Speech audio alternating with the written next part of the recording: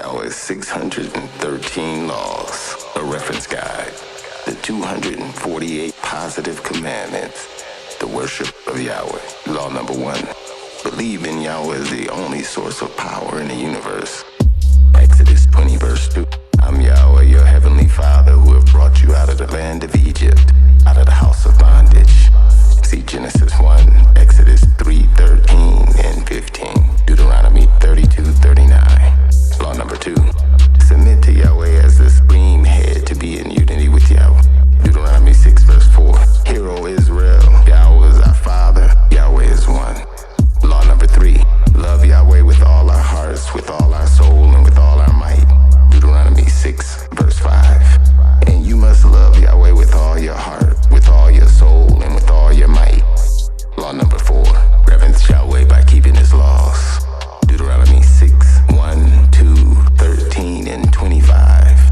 Now these are the laws, the statutes, and the judgments which Yahweh your Father has commanded me to teach you, that you may observe them in the land you're crossing over to possess, that you may reference Yahweh your Father by keeping all his statutes and his laws which I command you, your son and your son's son, all the days of your life, so that your days may be prolonged. Yahweh your Father you must reverence, and him you must serve, and by his name you must take your oath. And it shall be our righteousness if we observe to do all this law before Yahweh our Father, as he has commanded us. Law number 5, serve Yahweh. Exodus 23 and 25. And you shall serve Yahweh your Father, and he'll bless your bread and your water, and I'll take sickness away from the midst of you. Law number 6, hold fast to Yahweh. Deuteronomy 10 verse 20. And you shall reference Yahweh your Father and serve him. Hold fast to him and take your oath in his name. Law number 7, taking the oath by Yahweh's name. Deuteronomy 6 verse 13. Yahweh your Father you must reverence, and him you must serve, and by his name you must take your oath. Law number 8, walk in Yahweh's ways. Deuteronomy 28 verse 9. Yahweh will establish you his holy people unto himself, as he promised you an oath if you keep the laws of Yahweh your Father and walk in his ways. Law number 9, sanctify Yah's name. Leviticus 22 verse 32. You may not profane my holy name, but I'll be hallowed amongst the children of Israel. For I'm Yah, who sanctifies you as holy and sets you apart as holy. Law number 10, read, study, and meditate on the book of the law. Deuteronomy 6 verse 7. And you must teach them diligently to your children, and talk about them when you sit in your house, and when you walk on the road, and when you lie down, and when you raise up. Law number 11, teach the book of the law to our children. Deuteronomy 6 verse 7. And you must teach them diligently to your children, and talk about them when you sit in your house, and when you walk on the road, and when you lie down, and when you rise up. Law number 12, bind the law upon your hand. Deuteronomy 6 verse 8. You shall tie them as symbols upon your hand, and they shall be a distinguishing mark in the eyes of everyone. Law number 13, bind, write the law upon our minds. Deuteronomy 6 verse 8. You shall tie them as symbols upon your hand, and they shall be a distinguishing mark in the eyes of everyone. Numbers 15:38-40. Deuteronomy 11 and 18. Law number 14, make seats in the corner of your talits. Numbers 15:38-40. Speak to the children of Israel. Tell them to make tassels, seats in the corners of their garments, talits, throughout their generations, and to put a cord of blue in each tassel. And you shall have the tassel as each seat, that you may look upon it and remember all the laws of Yahweh to do them, so that you don't follow after the lust of your own hearts and your own eyes, after the which you used to go whoring. By doing this you may remember to do all my laws, thus becoming holy to your Father. Deuteronomy 22:12, Exodus 25 and 40. Law number 15, preach and publish Yahweh's law. Deuteronomy 6 verse 9. And you shall write, preach, and publish them on the door frames of your houses and on your gates at the house of Yah. Deuteronomy 11:20. Law number 16, gather for the reading of law every 7th year. Deuteronomy 31 verse 10-13.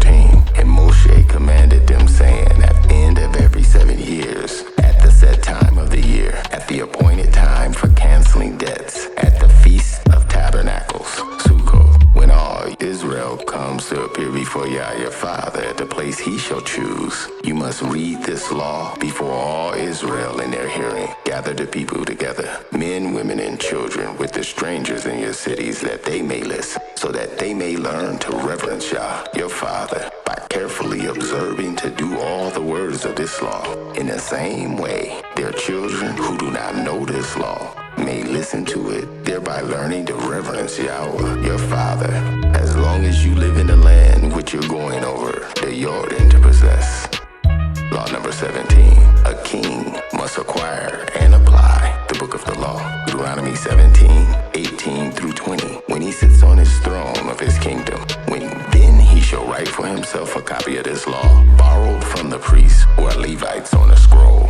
It's to remain with him, and he's to study it all the days of his life, so that he may learn to reverence Yahweh, his Father, by carefully observing to do all the words of this law and these statutes, so that he may not become proud and think himself better than his brothers, and turn away to the right hand or to the left from this law. Then he and his descendants will rule a long time in the midst of his kingdom. Law number 18. Acquire the book of the law. Deuteronomy 31:19. Now this perfect law is therefore written for you. Teach it to the children of Yasharah. Put it in their mouths, so that I have this perfect law bearing witness for those who reverence Yahweh. Deuteronomy 30:10-14. Isaiah 34:16. Law number 19. Be careful to thank Yahweh in prayer, praise, and deed. Deuteronomy 8:10. When you've eaten and have been satisfied, then you must bless Yahweh, your Father, for the rich land he's given you, the temple and the priest. Law number 20. Build a holy house of Yahweh. Exodus 25:8-9. And let them make me a sanctuary, that I may dwell among them, according that all I show you after the pattern of the tabernacle and all its furnishings. Exactly so shall you make it. Law number 21. Reverence Yahweh in the house of Yahweh. Leviticus 19:30. You shall reverence me by keeping my Sabbaths at my sanctuary. I'm Yahweh. Law number 22. Guard the house of Yahweh at all times. Numbers 18:2-4. Bring with you your brother, the tribe of the house of Levi, your ancestors, to join you and assist you when you minister in the front of the tent of the tabernacle. Then they are to join you and be responsible for the care of the tent of meeting, all the work of the tent, and no one else may come near where you are. Law number 23. The priests and the Levites shall do their appointed work in the house of Yahweh. Numbers 18:23-6-7. It's the Levites that shall perform and do the work of the tent of the meeting, and bear the responsibility for offense and sin against it. It shall be a statute forever throughout your generations, that among the children of Yasharah, Levi shall have no inheritance. I myself have chosen your brother, the Levites, from among the children of Yasharah as a gift to you, given by Yah, to do the work of the tent of the meeting. But you only and your sons may serve as priests in a connection with everything at the altar and behind the veil in the holy place in the holies of holies. You shall serve. I'm giving you the service of the priesthood as a gift. Anyone else who comes near to the sanctuary must be put to death. Law number 24. The priests must wash their hands and feet. Exodus 30:17-21. Then Yahweh spoke unto Moshe, saying, You shall also make a laver of bronze with its basin of bronze for washing. Place it between the tabernacle of meeting and the altar, and put water in it. Aaron and his sons are to wash their feet and hands from it. Whenever they enter into the tent of meeting, they shall wash it with water, that they don't die. Also, when they approach the altar to minister, presenting an offering made by fire to Yah, they shall wash their feet, so that they'll not die. This is to be a statute forever for Aaron and his descendants throughout their generations. Law number 25. The priest must light the 7-lamp lampstand. Exodus 27:21.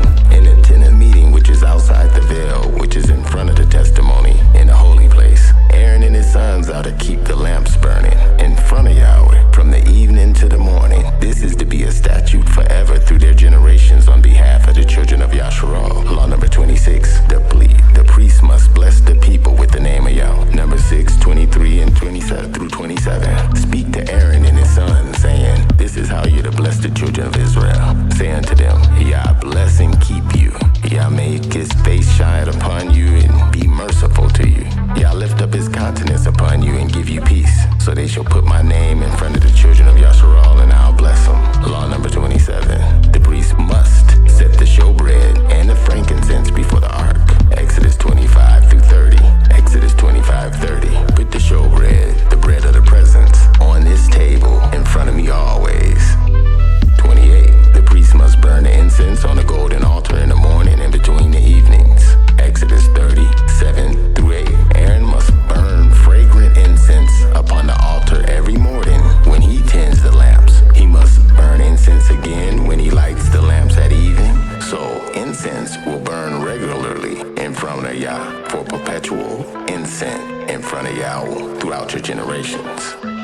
29. The priest must keep the fire burning on the altar continually. Leviticus 12 through 13.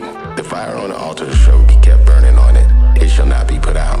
The priest must burn wood on it every morning, and lay the burnt offering in order upon it, and he shall burn on it the fat of the peace offering. The fire must be kept burning on the altar continuously. It must not go out. Law number 30. The priest must remove the ashes from the altar daily. Leviticus 6, 10 through 11. And the priest shall put on his linen garment and his linen undergarments, and take up the ashes of the burnt offering the fire has consumed on the altar, putting them beside the altar.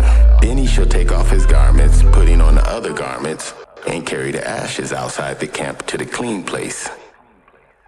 Law number 31. The priest must keep the virtually unclean out of the inner court of the house of Yahweh. Numbers 5, 2 through 3 commanded the children of Israel that they put out of the camp every leper and every person having an infectious disease, infectious skin disease, and everyone who has a discharge, and whoever so becomes ceremonially unclean because of a dead body. Then send away male and female. You should put them outside the camp, so that they'll not defile their camp, where I dwell among them. Law number 32. The priest must be regarded as holy. Leviticus 21 verse 8. Therefore you shall regard him as holy, because they offer the food of Yahweh. He shall be holy unto you. For I, Yahweh, who set you apart as holy, am holy. Law number 33. The priest must dress in special priestly garments. Exodus 28, 2 through 4 and 40. Make holy garments for your brother Aaron, for glory and for beauty. Tell all the skilled men to whom I've given wisdom in such matters, that they are to make garments for Aaron, and for his consecration and sanctification, so that he may serve me as high priest. These are the garments that they are to make for the high priest: a breastplate, an ephah, a robe, a woven tunic, and a turban, a mispah, and a sash. They are to make these holy garments for your brother Aaron, and other priestly garments for his sons, so that they may serve me as priests. For Aaron's sons, the regular priests, make tunics, sashes, mikvah, for glory and for beauty. Exodus 28, 5 through 34. 1 Corinthians 11, 1 through 16. Law number 34. The priest must bear the responsibility for the house of Yahweh. Numbers 18, 1, 5. Then Yahweh said unto Aaron, you and your sons and your ancestor tribe with you must bear the responsibility for the sins against the sanctuary. And you and your sons alone are to bear the responsibility for the sins against the priesthood. You are to be responsible for the care of the sanctuary and the altar, so that wrath will not fall on the children of Yasharal again. Deuteronomy 10, verse 8. At that time, Yah set apart the tribe of Levi to carry the Ark of the Covenant, to stand in front of Yah, to minister, to pronounce blessings in his name, as they do this day. Numbers 7, verse 9. Law number 35. The priest must prepare the holy anointing oil according to its formula. Exodus 30, 25. And you shall make from me these a holy anointing oil, an ointment compounded according to the art of the perfumer. It shall be a holy anointing oil. Exodus 30, 23 to 33. Law number 36. The priests must perform their services at the house of Yahuwah at the appointed times. Deuteronomy 18, 6 through 8.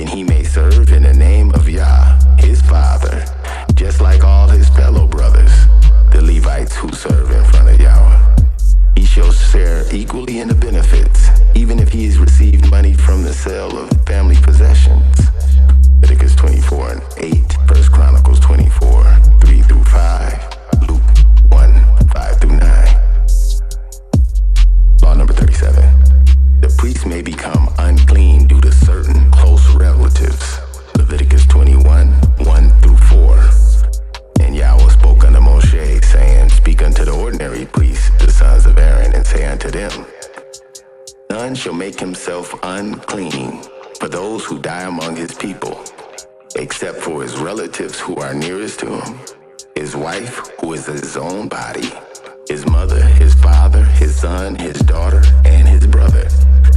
Also, his virgin sister who's dependent upon him, since she has no husband, for her he may defile himself. Otherwise he may not defile himself, making himself ceremonially unclean, being a chief man among his people to profane himself.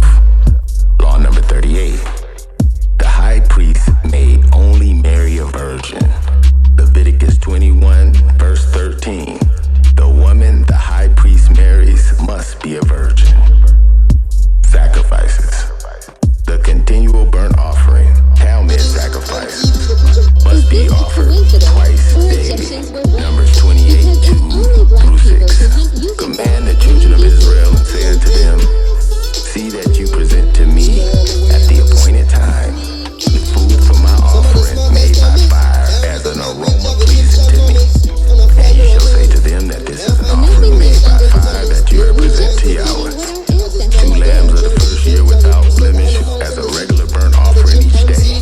Sacrifice 1 lamb in the morning and the other between the 2 evenings. The morning and the evening, Talmud. Present with each lamb 1/10 of an ephah, about 2 quarts of fine flour as a grain offering, mixed with 1/4 of hin, about 1 quart of pressed olive oil. This is the regular burnt offering instituted at Mount Sinai as a pleasing aroma, an offering made by fire unto Yahweh. Nothing new under the sun. We just repeating what our ancestors did. Law number 40. The grain and drink offering must be offered twice daily. Numbers 28, 5 and 7. Present with each lamb 1/10 of an ephah, about 2 quarts of fine flour as a grain offering, mixed with 1/4 of a hin, about 1 quart of pressed olive oil. The accompanying drink offering is to be 1/4 of a hin, about 1 quart, with each lamb. Pour out of the drink offering to Yahweh at the sanctuary. Law number 41. An additional sacrifice must be made every Sabbath. Numbers 28, 9 through 10. And on the Sabbath day, make an offering of 2 lambs of the first year without blemish, together with his drink offering, and 2/10 of ephah, about 4 quarts of fine flour mixed with oil, 1 ephah for each lamb. This is a burnt offering for every Sabbath day, in addition to the regular burnt offering, the morning and the evening Talmud and its drink offering. Law number 42. An additional sacrifice must be offered on the new moon. Number 28, 11. On the first day of every new moon, present to Yahweh a burnt offering of 2 young bulls and a ram, a total of 7 lambs of the first year, all without blemish. Numbers 28, 11 through 15.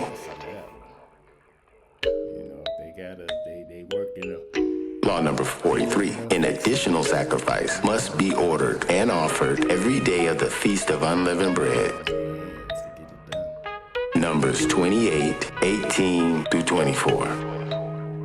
On the first day of the Feast of Unleavened Bread is a holy convocation.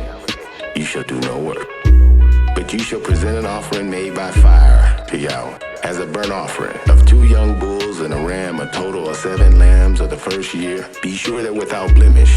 With each bull, prepare a grain offering of 3/10 of an ephah, about 6 quarts of fine flour mixed with oil. With that ram, prepare 2/10, about 4 quarts of fine flour mixed with oil.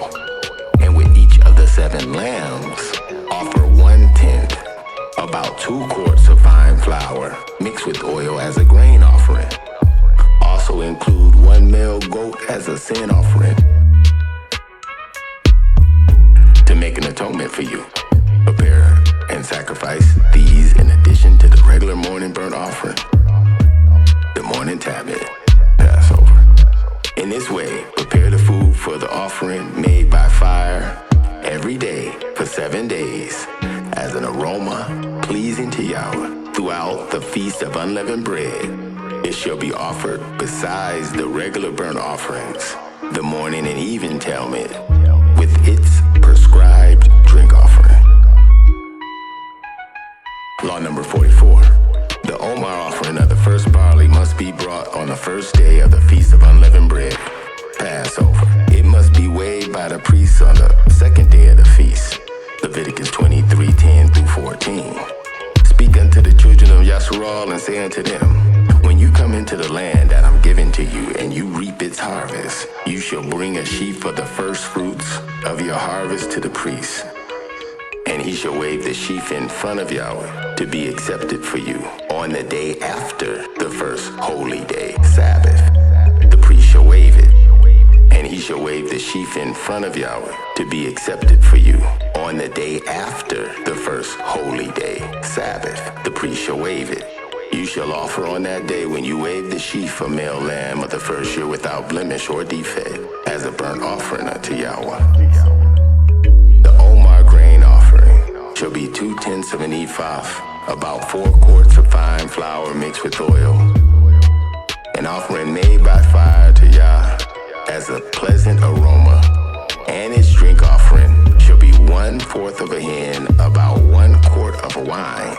You shall neither eat bread, nor parched corn, nor fresh green ears, until the day you've brought this Omar offering unto Yah. This shall be a statute forever throughout your generations and all your dwellings. Law number 45. An additional offering must be offered at the Feast of Weeks, Pentecost, Numbers 28:26 through 27. On the day of the first fruits, when you present to Yah an offering of a new grain at the Feast of Weeks, you shall have a holy convocation. You shall do no regular work, no customary work, but you shall present a burnt offering to Yahweh as a pleasing aroma of 2 young bulls and a ram, a total of 7 lambs of the first year. Numbers 28 through 30, Leviticus 23:16, 18 through 19. Law number 46. 2 wave loaves of bread with salt must be offered on the Feast of Weeks, Pentecost, Leviticus 23:17. You shall bring from your habitations 2 wave loaves made with 2/10 of an ephah, about 4 quarts of fine flour, and they shall be baked with salt. The first fruits to Yah. Law number 47. An additional sacrifice must be offered on the Feast of Trumpets, Numbers 29:1 through 2. On the first day of the 7th moon, you shall have a holy convocation. You shall do no regular customary work. It is a day for you to sound trumpets, the Feast of Trumpets. And you shall offer a burnt offering as an aroma pleasing to Yah, of 1 young bull and a ram, a total of 7 lambs of the first year, all without blemish. Law number 48. An additional sacrifice must be offered on the Day of Atonement, Numbers 29:7 through 8. On the 10th day of the 7th moon, you shall have a holy convocation. You shall afflict your souls, and you shall do no work at all. But you shall sacrifice a burnt offering unto Yahweh, a pleasant aroma of 1 young bullock and a ram, a total of 7 lambs of the first year. Be sure that they're without blemish. Law number 49. On the Day of Atonement, the service must be performed on the Day of Atonement. Leviticus 16:29 through 34. This shall be a statute forever for you. On the 10th day of the 7th moon, you shall afflict your souls. You must fast and do no work at all, whether a native of your own country or a stranger who sojourns amongst you. For on that Day of Atonement will be made for you to to cleanse you from all your sins in front of Yahweh. It is a Sabbath of a solemn rest for you, and you shall afflict your souls. It is a statute forever. And the priest who's anointed and consecrated and ordained to succeed his father as a priest is to make an atonement. He's to put on his holy linen garments. He's to put on his holy linen garments and to make an atonement for the most holy place, for the tent of meeting, sukkah, the holy place, and the altar, and for the priests and all the people of the congregation. This shall be an everlasting statute for you to make an atonement for the children of ZACHARIAH for all their sins once a year. And he did as Yahweh commanded Moshe. Leviticus 16:2-34. Law number 50. An additional sacrifice must be offered every day of the Feast of Tabernacles. Numbers 29:12-13. On the 15th day of the 7th moon, you shall have a holy convocation. You shall do no regular customary work. You shall keep a feast unto Yahweh 7 days. The Feast of Tabernacles, Sukkah. And on the first holy day of the Feast of Tabernacles, Sukkah, you shall present an offering made by fire as an aroma pleasing to Yah, a burnt offering of 13 young bulls, 2 rams, and 14 males of the first year without blemish. Law number 51. An additional sacrifice must be offered on the last great day. Numbers 29:35-36. On the 8th day, the last great day, you shall have a holy convocation. You shall do no customary work, but you shall present a burnt offering made by fire as an aroma pleasing to Yahweh of 1 bull and a ram, a total of 7 lambs of the first year, all without blemish. Law number 52. 3 times in a year, keep a feast of Yahweh at the Feast of Unleavened Bread, at the Feast of Weeks, Pentecost, and at the Feast of Tabernacles. Exodus 23:14-17. 3 times in a year shall you keep a feast to me. You shall keep the Feast of Unleavened Bread. You shall eat unleavened bread 7 days I've commanded you, at the time appointed, in the moon of green ears of barley, Abib. For in it you came out of Egypt, and none shall appear empty before me.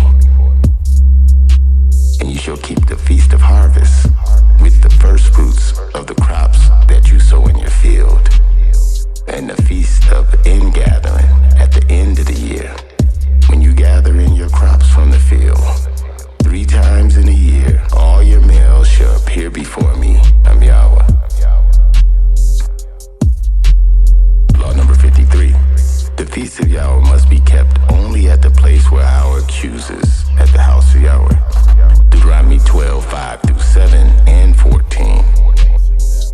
But you are to seek the habitation of your father, the house of Yahweh, the place which Yahweh your father shall choose out of all your tribes to establish his name, and there you must go.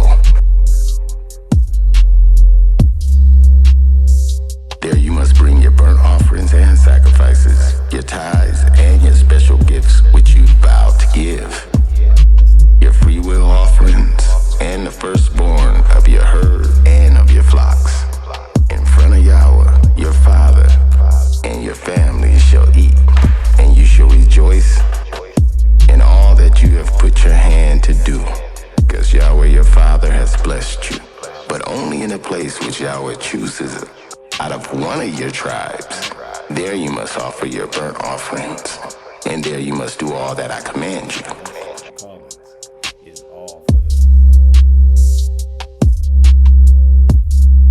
Law number 54. Every household must appear before Yahweh and rejoice at the feast. Deuteronomy 16:14. 3 times in a year shall all the males appear before me, Yahweh your father, in the place where he shall choose, at the Feast of Unleavened Bread, at the Feast of Weeks, and at the Feast of Tabernacles. They must not appear in front of Yahweh empty-handed.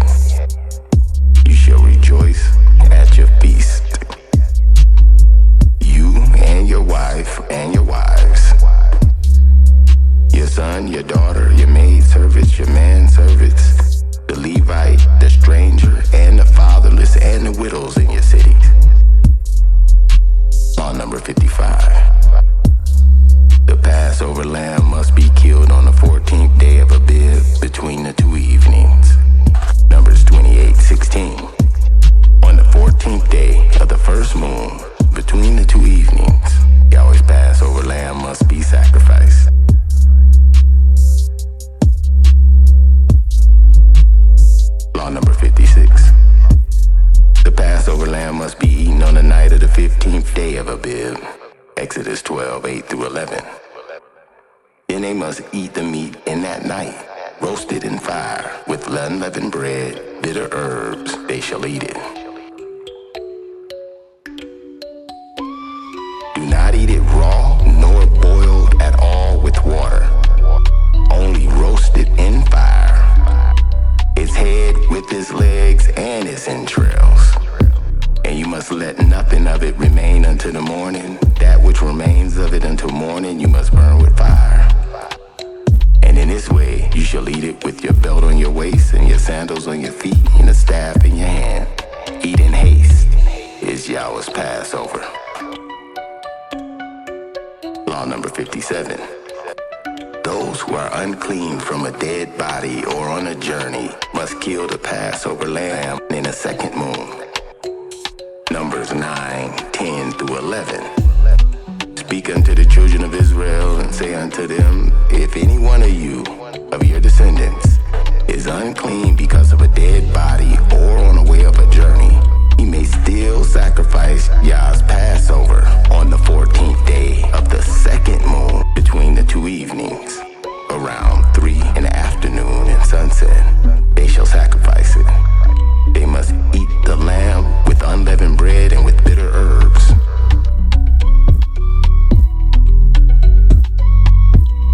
Law number 58. The Passover in the second moon must be held according to all its ordinances. Numbers 9, 11 through 12. On the 14th day of the second moon, between the two evenings, or between around 3 in the afternoon and sunset, they shall sacrifice it. They must eat the lamb with unleavened bread and bitter herbs. They shall leave none of it until morning, nor break one of the bones. According to all the ordinances of the Passover, they must sacrifice it. Law number 59. The silver trumpets must be sounded. Law number 59. The silver trumpets must be sounded at the feast times, new moons, and also in the times of tribulation to call the congregation together. Numbers 10, 2, 9, and 10. Make 2 silver trumpets of hammered silver, chetzerut, and cause them for calling together the congregation and for causing the camps to set forward. When you go to war in a land against an enemy who's oppressing you, then you shall make a call of the clarion call on the trumpets, and you will be remembered by Yahweh your Father, and you'll be saved from your enemies.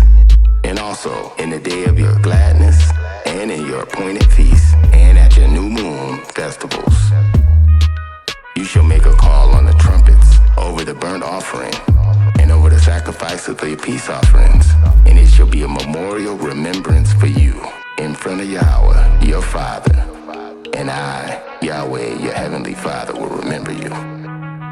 All animals to be sacrificed must be at least 8 days old. Law number 60. All animals to be sacrificed must be at least 8 days old. Leviticus 22:27. And when a cow, a bull, or a sheep, or a goat is born, it is to remain with his mother for 7 days. From the 8th day on, it will be accepted as an offering made by fire to Yahweh. Law number 61. All animals to be sacrificed must be without blemish. Leviticus 22:21. Whosoever sacrifices a peace offering to Yahweh to fulfill his special vow or free will offering, it must be brought from the cattle or the sheep. It must be perfect to be accepted. There shall be no defect in it. Law number 62. All offerings must be salted. Leviticus 2, verse 13. Every offering of your grain offering you shall season with salt. You shall not allow the covenant of Yahweh to be lacking from your grain offerings. With all your offerings you shall offer salt. Law number 63. The law of the burnt offering. Leviticus chapter 1, verse 2 through 3. Speak to the children of Yasharal and say unto them, when any of you bring an offering to Yah, you shall bring your offering from your animals, from the herds of your flocks. His offering is a burnt offering from the herd. Let him offer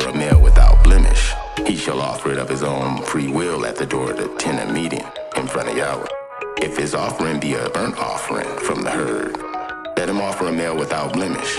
He shall offer it of his own free will at the tabernacle before Yahweh. Leviticus 1, 2 through 17. Leviticus chapter 6, verse 9. Law number 64, the law of the sin offering. Leviticus 6:25. Speak to Aaron and to his sons, saying, this is the law of the sin offering. In the place where the burnt offering is killed, the sin offering shall also be killed in front of Yahweh, its most holy. Law number 65, law of the trespass offering. Leviticus 7, 1 through 2, in verse 7. This is the law for the trespass offering, its most holy. In the place they kill the burnt offering, they shall kill the trespass offering. Its blood the priest shall sprinkle around about on the altar. The trespass offering is like the sin offering. One law concerns them both. The priest, which makes atonement with it, shall have it. Law number 66, the law of the peace offering. Leviticus 3, verse 1. When an offering of a peace offering is made, it shall be brought from the herd, either a male or female. It shall be without blemish from Yahweh. Law number 67, the law of the grain offering. Leviticus 2, verse 1 and 2. When anyone offers a grain offering to Yah, his offering shall be a fine flour. He shall pour on it oil and put frankincense on it. He shall bring it to the sons of Aaron the priest, and the priest shall take from it a handful of fine flour and frankincense, and the priest shall burn it as a memorial portion on the altar, an offering made by fire, a sweet savor for Yahweh. Law number 68. If the congregation sins ignorantly, a sin offering must be brought. Leviticus chapter 4, verse 13 through 14. Now if the whole congregation of ZACHARIAH sins ignorantly and does something forbidden in Yahweh's laws, though the congregation is unaware of this sin, they are still guilty. When the sin they have sinned becomes known, then the congregation shall offer a young bull for the sin, bringing it before the tabernacle of meeting. Law number 69. If a person sins ignorantly, a sin offering must be brought when he learns of his sin. Leviticus chapter 4, verse 27 and 28. If any other member of the congregation sins ignorantly and does anything that's forbidden in Yah's laws, he's guilty. When he's made aware of the sin, he has sinned. Then he shall bring his sin offering, a female goat without blemish. If a person is in doubt to whether he has sinned in regard to any of the holy things, a suspensive guilt offering must be brought. Leviticus 5, 15 through 19. If a person commits a trespass and sins ignorantly in regards to any of Yahweh's holy things, then he shall bring unto Yahweh as his trespass offering a ram without blemish from the flocks, along with the proper value in silver of the trespass according to the shekel of the sanctuary as a trespass offering. And they shall make restitution for the harm he's done in regard to the holy thing. And he shall add 1/5 of its value and give it to the priest. And the priest shall make atonement for him with the ram of the trespass offering, and it shall be forgiven him. If anyone sins or commits any of these things which are forbidden to be done by the law of Yah, though he does not know it, yet he is guilty, and shall bear his iniquity. And he shall bring unto the priest a ram without blemish from the flock, with your estimated valuation as a trespass offering. So the priest shall make an atonement for him regarding his ignorance, erring, and not knowing it, and it shall be forgiven him. It's a trespass offering. He certainly trespassed against Yahuwah. Law number 71. A sin offering must be brought for stealing, swearing falsely, and sins of a like nature. Leviticus 6, 1 through 7. And Yahweh spoke unto Moshe, saying, if a person commits a sin and trespass against Yah by lying to his brethren about what was delivered to him for safekeeping, or about a pledge, or about a robbery, or if he's deceived or extorted his brother, or if he's found that which was lost and lies concerning it, or vows falsely, in any one of these things that a man may do sinning. But then it shall be, because he's sinned and is guilty, that he shall restore that which he's stolen, or the thing which he's deceitfully obtained, or what was delivered to him for safekeeping, or the lost thing which he found. For all he is vowed falsely about, he shall restore its full value, adding 1/5 more to, and giving it to whomever it may belong on the day of his trespass offering. Then he shall bring his trespass offering to Yah, a ram without blemish from the flock, along with the evaluation of the trespass offering, to the priest. And the priest shall make an atonement for him in front of Yahweh, and he shall be forgiven of his trespass, of any of these things that he's did in his trespass. Law number 72. The sin offering must be according to one's means. Leviticus 5, 7, and 11.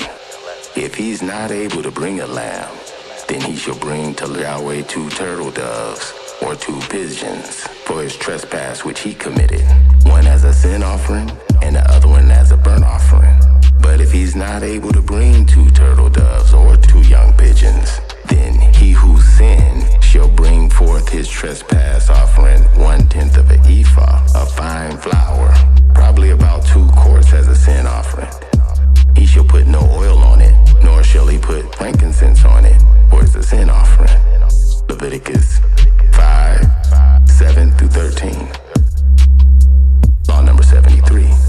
We must confess our sins to Yah and repent from them and be converted to keeping the Yahweh's laws. Numbers 5, 6 through 7. Speak to the children of Israel. When a man or a woman commits any wrong common to mankind, being unfaithful to Yahweh, that person must confess, and he's guilty, and must confess the sin which he's committed.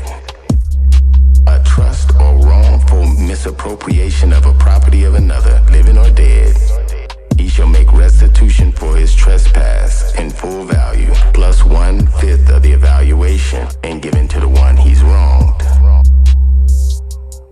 Law number 74. A man who has an abnormal discharge must bring a sacrifice. Leviticus 15, 13 through 15. When a man is cleansed of his discharge, he's to count off his 7 clean days for his ceremonial cleansing. He must wash his clothes and bathe himself in water. He shall count off 7 days for his cleansing, and he'll be clean.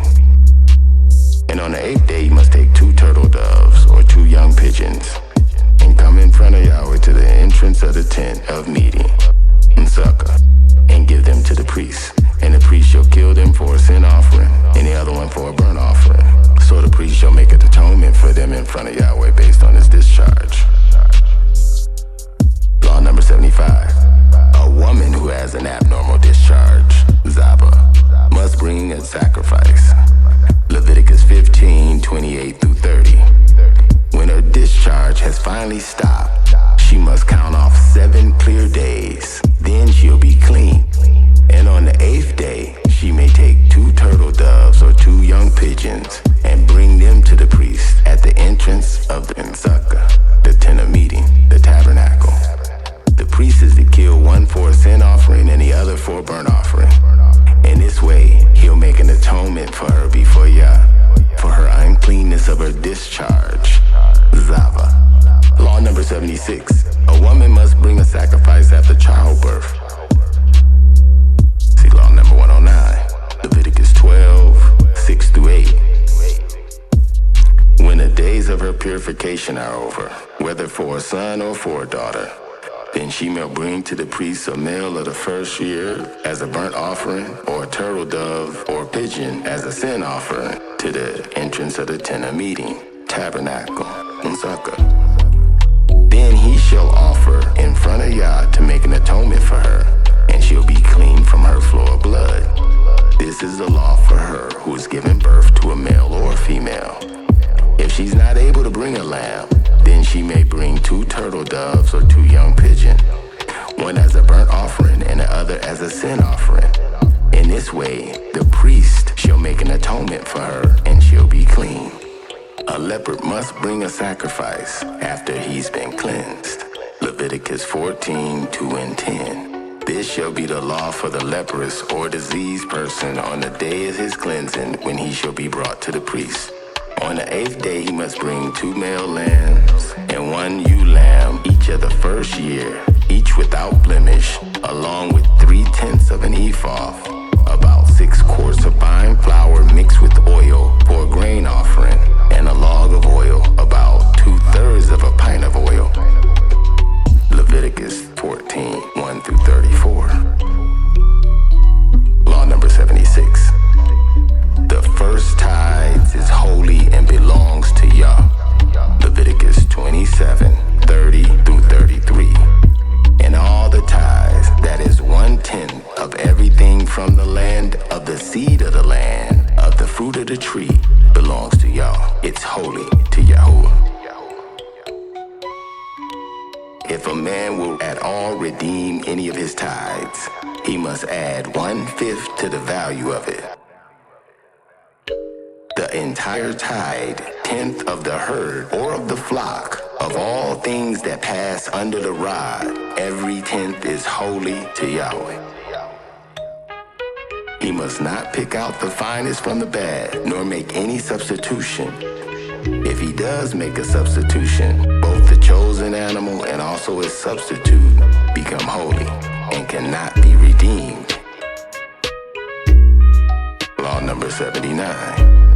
The firstborn of clean animals are holy and belong to Yah. Exodus 13:2. Consecrate and sanctify to me every firstborn male. The first offspring of every womb among the children of Israel belong to me. Of both man and animal is mine. Deuteronomy 15:1-19. Law number 80. The firstborn sons belong to Yah, but may be redeemed.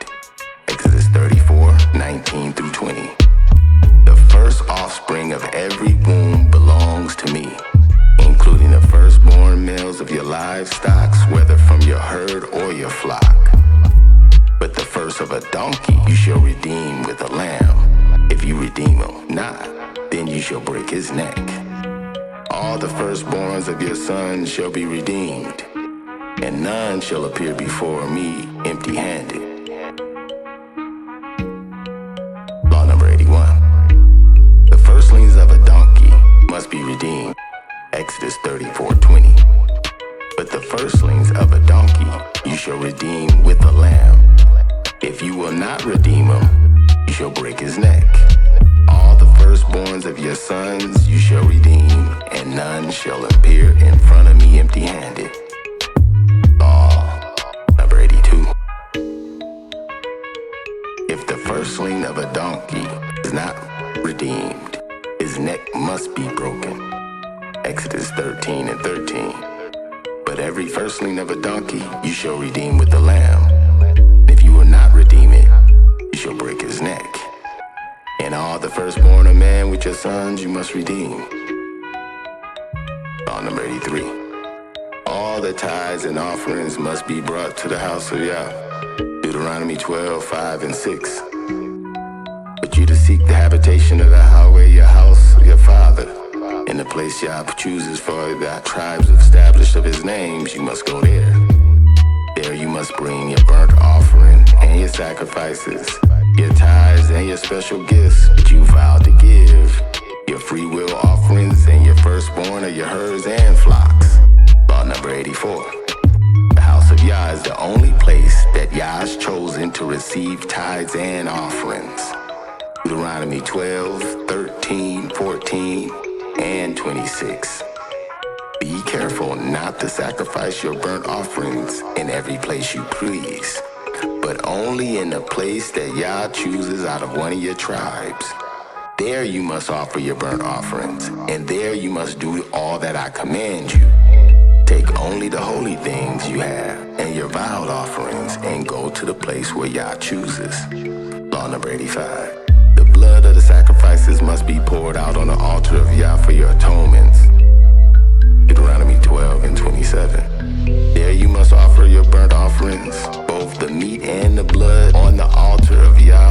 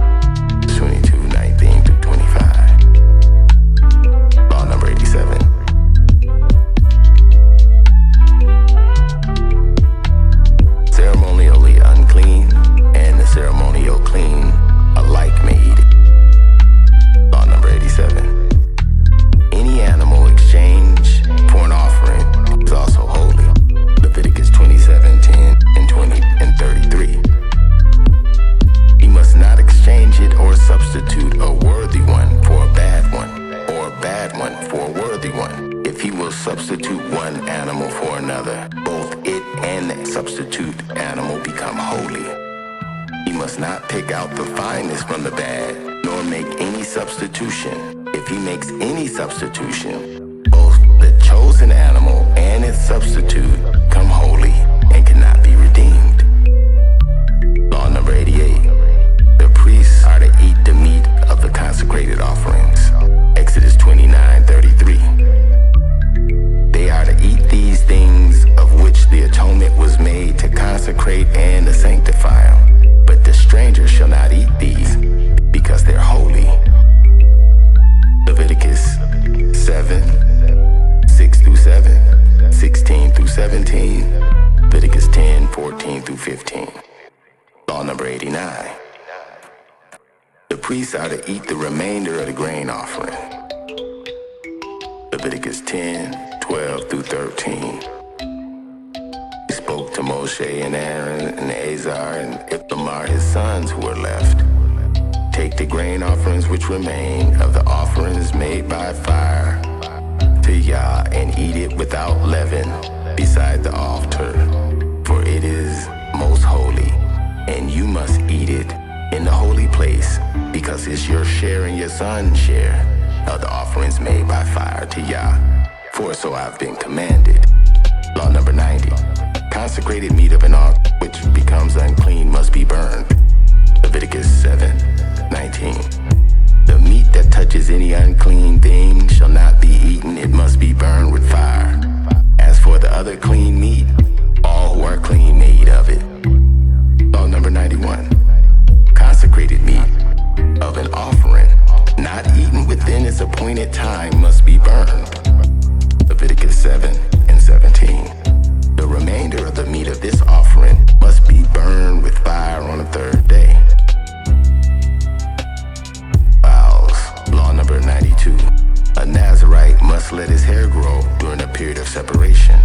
Number 6:5.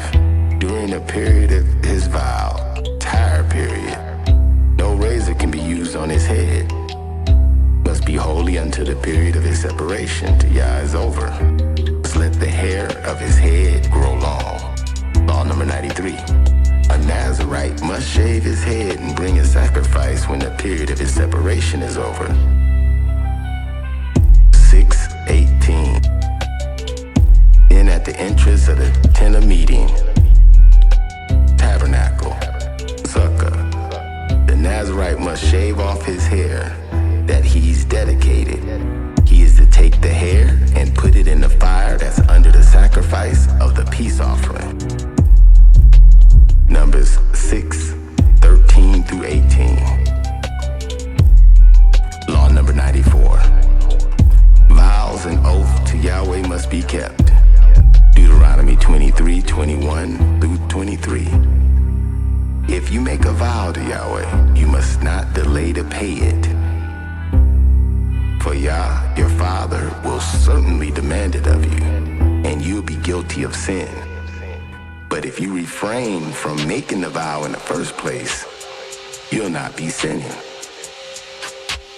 Whatsoever goes out of your mouth, you must surely do, because you made a vow freely, of your own free will to Yah, your Father, with your own mouth.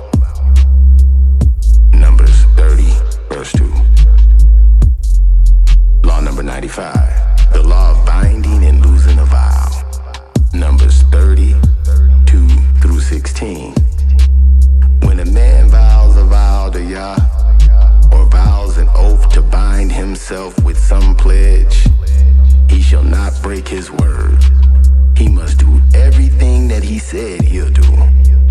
When a young woman, still living in her father's house, vows a vow to Yah, or vows an oath to bind herself to some pledge, and her father hears about her vow or pledge, but says nothing to her, then all her vows and every pledge by which she's obligated herself shall stand. But if her father forbids it when he hears about it, none of her vows or pledges by which she's obligated herself will stand, and Yah will release her because her father has forbidden.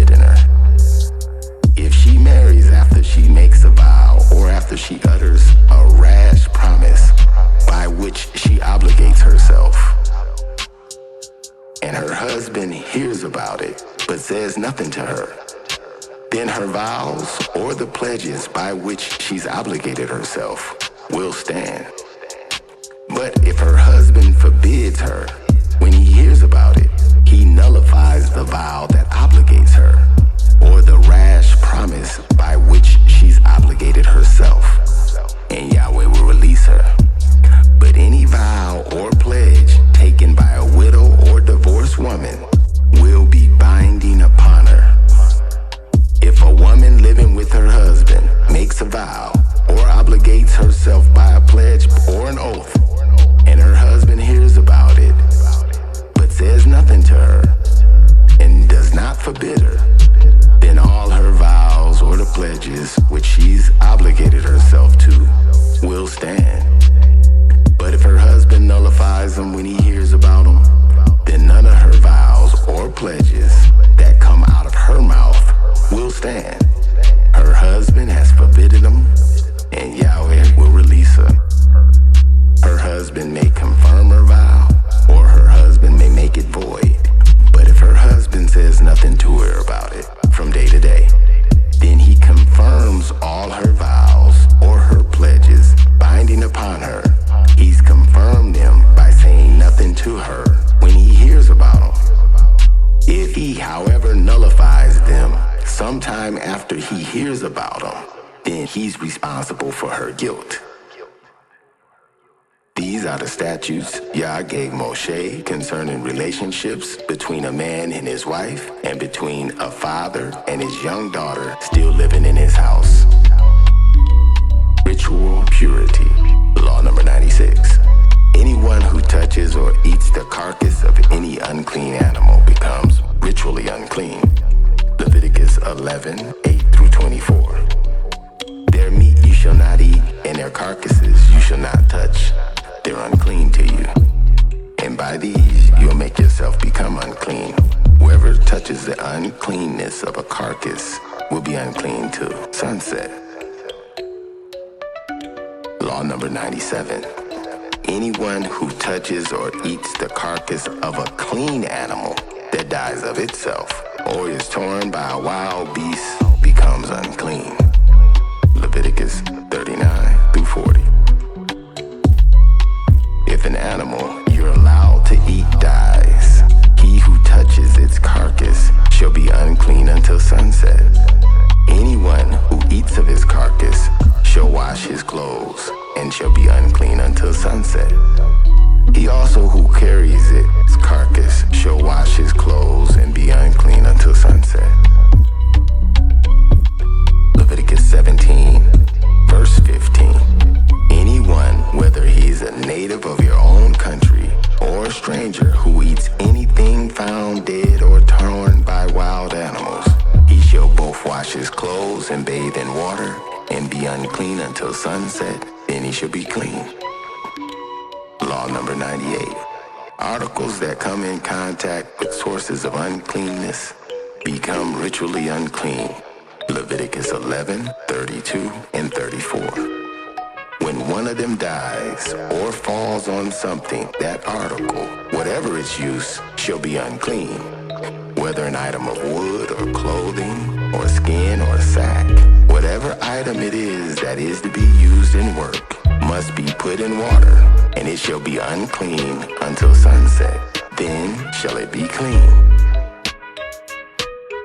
Any food that can be eaten but has water on it from such a vessel is unclean, and any liquid that could be drunk from it is unclean.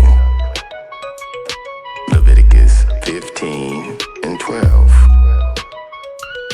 A clay plot that a man touches must be broken, and any wooden article is to be rinsed with water. Leviticus 11:31-38, Leviticus 7:19, Numbers 31:19-23. Law number 99. Menstruous women are unclean. Leviticus 15:19-24. When a woman's flow of blood, Nida Zava, has ended, she will continue in her impurity for 7 days. Anyone who touches her during this time will be unclean until sunset. Anything that she lies on during her period will be unclean. Anything that she sits on will be unclean. Whosoever touches her bed must wash his clothes in water and bathe himself in water, and he will be unclean until sunset. Whoever touches anything that she sits on must wash his clothes and bathe in water, and he'll be unclean till sunset, whether it's a bed or anything that she was sitting on. When anyone touches it, he will be unclean until sunset. If a man lies with her and her monthly flow touches him, he will be unclean for 7 days. Any bed that he lies on will be unclean. Law number 100. Women after childbirth are ritually unclean. Leviticus 12, 2 through 5. Speak unto the children of Israel, saying, if any woman has conceived and gave birth to a man child, then she shall be unclean 7 days, as in the days of her monthly period. She shall be unclean. On the 8th day, the flesh of his foreskin must be circumcised. She shall then continue in the blood of her purification 33 more days. She shall not touch any holy thing, Kodesh, nor come into any consecrated place, Mikmash, unto the days of her purification, for a total of 40 days. However, if she gives birth to a female child, then she shall be unclean 2 weeks, 14 days, as in her monthly period. And she shall continue in the blood of her purification 66 more days, for a total of 80 days. Law number 101. Anyone with a spreading skin disease is unclean. Leviticus 13, 2 through 3. When anyone has a swelling or a rash or a bright spot in his skin that may become an infectious skin disease like leprosy, then he shall be brought to Aaron the priest, or to one of his sons the priests. And the priest shall look upon the sore of the body, and if the hair of the sore has turned white, and the sore appears deeper than the rest of his skin, it is an infectious skin disease. When the priest examines him, he shall pronounce him unclean. Law number 102. Any clothing contaminated with a spreading disease is unclean. Leviticus 13, 47, 50 through 51. If any clothing is contaminated with mildew, woolen or linen clothing, the priest is to examine the mildew and isolate the articles in question for 7 days. And on the 7th day, he's to re-examine it. And if the mildew is spread in the clothing, in the woolen or knitted material, or in the leather, whether it's use, it is a destructive mildew, the article is unclean. A house, law number 103. A house contaminated by a spreading disease is unclean. Leviticus 14, 34 and 44. When you enter into the land of Canaan, which I have given you as a possession, and I put a spreading mildew in a house in that land, then the priest is to go and examine it again, and if the mildew is spread in the house, it is a destructive mildew, the house is unclean. Law number 104. A man having an abnormal discharge is unclean. Leviticus 15 and 2. Speak to the children of Israel, and say unto them, when any man has a discharge, the discharge is unclean. Anyone or anything coming in contact with semen becomes unclean. Law number 105. Anyone or anything coming into contact with semen becomes unclean. Leviticus 15, 16 through 18. When any man has an emission of semen, then he shall bathe all his body in water, and he will be unclean until sunset. Any clothing or leather that has semen on it must be washed with water, and it will be unclean till sunset. When a man lies with a woman and there is a mission of semen, both must bathe in water, and they will be unclean until sunset. Law number 106. A woman with an abnormal discharge is unclean. When a woman's flow of blood, nada, zava, has ended, she will continue in her impurity for 7 days. Anyone who touches her during this time period will be unclean to sunset. When a woman has a discharge of many days, other than her monthly period, zava, or has a continuing discharge that is beyond her period, she will be unclean as long as she has the discharge. She will be unclean just as in the days of her period. Any blood, any bed she lies upon while her discharge continues will be unclean as her bed is during her monthly period. And anything she sits on will be unclean just as during her monthly period. Whoever touches them will be unclean. He must wash his clothes and bathe in water, and he'll be unclean until sunset. When her discharge has finally stopped, she must count off 7 days. Then she must purify herself. Leviticus 15, 19, 25 through 28. Law number 107. A human corpse and anyone who touches it is unclean ritually. Numbers 19, 11 through 14. He who touches a dead body of anyone shall be unclean 7 days. He must purify himself with the water of a red heifer on the 3rd day and on the 7th day. Then he'll be clean. But if he does not purify himself on the 3rd day and on the 7th day, he'll not be clean. Whosoever touches a dead body of anyone and fails to purify himself defiles the tabernacle of Yah. That person shall be cut off from ZACHARIAH. He shall remain unclean because the water of purification was not sprinkled on him. His uncleanness is still upon him. This is the law that applies when a person dies in a tent. Anyone who enters into the tent and anyone who is in it will be unclean for 7 days. Numbers 19, 11 through 16. Numbers 31, 19 through 20. Law number 108. The water of purification purifies the unclean. Numbers 19 and 9. A man who's clean shall gather up the ashes of the red heifer and put them in a ceremonially clean paste outside the camp.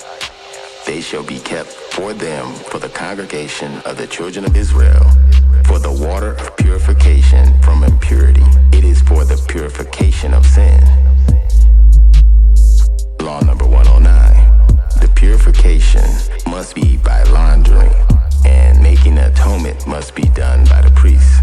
Immersion in water. Making atonement must be done by the priest. Leviticus 15 through 27. Whosoever touches them will be unclean. He must wash his clothes and bathe in water. He will be unclean until sunset. Leviticus 5, 2 through 3 and 5 and 6.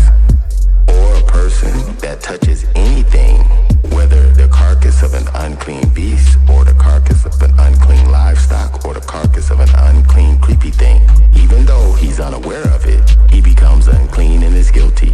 Or if he touches human uncleanness, anything that would make a man defiled, even though he's unaware of it, when he learns of it, he'll be guilty.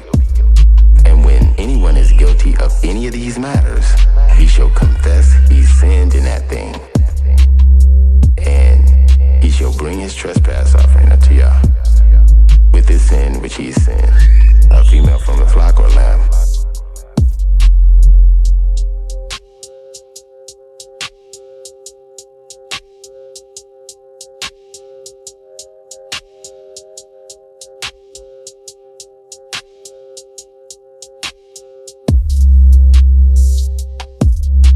Law number 110.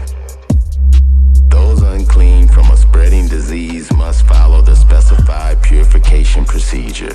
Leviticus 14 and 2. This shall be the law for the leprous or diseased person for the day of his uncleaning, when he shall be brought to the priest. Law number 111. Those uncleaning of a spreading disease of the skin must shave off all their hair.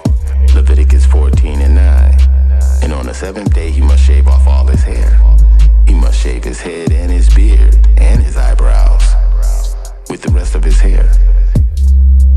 wash his clothes and bathe himself in water, and then he'll be clean.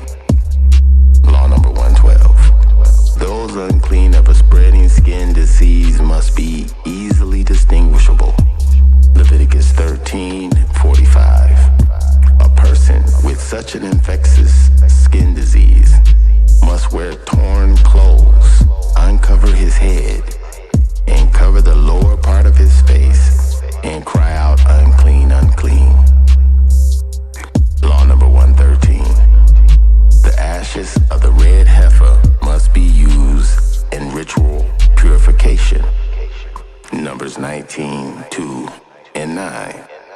This is the statute of the law of Yahweh, which has commanded, saying, speak unto the children of YHWH, and tell them to bring you a red heifer, without blemish or defect, and that has never been under a yoke, never having been used for secular purposes. Then a man who's clean shall gather up the ashes of the red heifer, and put them in a ceremonially clean place outside the camp. And they shall be kept for them, by them, for the congregation of the children of Israel, for the water of purification from impurity. It is for purification of sin.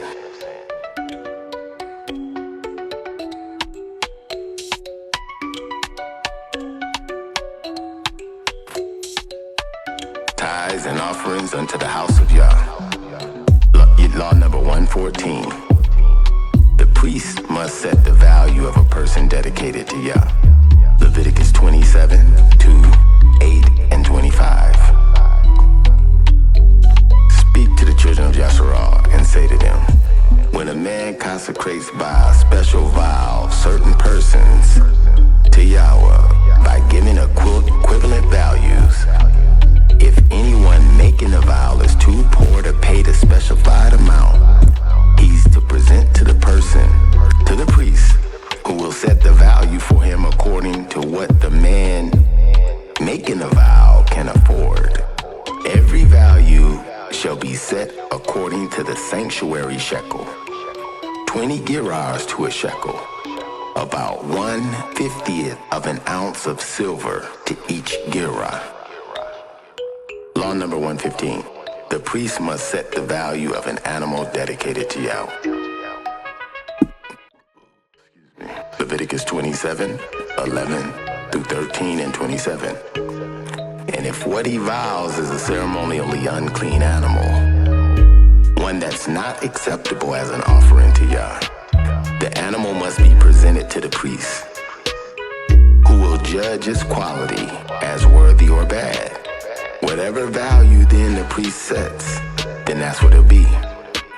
If the owner desires at all to redeem it, then he must add 1/5 to the priest's valuation. If it is an unclean animal, then he may redeem it according to the valuation of the priest, and shall add 1/5 of its value to it. If it's not redeemed, then it shall be sold according to the priest's evaluation. Leviticus 27:9-13. Law number 116. The priest must set the value of a house dedicated to Yah. Leviticus 27:14 and 15. If a man dedicates his house as something holy to Yah, then the priest shall judge his value for it, and so shall it remain. And if a man who dedicates his house redeems it, he must add 1/5 more to its evaluation, and the house will become his again. Law number 117. The priest must set the value of a field dedicated to Yahweh. Leviticus 27:16-20-23. If a man dedicates a field to Yahweh, part of his inherited family land, its value is to be set according to the amount of the seed needed to plant it. A omer or barley seed, probably about 6 bushels, shall be valued at 50 shekels of silver, about 1 1/4 pound of silver. If a man dedicates to Yahweh a field he has bought, which is not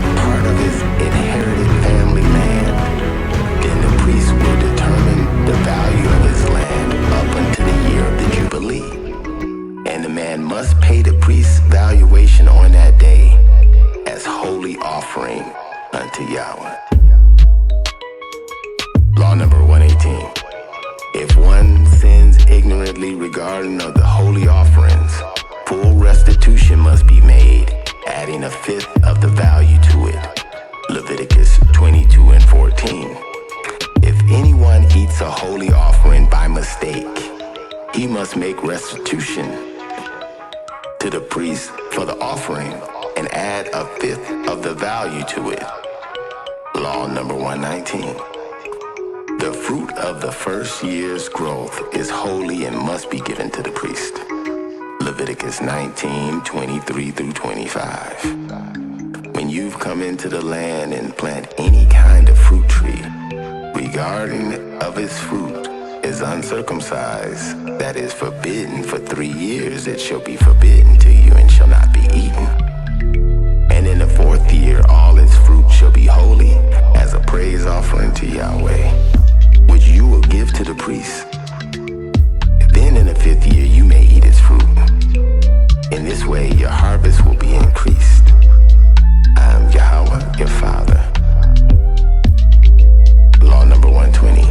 The corners of the field must be left unreaped for the poor. Law number 120.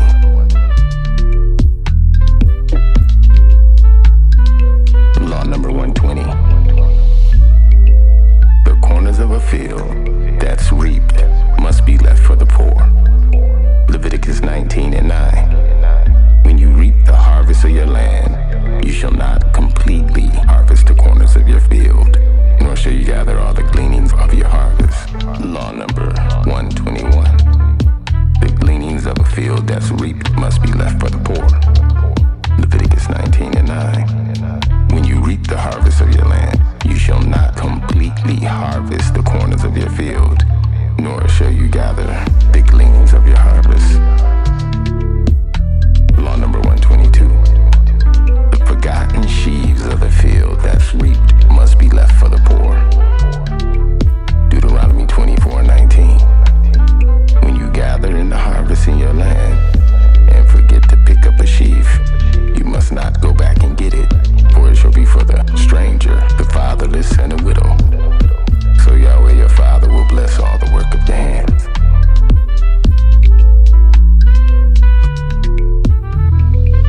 Law number 123. Any remaining olives or grapes must be left for the poor. Deuteronomy 24:20 and 21.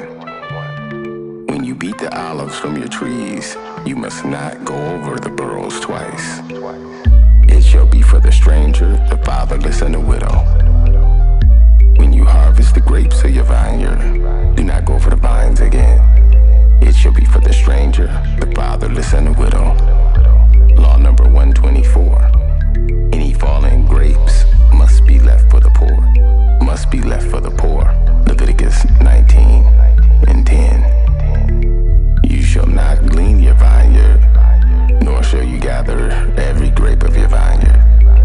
You shall leave them for the poor and the stranger.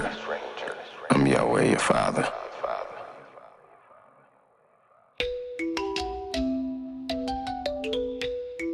Law number 125.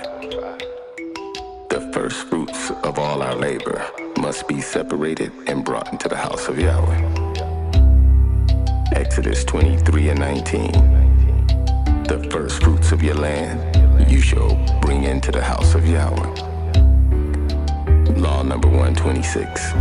All holy offerings must be given to the priest at the house of Yahweh. Numbers 18, 8 to 14 and 21. Then Yahweh said to Aaron, I myself have put you in charge of the offerings presented to me. Terma. All the holy offerings that the children of Israel give to me, I give to you and to your sons as your portion and regular share. You are to have the part of the most holy offerings kept back from the fire.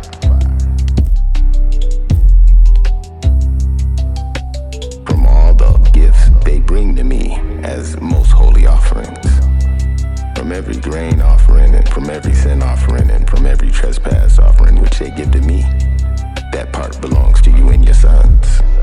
In the most holy place you shall eat it. Every male shall eat it. You must regard it as holy. This is also yours. Whatsoever is set aside from the gifts of all the wave offerings of the children of YHWH, I give this to you and to your sons and your daughters as your regular share. Everyone in your household who's ceremonially clean may eat it. I give you all the finest of the olive oil and all the finest of the new wine. And the grain they give to Yah as the first fruits of their harvest, all the first ripe fruit of their land, which they bring to Yah, shall be yours. Everyone in your household who's clean may eat it. Everything in Israel that's devoted to Yah, Sherem, is yours. See, I give the children of Levi all the tithes, the tenth in Israel as their inheritance in return for the work they perform, and while they do the service of the tent of meeting, the tabernacle, and sukkah.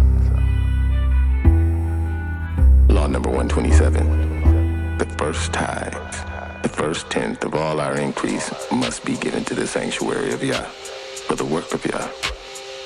Leviticus 27 and 30. All the tithe, that is 1/10 of everything from the land, of the seed of the land, of the fruit of the tree, belongs to Yah. It's holy unto Yahweh. Deuteronomy 14 and 22. You must truly tithe all your income, grain, money that you're paid, animals, year by year. Deuteronomy 12:6.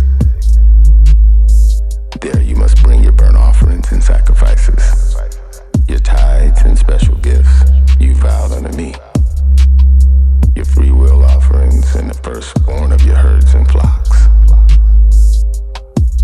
Leviticus 2:12 and Proverbs 3:9 through 10.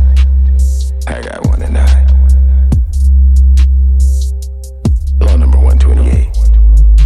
The second tithe, 10th, must be set aside for the feast of Yah. Deuteronomy 14:23 through 26. Eat the second of your tithe, your grain, your new wine, oil, and the firstlings of your herds and your flocks in front of Yah your Father in a place where He chooses to establish His name, thereby learning to reverence Yah your Heavenly Father with reverence always.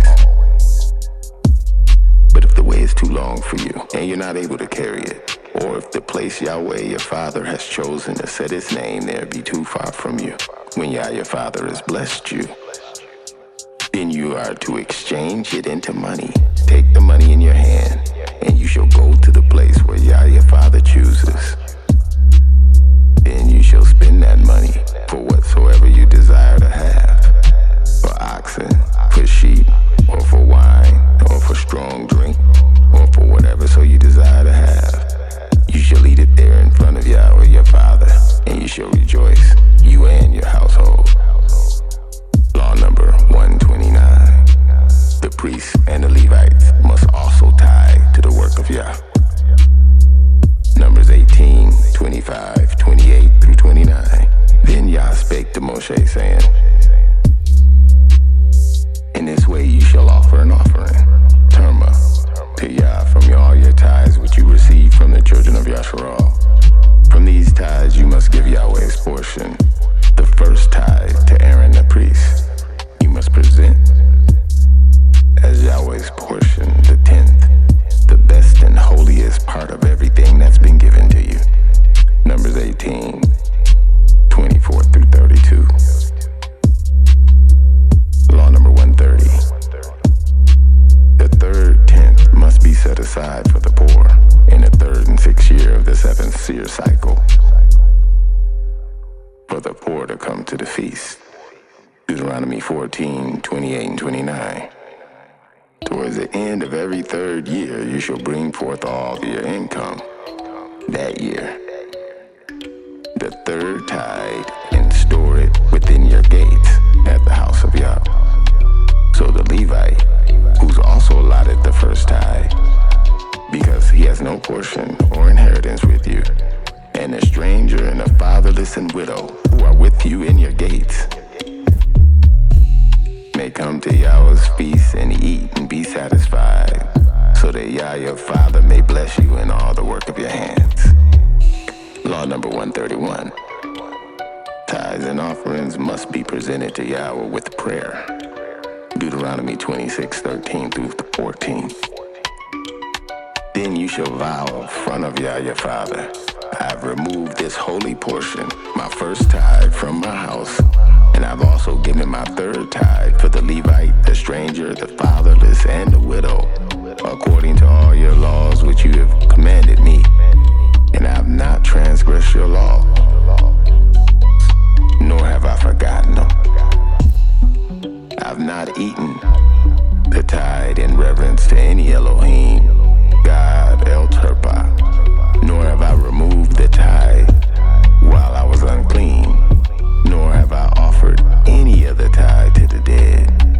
I've obeyed Yah, my Father, and I've done everything that you've commanded me. Law number 132. Each household is to bring or send their tithes or offerings before Yah to the sanctuary. No Christian collection plate. Deuteronomy 26:2 through 4, in verse 10. You must take some of the first of all the fruit of the earth,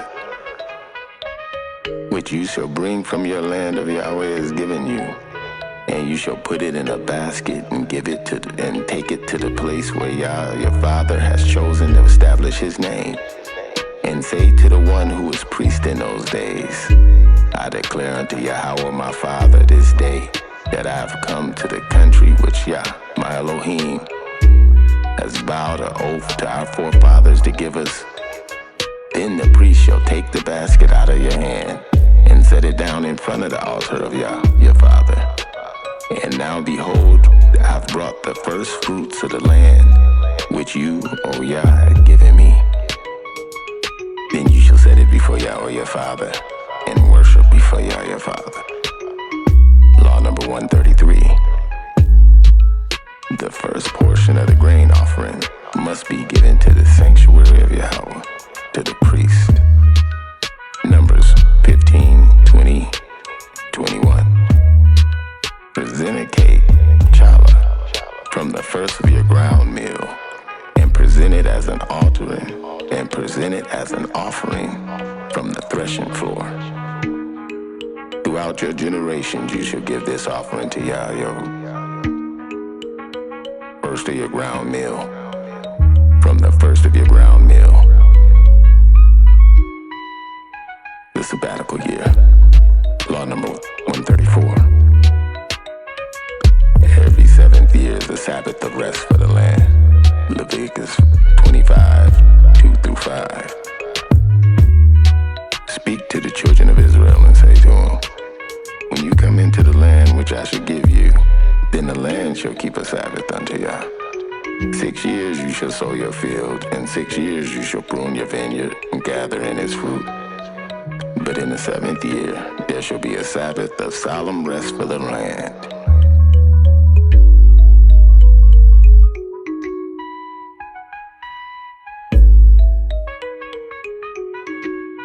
A Sabbath of rest to Yah. You shall neither sow your field nor prune your vineyard. What grows voluntarily of your harvest, you shall not reap nor gather the grape of your unattended vine. The land is to have a year of rest. Law number 135.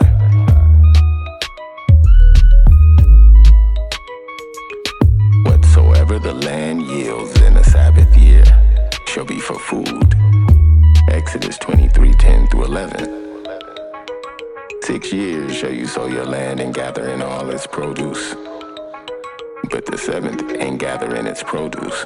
But the 7th year you shall let it rest and lie fallow, so that the poor among your people may get food from it, and the wild animals may eat what's left. Do the same with your vineyard and your olive grove. Leviticus 25:6. Whatever the land yields during the Sabbath year may be food for you, for yourself, and for your manservant and maidservant, hired worker, and the stranger that lives among you. Law number 136. You must consecrate and proclaim the Jubilee year. Leviticus 25:10 through 12. Consecrate the Jubilee year and proclaim liberty throughout all the land to its inhabitants. It shall be a jubilee for you, and each of you shall return to his possession, and each of you shall return to his family. That 50th year shall be a jubilee to you. In it you shall neither sow nor reap what grows voluntarily, nor gather the grapes from your unintended vines. For it's a jubilee. It shall be holy to you, and you shall eat its produce from the field. Law number 137. On the Day of Atonement in the year of the Jubilee, the trumpet must be sounded and the Hebrew slaves set free. On the Day of Atonement in the Jubilee year, the shofar must be sounded and Hebrew slaves set free. And Hebrew slaves set free. Law number 137. On the Day of Atonement in the Jubilee year, the shofar must be sounded and the Hebrew slaves must be set free. On the Day of Atonement in the Jubilee year, on the Day of Atonement in the Jubilee year, the trumpet must be sounded and Hebrew slaves set free. Leviticus 25:9 through 10, number 13. Then you have the trumpet of the Jubilee sounded everywhere on the 10th day of the 7th moon. On the Day of Atonement, sound the trumpet throughout your land. Consecrate the 50th year and proclaim liberty throughout all the land and all its inhabitants. It shall be a jubilee for you, and each of you shall return to his possession, and each of you shall return to his family. In this year of Jubilee, each of you shall return to his possession. Law number 138. In the Jubilee year, all the land must be returned to its appointed owners. Leviticus 25, verse 23, 24, and 28. The land must not be sold permanently, because the land is mine, and you're but strangers and sojourners, my tenants. Throughout the country that you hold a possession, you must provide for the redemption of the land. But if he is not able to restore it unto himself, then what was sold shall remain in the hand of him who bought it unto the year of Jubilee. Then in the year of Jubilee, it shall be released, and he shall return to his possession. Law number 139. In a walled city, the seller has the right to buy a house back within the year of the sale. Leviticus 25:29 through 30. If a man sells a house in a walled city, then he may redeem it within a whole year after it's sold. Within a full year he may redeem it. But if it's not redeemed within the space of a full year, then the house in the walled city shall permanently belong to him who bought it. Throughout his generations it shall not be released in the Jubilee. Law number 140. The years unto the Jubilee must be counted. Leviticus 25:8. And you shall count 7 Sabbaths or years for yourself, 7 times 7 years. And the time of the 7th Sabbath of years shall be unto you 49 years. Law number 141. The 7th year is a year of release. Deuteronomy 15:1 and 3. 1 through 3. At the end of 7 years you shall grant a release, and this is the form of the release. Every creditor who has lent to his brother shall cancel the loan which he's made. He shall not press his brother for payment, for release has been proclaimed in the land in honor of Yah. Yahweh's release. For release has been proclaimed in honor of Yah. It's Yahweh's release. From a foreigner, you may press for payment, but you shall release what's owed from your brother. Law number 142. In the 7th year, a foreigner may be pressed for payment of a debt. Deuteronomy 15, verse 3. From a foreigner, you may press for payment, but you shall release what's owed from your brother.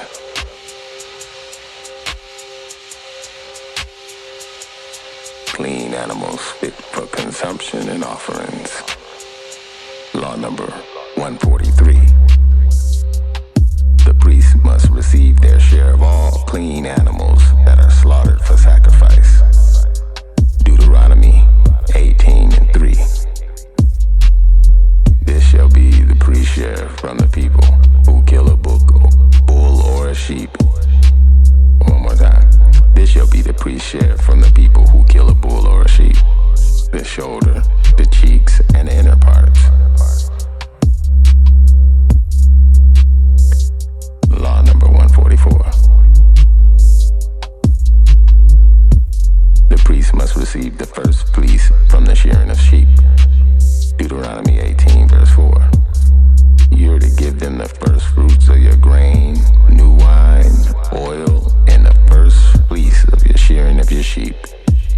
Law number 145. Anything devoted to Yahweh becomes most holy to Yah and becomes the property of the house of Yah and the priest. Leviticus 27 and 28. But nothing a man may own, then devote to a holy offering to Yah, whether man, animal, or family land, may be sold or redeemed. Everything so devoted is most holy to Yahweh. Law number 146. To be fit for consumption, clean animals must be slaughtered. Do not eat that which dies of itself or is killed by a wild beast. Deuteronomy 21 and Deuteronomy 12 and 21. If a place where Yah your Father has chosen his name is too far from you, then you may slaughter from your herd or from your flock. Yahweh has given you, just as I've commanded you. And in your own cities, you may eat as much of them as you want. Law number 147. The blood of slaughtered clean animals must be poured on the ground and covered with earth.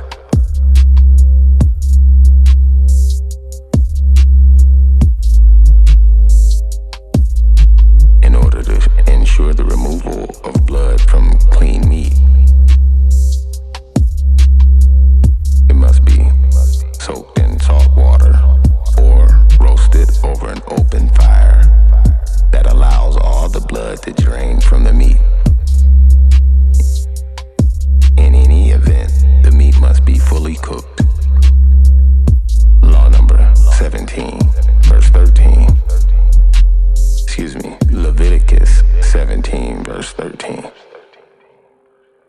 Whatever a man of the children of ZACHARIAH or a stranger who sojourns among you, who hunts and catches any animal or bird that may be eaten, he shall pour out his blood and cover it with dust.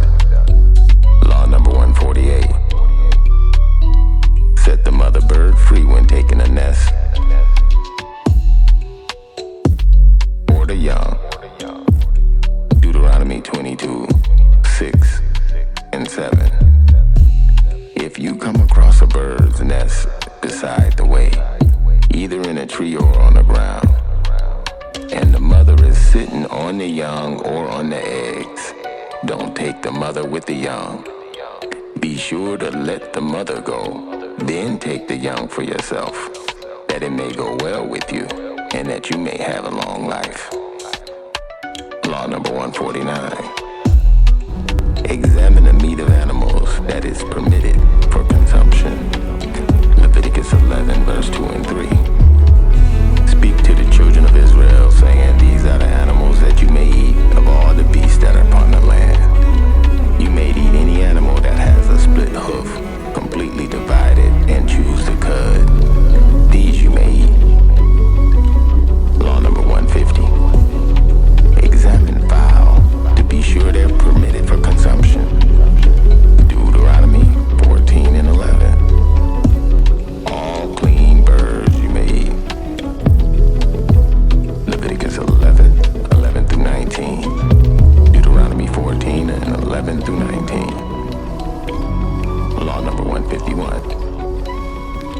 Examine locusts to make sure they're permitted for consumption.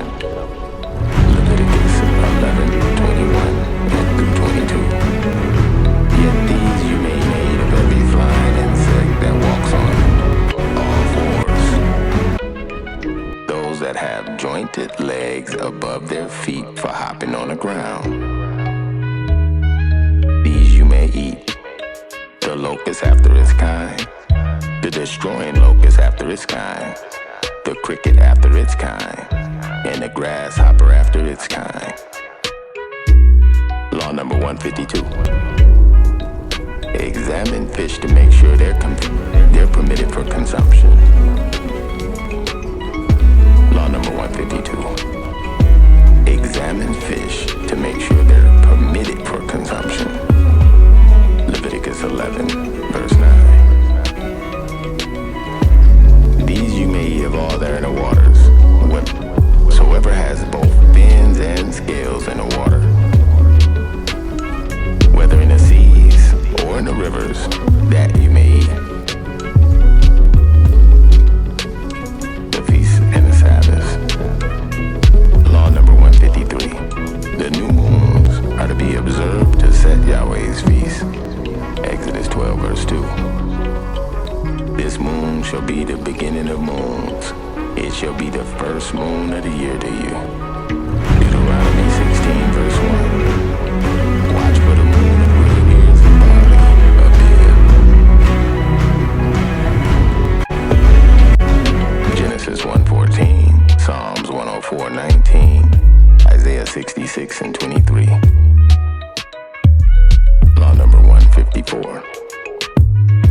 The seventh day of every week is Yahweh's day of rest and a holy convocation, the Sabbath. Exodus 23:12. 6 days you shall do your work, and on the seventh day you shall rest, so that your ox and your donkey may rest, and the son of your maidservant and the stranger may be refreshed. Law number 155. Keep the Sabbath day holy by making preparations in advance. Exodus 20:8-11. Remember the Sabbath day to keep it holy. 6 days you shall labor and do all your work, but the seventh day is the Sabbath of Yah, your heavenly Father. In it you shall do no work. You, nor your wife, nor your son, nor your daughter, nor your manservant, nor your maidservant, nor your cattle, nor the stranger who dwells within your gates. For in 6 days Yah made the heavens and the earth, the seas and all that in them is, and rested the seventh day. Therefore Yahweh blessed the seventh day and hallowed it. Yahweh made the Sabbath day holy. Exodus 16, verse 23. Then he said to him, this is what Yah has commanded. Tomorrow is to be a day of rest, a holy Sabbath to Yah. So bake what you will bake today, and boil what you will boil, and save what's left over and keep it until the morning. Law number 156. Remove all leaven from all your property before the 15th of Abib. Exodus 12:15. 7 days you must eat unleavened bread. On the day before you must remove leaven from your houses. For whoever eats leavened bread from the first day through the seventh day of Yahweh's feast of unleavened bread, that person will be cut off from Yahshua. Law number 157.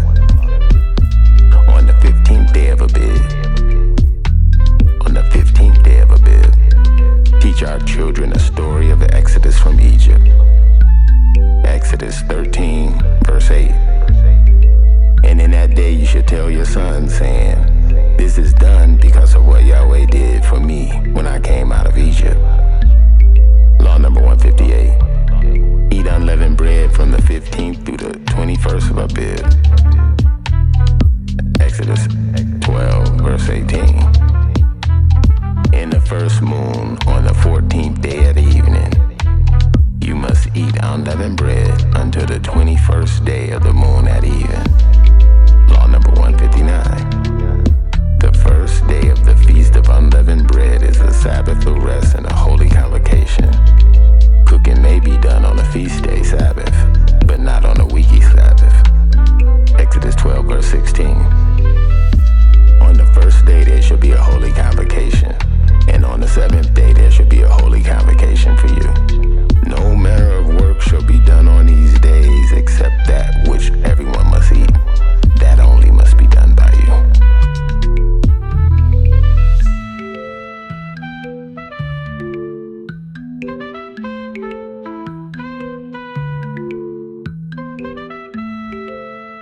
Law number 160. The seventh day, the Feast of Unleavened Bread, Passover, is a Sabbath of rest and a holy convocation. Exodus 12, verse 16. On the first day there should be a holy convocation, and on the seventh day there should be a holy convocation for you. No manner of work shall be done on these days, except that which everyone must eat. That only may be done by you. Law number 161. Count 50 days from the first holy day Sabbath of the Feast of Unleavened Bread, the count of Omar, to the Feast of Weeks. Leviticus 23:15 through 16. Sabbath, Pentecost, first fruits, Feast of Harvest. Law number 23:15 and 16. And you shall count for yourselves from the day after the first holy day Sabbath, from the day that you brought the sheaf of the wave offering, 7 full weeks shall be completed. Count off 50 days up to the day after the 7th week. Then you shall offer a new grain offering to Yahweh. Law number 162. The Feast of Weeks, Pentecost. First fruits is a Sabbath of rest and a holy convocation. Leviticus 23 and 21. And you shall proclaim on that same day that it may be a holy convocation to you. Sabbath, Feast of Weeks, the first fruits. You shall do no regular work on it. It shall be a statute forever in all your dwellings throughout all your generations. Law number 163. The Feast of Trumpets is a Sabbath of rest and a holy convocation. Leviticus 23 and 24. Speak to the children of Israel and say unto them, in the 7th moon, on the first day of the moon, you shall have a Sabbath, a memorial of blowing of trumpets, the Feast of Trumpets, a holy convocation. Law number 164. The Day of Atonement is a day of complete fasting, the great day. Leviticus 16,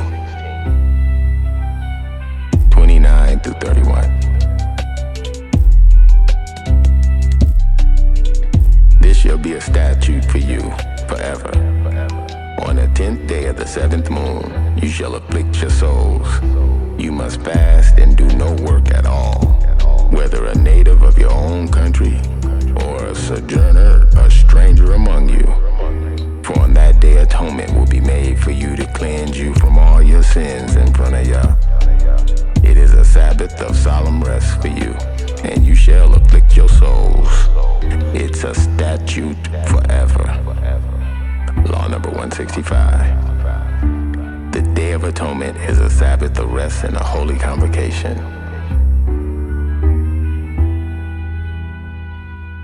Leviticus 23, 27 through 32. Also, the 10th of this 7th moon is the Day of Atonement. It shall be a holy convocation for you.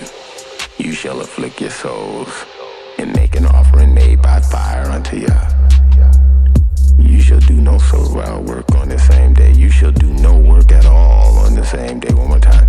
You shall do no work at all on that same day. For it is the Day of Atonement, to make an atonement for you in front of Yah, your heavenly Father.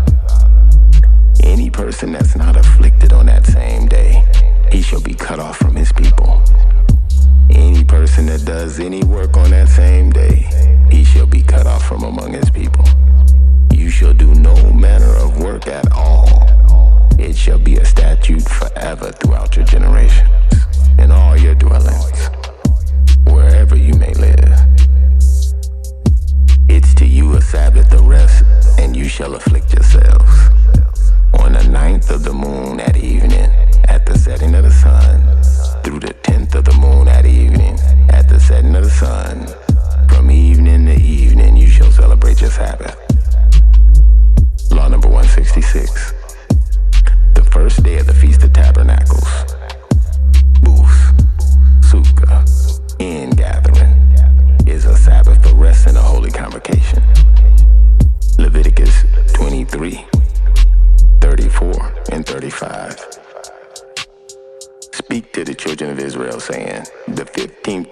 seventh moon is the Feast of Tabernacles for 7 days unto Yahweh. On the first day there shall be a holy convocation. You shall do no servile work upon it. The last great day. Law number 167.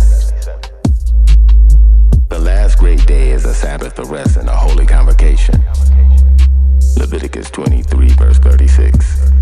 But for 7 days you shall offer an offering made by fire to Yah. On the 8th day you shall have a holy convocation, the last great day. And you shall offer an offering made by fire to Yah. It's the closing gathering of Yahweh's sacred year, and you shall do no customary regular work upon it. Law number 168. Dwell in booths, sukkah, temporary gap, dwell in booths, sukkah, temporary dwellings during the Feast of Tabernacles. Booths, in gathering. Leviticus 23 and 42. And you shall live in booths for 7 days. All who are native-born children of Israel shall live in booths. Sukkah, Saka. Law number 169. A sukkah must be built before the Feast of Tabernacles. Booths. Leviticus 23 and 40. On the day before, you're to taste choice fruit from the trees, pomegranates and palm branches and leafy branches and willows of the brook. And you shall rejoice in front of Yahweh your Father for 7 days. Nehemiah 8, 15 through 18, Hosea 12 and 9. Law number 170. Sound the shofar on the Feast of Trumpets. Numbers 29 verse 1. On the first day of the 7th moon you shall have a holy convocation. You shall do no regular customary work. It's a day for you to sound the trumpets, the Feast of Trumpets.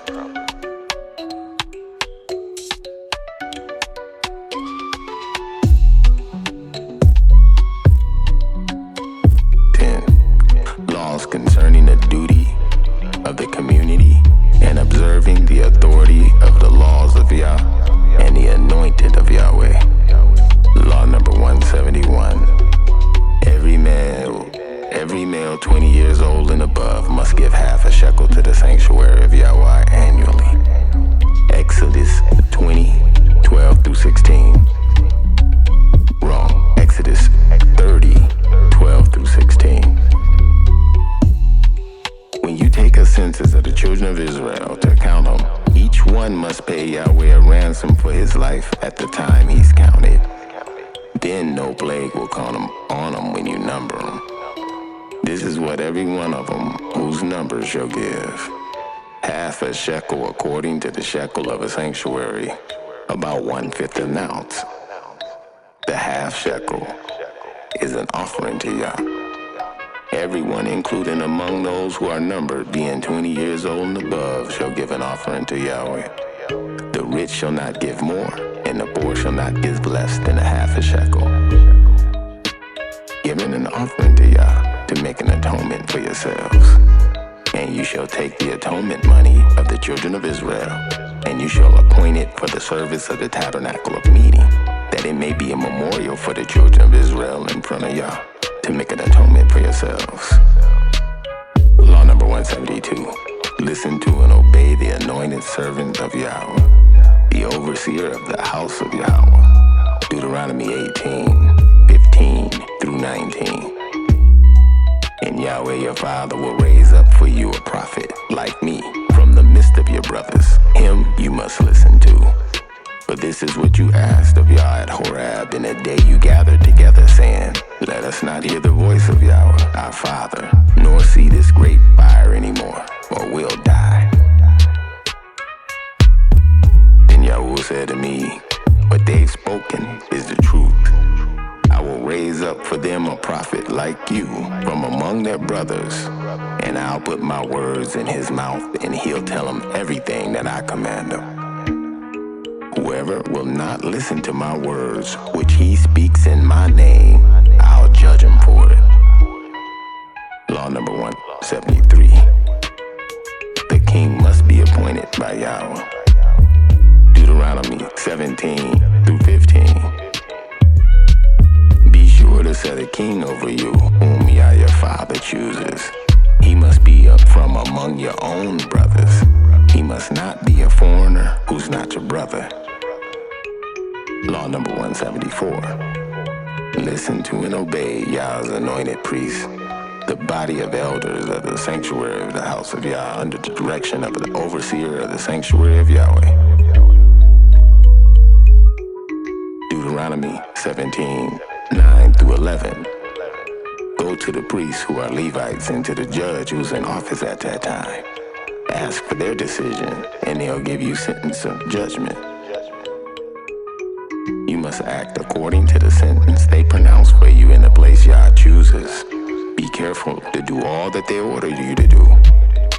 According to the law they teach you, you shall do. And according to the decisions that they give you, you shall do. You must not turn aside to the right hand nor to the left from the sentence that they pronounce for you. Deuteronomy 17, 8 through 13. Law number 175. Speak the truth when testifying in a lawsuit or an investigation. Exodus 23, verse 2. Do not follow a crowd in doing evil. When you give a testimony in a lawsuit, do not pervert justice by siding with the crowd. Law number 176. The priests and their assistants must be chosen by Yahweh. Deuteronomy 16 and 18. You must appoint judges and officers in all the cities Yahweh your father gives you. From each of your tribes, they shall judge the people with righteous judgment. Exodus 18, 19 through 26. Deuteronomy 1, 13 through 17. Acts 1, 20 through 26. Acts 6, 1 through 7. Law number 177. The priests of the house of Yah chosen by Yahweh must judge the people impartially according to the laws of Yahweh. Leviticus 19 verse 15. Do not pervert judgment. You shall not show partiality to the poor, nor honor to the person of the great. In righteousness you shall judge your brother fairly. Ezekiel 44, 23 and 24. Isaiah 11, 3 and 4. Law number 178. Whoever is aware of sin or evidence in a case must speak up and testify. Leviticus 5 verse 1. If a person sins because he does not speak up when he hears a public charge to testify regarding something he has seen or knows about, he will be held responsible.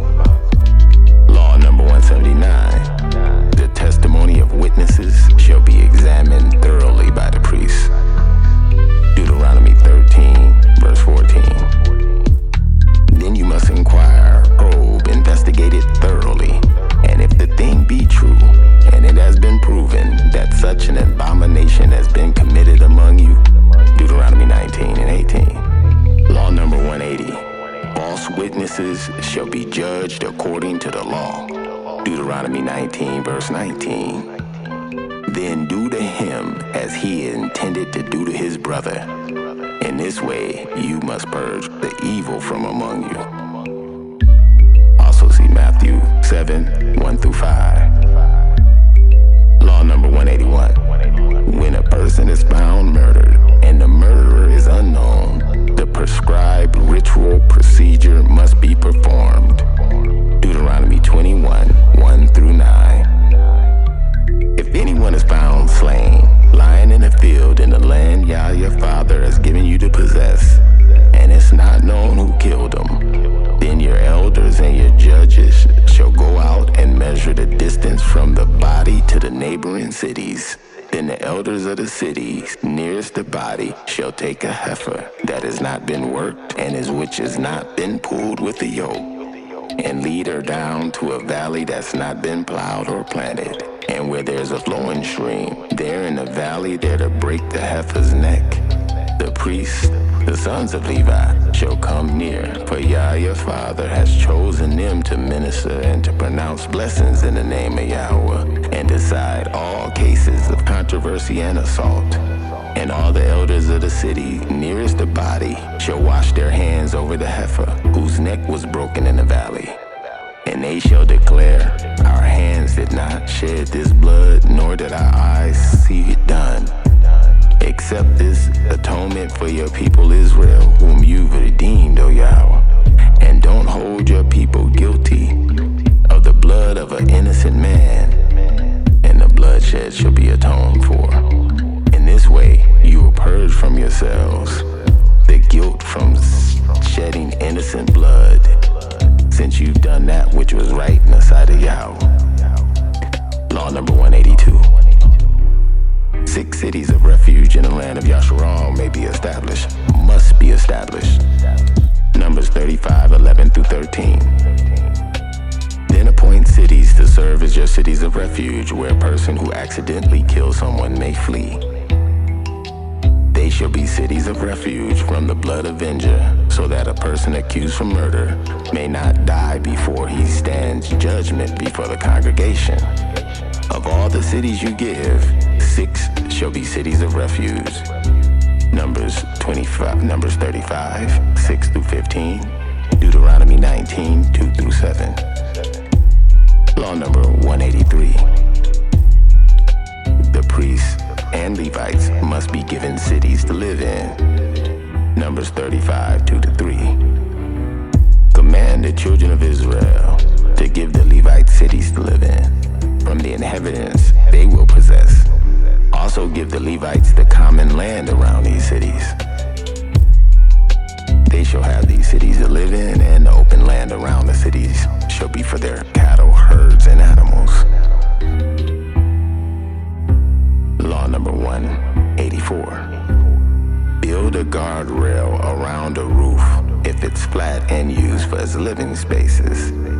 A guard against hazards in the home, and a guard against hazards in the home.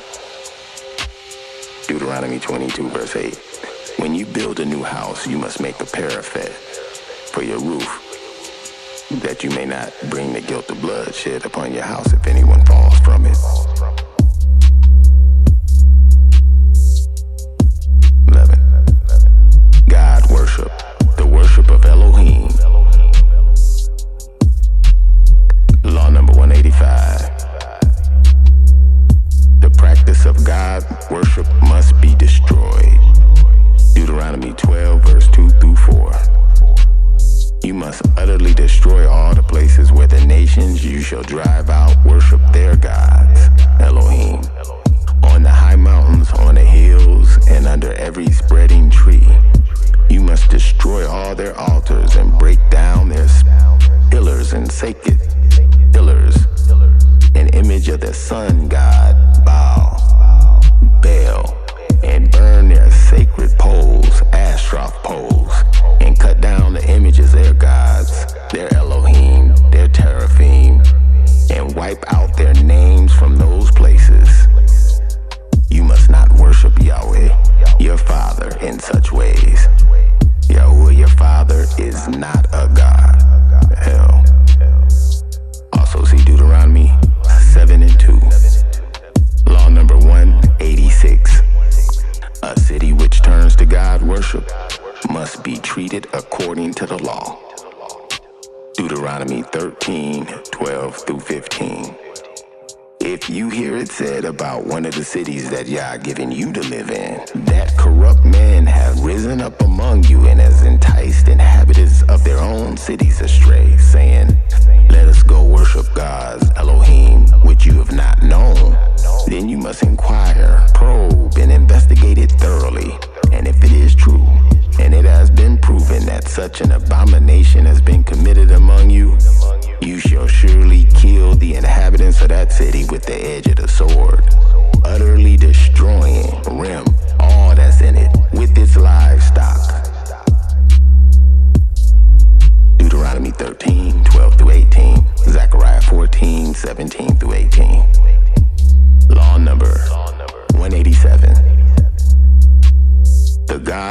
developing nations who utterly refuse to repent will suffer destruction. Deuteronomy 20:17. You must utterly and completely destroy them. Cherim, the Hittite, the Amorite, the Canaanite, the Perizzite, the Hivite, and the Jebusite, just as Yah your Father has commanded you. Law number 188. Blot out the remembrance of God worshippers. Deuteronomy 25:19. Therefore, when Yahweh your Father has given you rest from all your enemies around about you in the land that Yah your Father has given you to possess as an inheritance, then blot out the remembrance, memory of Amalek from under heaven. Do not forget this. See Malachi 4, verse 1 and 3. Law number 189. Remember the curse of God worships brought to Israel. Deuteronomy 25:17 and 18. Remember what the Amalekites did to you on the way when you were coming out of Egypt. Amalek met you on your journey and attacked all the stragglers in the rear rank. When you were tired and weary, Amalek did not reverence Yah. Also see 1 Samuel 15, 1 through 18. Laws concerning times of tribulation and persecution. Law number 190. Our conduct must be according to the law of Yahweh during times of persecution. Deuteronomy 20:11 and 12. If they accept your offering of peace and open their gates to you, all the people in it shall be subject to forced labor and shall work for you. But if the city will not make peace with you, but will engage you in battle, then you shall besiege it. Matthew 10:16 through 31. Law number 191. The priest must address the congregation in times of tribulation. Deuteronomy 20, verse 2 to 4. When you're about to go into battle, the priest shall come forward and address the men of war. And he shall say to them, Hear, O Israel, today you're going into battle against your enemies. Do not be faint-hearted, and do not tremble. Do not be afraid nor be terrified because of them. For Yahweh, your Father, is he which goes with you to fight for you. For Yahweh, your Father, is he who goes with you to fight for you against your enemies and gives you victory. Law number 192. The camp of Yahweh must be kept in a sanitary condition. Deuteronomy 23, verse 9. When you are encamped against your enemies, keep yourself from every impure thing. Law number 193. The camp of Yahweh must be implements. The camp of Yahweh must be equipped with the necessary implements to keep it in a sanitary condition. And each must do his part. Deuteronomy 23 and 12 and 14. Designate a place outside the camp where you may go relieve yourself. As part of your equipment, have something to dig with. Then when you relieve yourself, first dig a hole, and afterwards cover up your excrement. But Yah, your Father, moves about in the midst of your camp to protect you and to give your enemies over to you. Therefore your camp must be holy, so he may see no uncleanness amongst you and turn away from you. 13. Our duties to our fellow men. Law number 194. Stolen property must be returned to its owner. Leviticus 6, 2 through 5.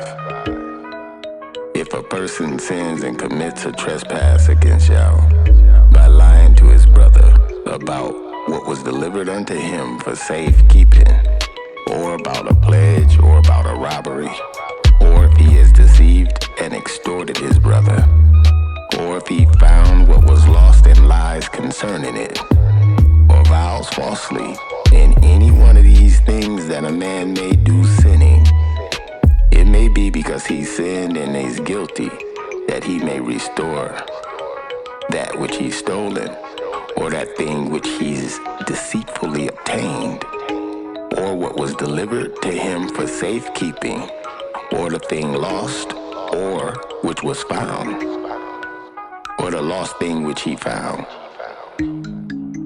all which he's vowed falsely about, he may restore its value, adding 1/5 more to it, and give it to whomever it belongs to on the day of his trespass offering. Law number 195. The poor must be taken care of according to the laws of Yahweh. Deuteronomy 15, 8, 11. But you must be open-handed and willing to lend to him enough of whatsoever he needs. But the poor will never cease from the land. Therefore I command you, saying, you shall open wide your hand to your poor and needy brother in your land. Leviticus 25, 35 through 36. Law number 196. When a Hebrew slave goes free, the owner must give him gifts. Deuteronomy 15, 12, 14, and 18. If your brother, a Hebrew man or a Hebrew woman, sells himself to you, or is sold to you and serves you 6 years, then in the 7th year you must let him go free from you. And when he is released from you, you must not let him go away empty-handed. You must supply him liberally from your flock, from your threshing floor, and from your wine press. What Yah has blessed you with, you are to give him. It must not seem like a hardship to you when you set him free from you, for he's been worth twice as much as that of a hired hand these 6 years. Then Yahweh your Father will bless you in all that you do.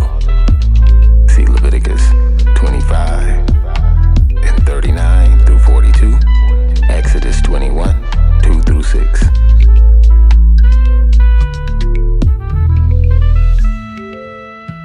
Law number 197. Loans to a brother must be without interest. Exodus 22 and 25. If you lend money to one of my people among you who is needy, do not be like a money lender. Charge him no interest. Law number 198. Loans to a foreigner may be with interest. Deuteronomy 23 and 20.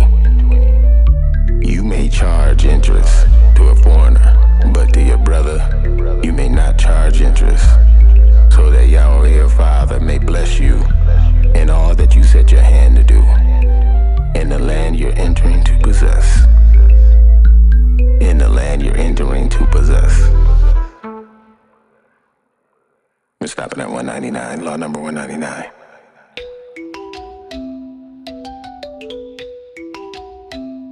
Law number 199. Restore a pledge for a loan to its owner if he needs it. Deuteronomy 24, 12 and 13. If the man is poor, you must not hold his cloak security overnight. You must, in this case, return his cloak to him before the sun goes down, so that he may sleep in his own garment. Then he'll bless you, and it shall be accounted to you as righteousness in front of Yahweh, your Father. Law number 230. Law number 200. Pay a hired worker his wage at the agreed time. Deuteronomy 24, 14, and 15. Do not take advantage of a hired man who's poor and needy. brothers or one of the strangers living in your city. Pay him his wages each day before sunset, because he's poor and counting upon it. Otherwise, he might cry out to Yahweh against you, and you will be guilty for sin. Law number 201. Permit the poor to eat of the produce of the vineyard or the standing grain. Deuteronomy 23, 24, and 25. When you enter into your brother's vineyard, you may eat of all the grapes you please, but you must not put any into a container. When you enter into your brother's standing grain, you may pluck the ears of kernels with your hands, but you must not put a sickle into the standing grain. Law number 202. Help a stranger who has a fallen animal. Exodus 23, verse 5.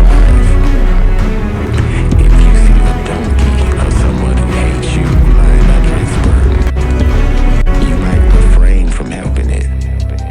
You shall surely help him with it. Law number 203. Help your brother who's a fallen animal.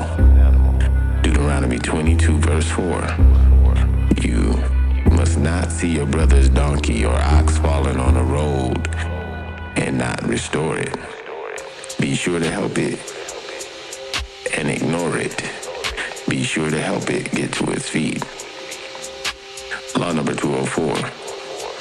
Lost property must be restored to its owner. Deuteronomy 22, verse 1. You best not see your brother's ox or his sheep going astray and ignore it. Be sure to take it back to your brother. Deuteronomy 21. Deuteronomy 21 through 3. Law number 205. Those who sin must be corrected. Leviticus 19 and 17. You shall not hate your brother or sister in your heart. You must not hate your brother or sister in your heart. Rebuke your brother or your sister frankly, so you will not suffer sin or his or her guilt. So you'll not share in his or her guilt. Law number 206. Love your neighbor, whether your brother or an enemy, as yourself.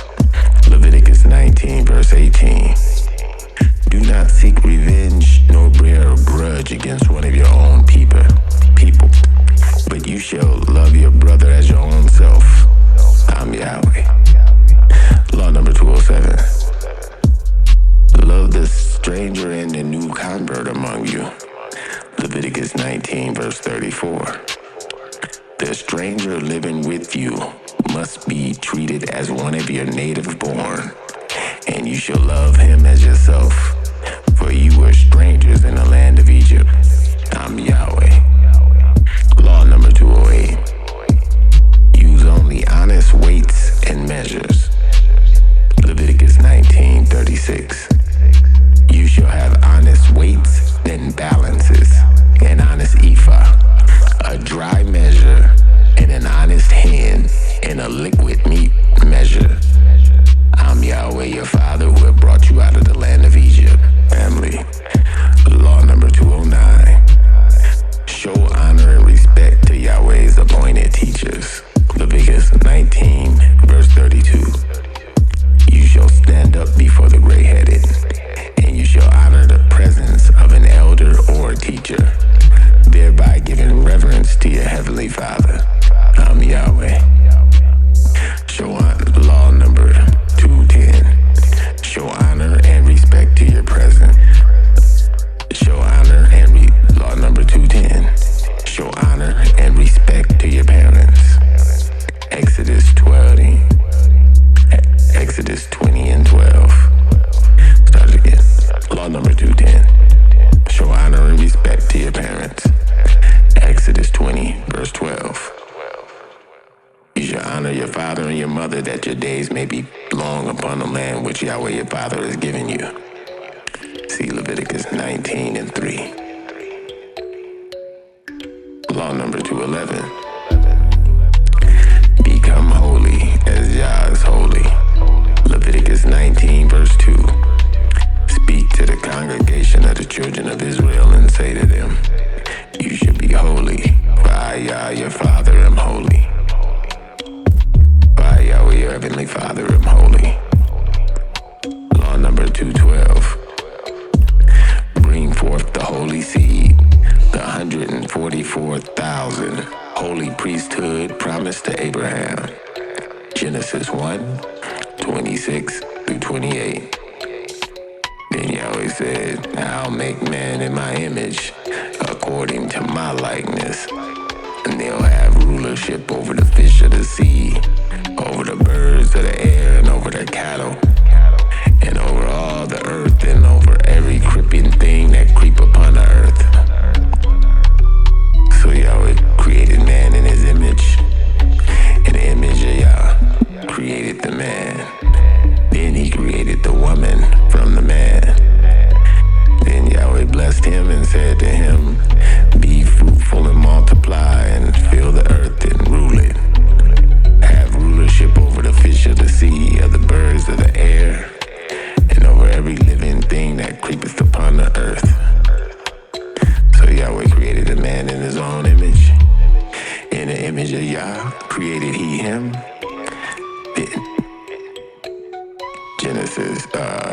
Then he created the woman from the man.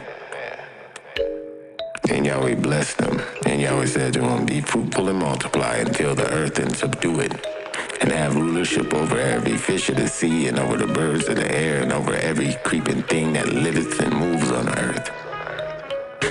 Law number 213. Marriage must be according to Yahweh's law. Genesis 2:24. Therefore a man shall leave his father and mother, and he shall be united to his wife or wives in his own house, and they shall be therefore as one family. Law number 214. A bridegroom is to rejoice with his bride. Deuteronomy 24 verse 5. If a man has become recently married, he must not be sent to war or charged with any other duty, but he shall be free at home 1 year and bring joyfulness to his wife which he had married. And law number 215. All males must be circumcised. Newborn males on the 8th day. Genesis 10-12 and 14. This is my covenant which you shall keep between me and you and your descendants after you. Every male among you shall be circumcised. You are to undergo circumcision in your foreskins, and it shall be the sign of the covenant between me and you. And from every male that come from among you, who is 8 days old, must be circumcised, including those born in your household, or bought with money from a foreigner, even those that are not your offspring. Any uncircumcised male that has not been circumcised in his flesh will be cut off from his people. He's broken my covenant. Law number 216.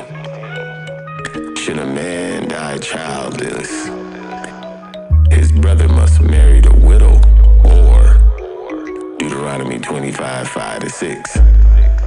If brothers are living together and one of them dies without a son, his widow must not marry outside the family. Her husband's brother must take her and marry her and perform the duty of a brother-in-law to her. The first son she bears shall carry on the name of the dead brother, so that his name will not be blotted out from Yashral. Law number 217. He may release his brother's widow. Deuteronomy 25, 7-10. But if a man does not want to marry his brother's wife, she shall go to the elders at the city gate and say that my husband's brother refuses to marry and carry on his brother's name in Israel. He will not perform perform the duty of a brother-in-law to me.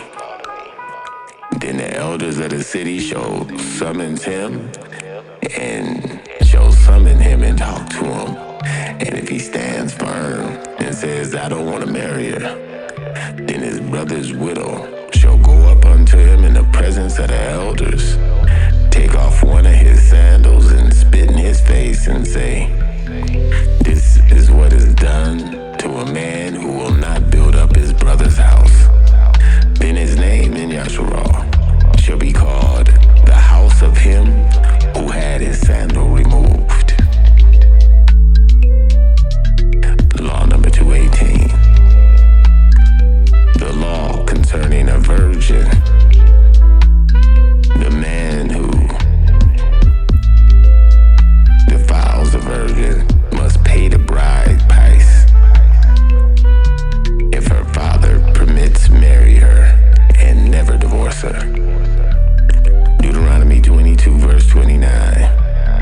Then the man who has sexual relations with her shall pay the young woman's father 50 shekels of silver. That's about 1 1/4 pounds.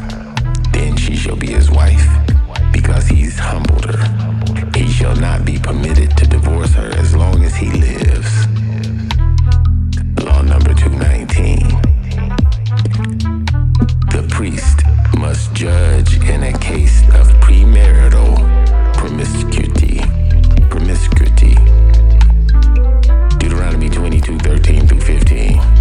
If any man takes a wife, and after having sexual relations with her, dislikes her and slanders her, or gives her a bad name by saying, I took this woman, and when I had sexual relations with her, I found she was not a virgin, then the father and the mother of the young woman shall bring proof that she was a virgin to the elders at the gate. Law number 220, start over. I just did a quick switch to utilize the MacBook Pro microphone itself for the evening. I just want to see what they sound like in relationship. Law number 218. A man who violates a virgin must pay the bride price, marry her if her father permits, and never divorce her. Then the man who had sexual relations with her shall pay the young woman's father 50 shekels of silver. That's about 1 1/4 pounds. And he shall never divorce her as long as he lives. Law number 219. A priest must judge in a case of premarital promiscuity. Deuteronomy 22:13-15. If any man takes a wife and after having sexual relations with her and smites her and slanders her by giving her a bad name and saying, I took this woman, and when I had sexual relations with her, I found she was not a virgin, then the father of the young woman shall bring proof and that she was a virgin to the city elders at the gate. Law number 220. A woman's father may utterly refuse to give his daughter to a man even though he paid the bride price. Exodus 22:16-17. And if a man seduces a virgin who's not betrothed to be married and sleeps with her, he must surely pay the bride's price for her, and she shall be his wife. If her father utterly refuses to give her to him, he shall still pay the bride price for virgins.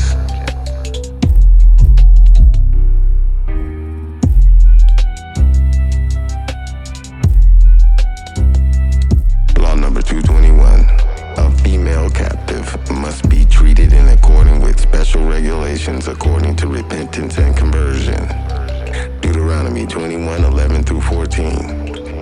If you see among the captives a beautiful woman and you're attracted to her, you may take her as a wife, bring her into your house, and have her shave her head and trim her nails, and put aside the clothes she was wearing when she was captured. After she was living in your house house and she mourned her father and mother for a full moon, you may go into her and she may be your wife. And if you're not pleased with her, you must let her go. You must not sell her for money, nor treat her as a slave, because you've humbled her. Law number 222. Divorce can only be for the case of premarital fornication by the bride. Deuteronomy 24, 1 through 4. When a man marries a woman and she becomes displeasing to him because he finds some uncleanness in her, and he writes her a certificate of divorce and gives it to her and sends her from his house, and after she leaves his house, she becomes the wife of another man, then that man also detests her and writes her a certificate of divorce, gives it to her and sends her from his house, or that man dies leaving her a widow, then her first husband, which divorced her, must not take her back to be his wife after she's been defiled. This is an abomination in front of Yahweh, and you must not bring sin upon the land which your father has given you as an inheritance. Law number 223. A woman suspected of adultery must submit to the required test. Numbers 5, 12 through 15.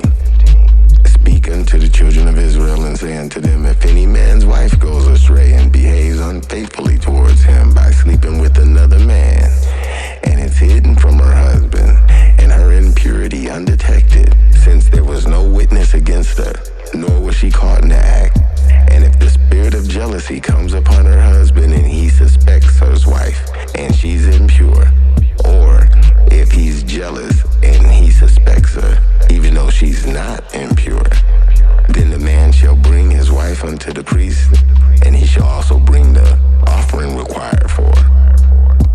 1/10 of an ephah for barley meal, that's about 2 quarts.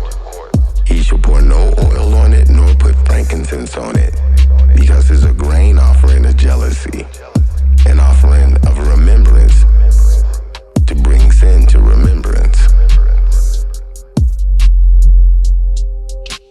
Judgment. Law number 224. When required by law, the judge must administer the proper punishment. Deuteronomy 25, verse 2 and 3. If a guilty man deserves to be beaten, the judge may make him lie down and have him be beaten in his presence with the number of lashes that his crime deserves, but he must not give him more than 40 lashes. If he's whipped more than that, your brother will be degraded in your sight. Law number 225.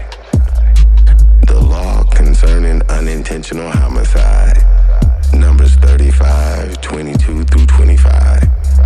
But if without hostility, someone shoves another one, or unintentionally throws something at him, or without seeing him drops a stone on him, that he dies.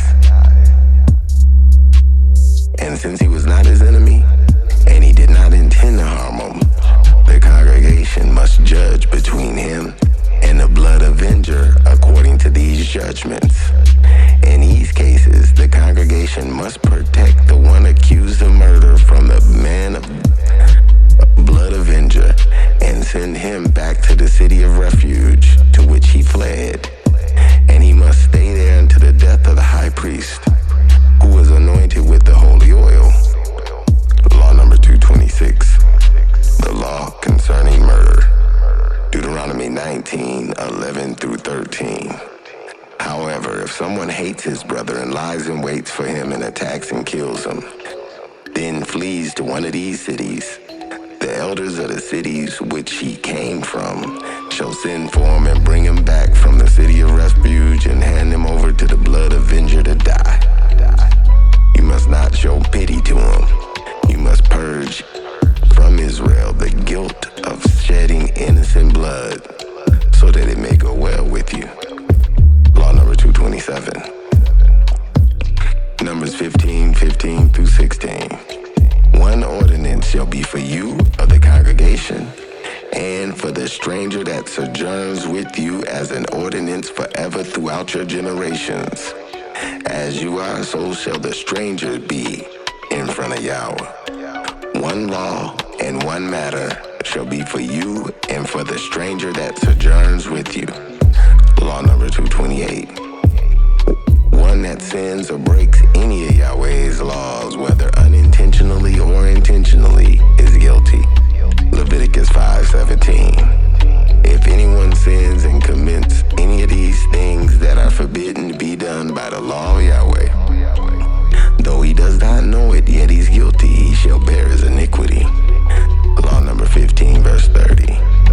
But if the person who sins presumptuously and defiantly, whether he's native born or a stranger, that one brings reproach upon Yahweh and blasphemes him, that person must be cut off from his people. Law number 229.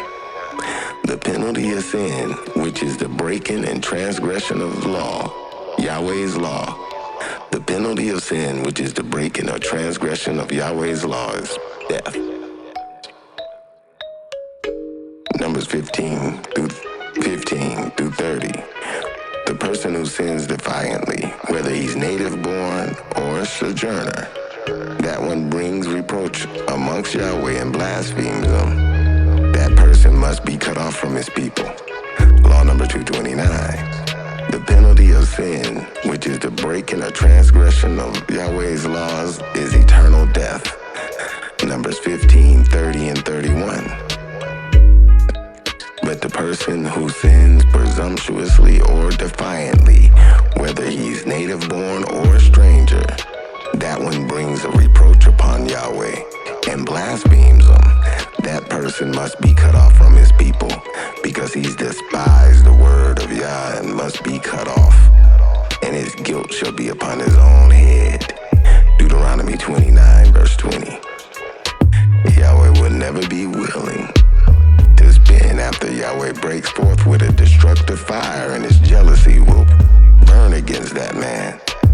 And all the curses that are written in his book will fall upon him, and Yahweh will blot out his name from under heaven. Law number 230.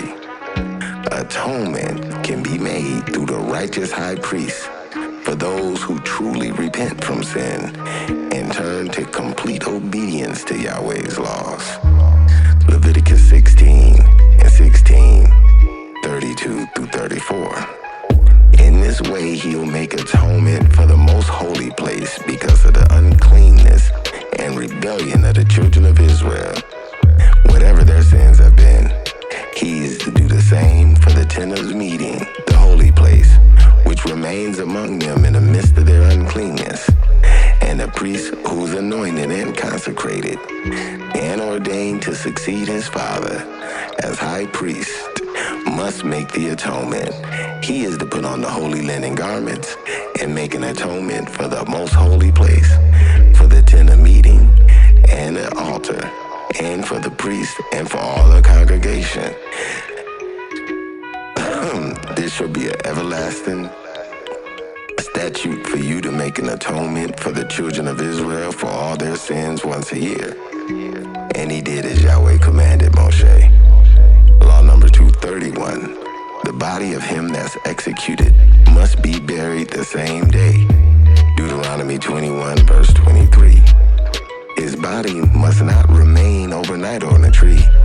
You must surely bury him that day, that you do not defile the land which Yahweh your Father has given you as an inheritance. He that's hanged is accursed of Yahweh.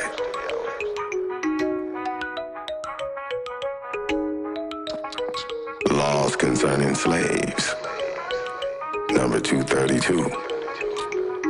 Hebrew slaves must be treated according to the special laws for them. Exodus 21, 2 through 6. If you buy a Hebrew slave, he must serve you 6 years. But in the 7th year, he shall go out free without paying anything. If he comes alone, he must go out free alone. And if he has a wife when he comes, she's to go out with him. If his owner has given him a wife, and she bears him sons or daughters, the woman and the children shall belong to her owner, and the man shall go out by himself. But if the servant plainly says, I love my owner, my wife, and my children, I'll not go out free, then his owner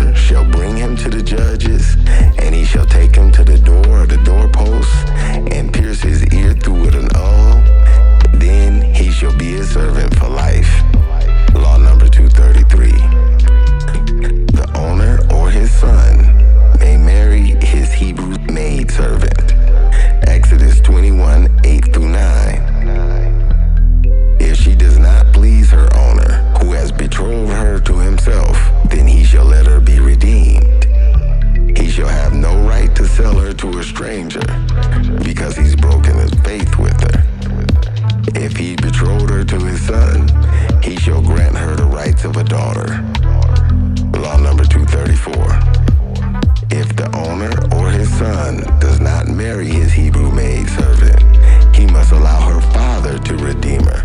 Exodus 21 verse 8. If he does not please her owner who has betrothed her to himself, then he shall let her be redeemed. He shall have no right to sell her to strangers because he's broken faith with her. Law number 235. The regulation of foreign slaves. Leviticus 25, 44, and 46. Your male and female slaves are to come from the nations around about you. From them you may buy slaves. You may also buy some of the sojourners living among you and some of their clans born in your country, and they will become your property. You may take them as inheritance to will to your children after you, and they shall be your permanent slaves. But your brethren, the children of Israel, you shall not rule over with rigor or ruthlessly. Lawsuits. Law number 236. Lawsuits. Law number 236. Judgment must be rendered in a case of injury caused by a person. Exodus 21, 18 through 25. And if men quarrel, and one hits another with a stone or with his fist, or a tool, and he does not die but is confined to his bed, if the other gets up and walks around outside with his staff, the one who struck the blow will not be held responsible. However, he must pay the injured man for the loss of his time and see that he's completely healed. Or if a man beats his servant or his maidservant with a rod and the slave dies as a direct result, he must be surely punished. However, he's not to be punished if the slave gets up after a day or two, since the slave was his property. If men fight and hurt a woman with child so that she gives birth prematurely, but there's no serious injury, the offender must be fined whatever the woman's husband demands and the court allows.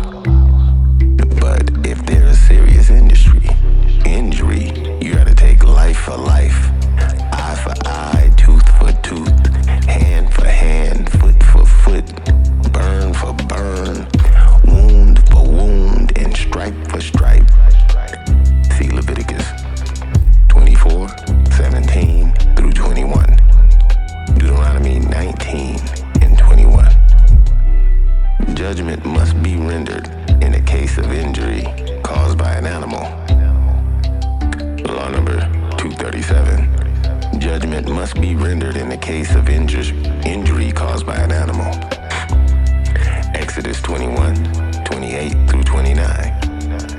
If a bull gores a man or a woman to death, then the bull shall surely be stoned, and his flesh shall not be eaten. But the owner of the bull will not be held responsible. But if the bull tended to thrust out it with his horns in time past, and this was made known to his owner, and he's not kept him pinned up, so that it is that he killed a man or a woman, then the bull shall be stoned, and his owner shall also be put to death, and his owner shall also be put to death. See Exodus 21, 28 through 32. Law number 238. Judgment must be rendered in a case of injury caused to an animal. Exodus 21, 33 through 34. If a man uncovers a pit or digs a pit and fails to cover it, and an ox or a donkey falls into it, the owner of the pit must pay for the loss. He must pay its owner, and the dead animal will be his. See Exodus 21, 33 through 36. Law number 239. A thief must make full restitution or be sold for his theft. Exodus 22, 1 through 4. If a man steals an ox or a sheep and slaughters it or sells it, he shall surely pay back 5 head of oxen for an ox and 4 sheep for the sheep. If the thief is found breaking in and so that he's stuck,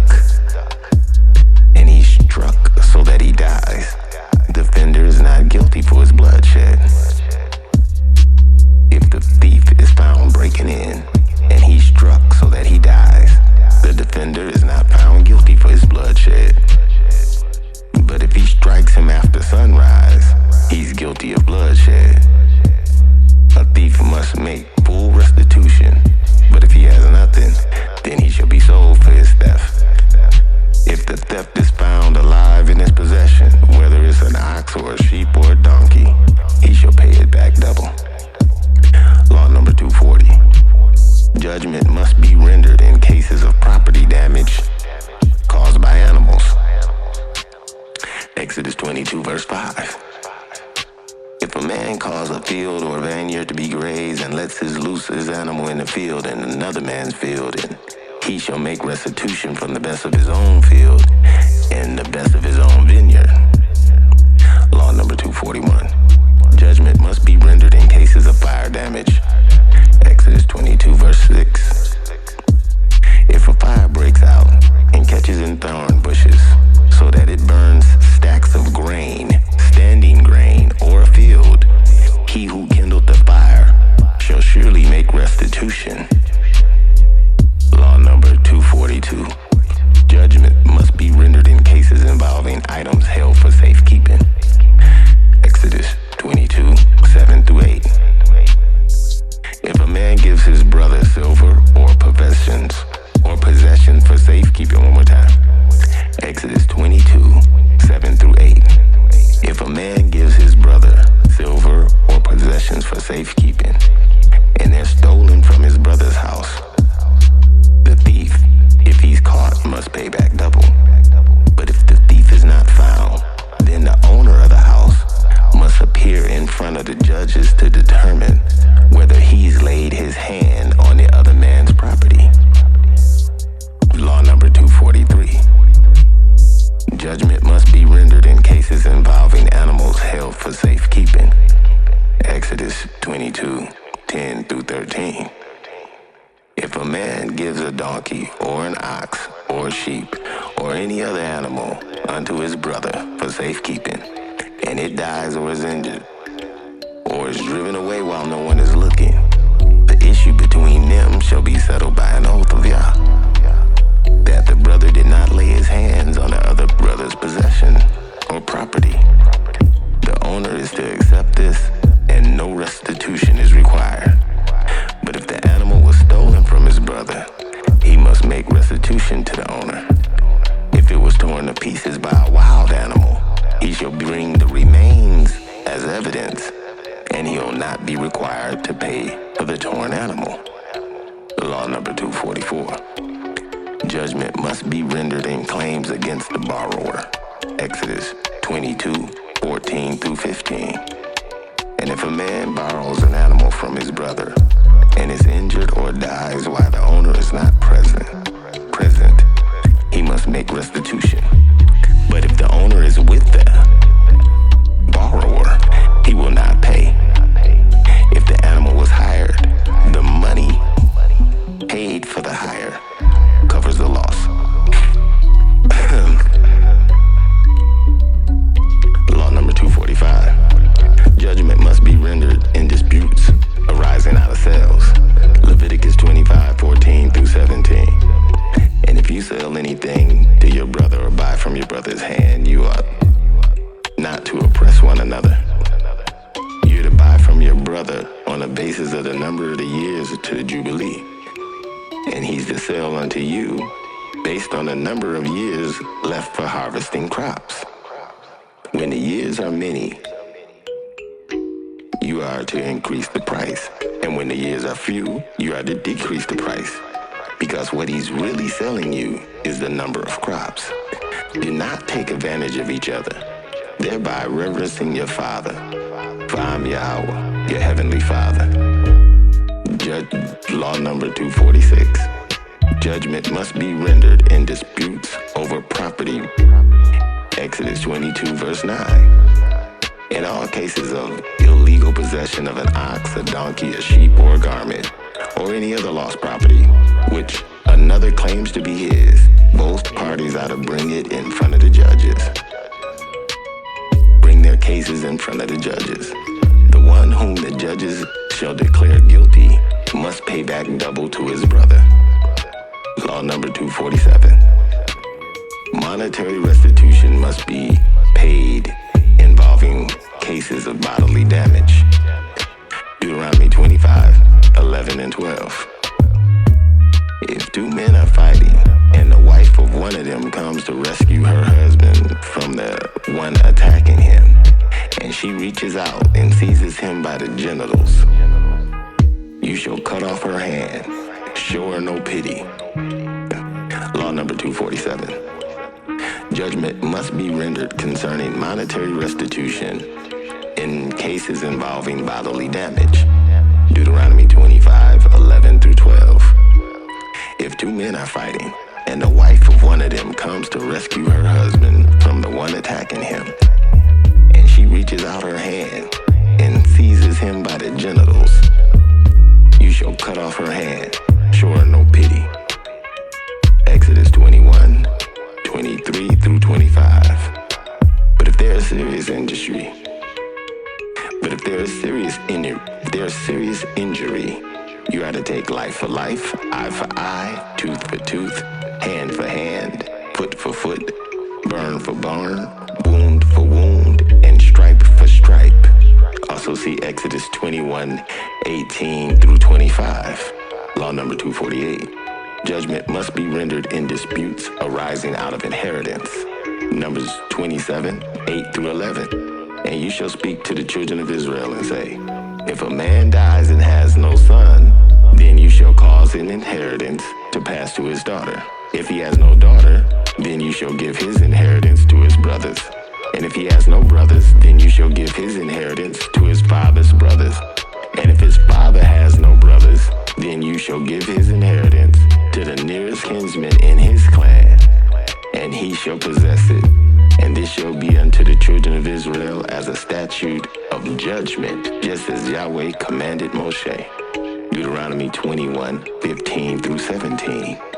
If a man has two wives, one loved more and the other loved less, and they both bear him sons, when he wills his property to his sons, he must not give the rights of the firstborn son to the son of the wife he loves more, in preference to his actual firstborn son, the son of the wife he loves less. He must acknowledge the son of his less loved wife as the firstborn by giving him a double portion of all he has. That son is the first sign of his father's strength. The right of the firstborn belongs to him. Numbers 36, 1 through 13. This concludes the 248 positive commandments, the 613 laws of Yahweh, the 365 prohibitions, God worship, the worship of Elohim, and related practices. Do not trust in any power but Yahweh. Exodus 20 and 3. You shall have no other gods, Elohim, at all. They are in opposition to me. Do not make unto yourself in the image of any god which is worshipped. Exodus 20 and 4. You shall not make unto yourself any carved image, an idol in the form of anything in heaven above or in the earth beneath or in the waters below. Do not take on the character of any gods. Leviticus 19 verse 4. Do not turn unto the gods Elohim, nor make for yourself molten images. I'm Yahweh your Father. Law number 4. Do not make gods out of anything. Exodus 20 and 23. Do not make unto yourselves God, Elohim or teraphim or silver or gold alongside of me. Law number 5. Do not bow down yourself unto any god. Exodus 20 and 5. Do not bow yourself down, nor serve them, for I, Yahweh your Father, am a jealous heavenly Father, punishing the children for the law breaking of their fathers unto the third and fourth generation of those that hate me. Law number 6.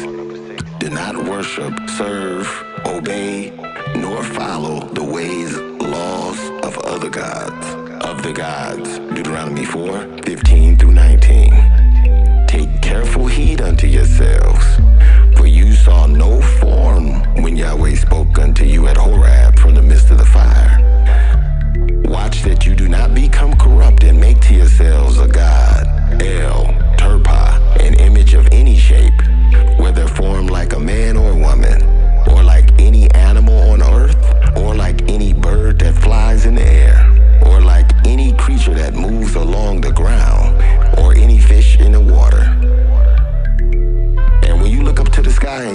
sun and the moon and all the stars and all that which is arrayed in the heavens. Do not be enticed to bow down to them and worship things Yahweh has allotted to all the nations under heaven. Law number 7. Do not sacrifice children unto any god. Leviticus 18, verse 21. You shall not give any of your children to be passed through the fire to sacrifice them unto Molech. You shall not profane the name of Yahweh by giving your children to any god Elohim. From Yahweh. Is this a coincidence or a gesture? Law number 8. Because Do it's not only black seek after people who keep mediums. using dogs among you.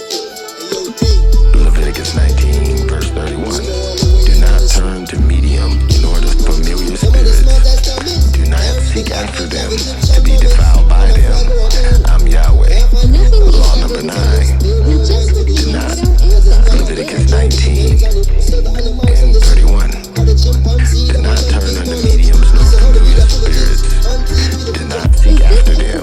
Do not be defiled by them.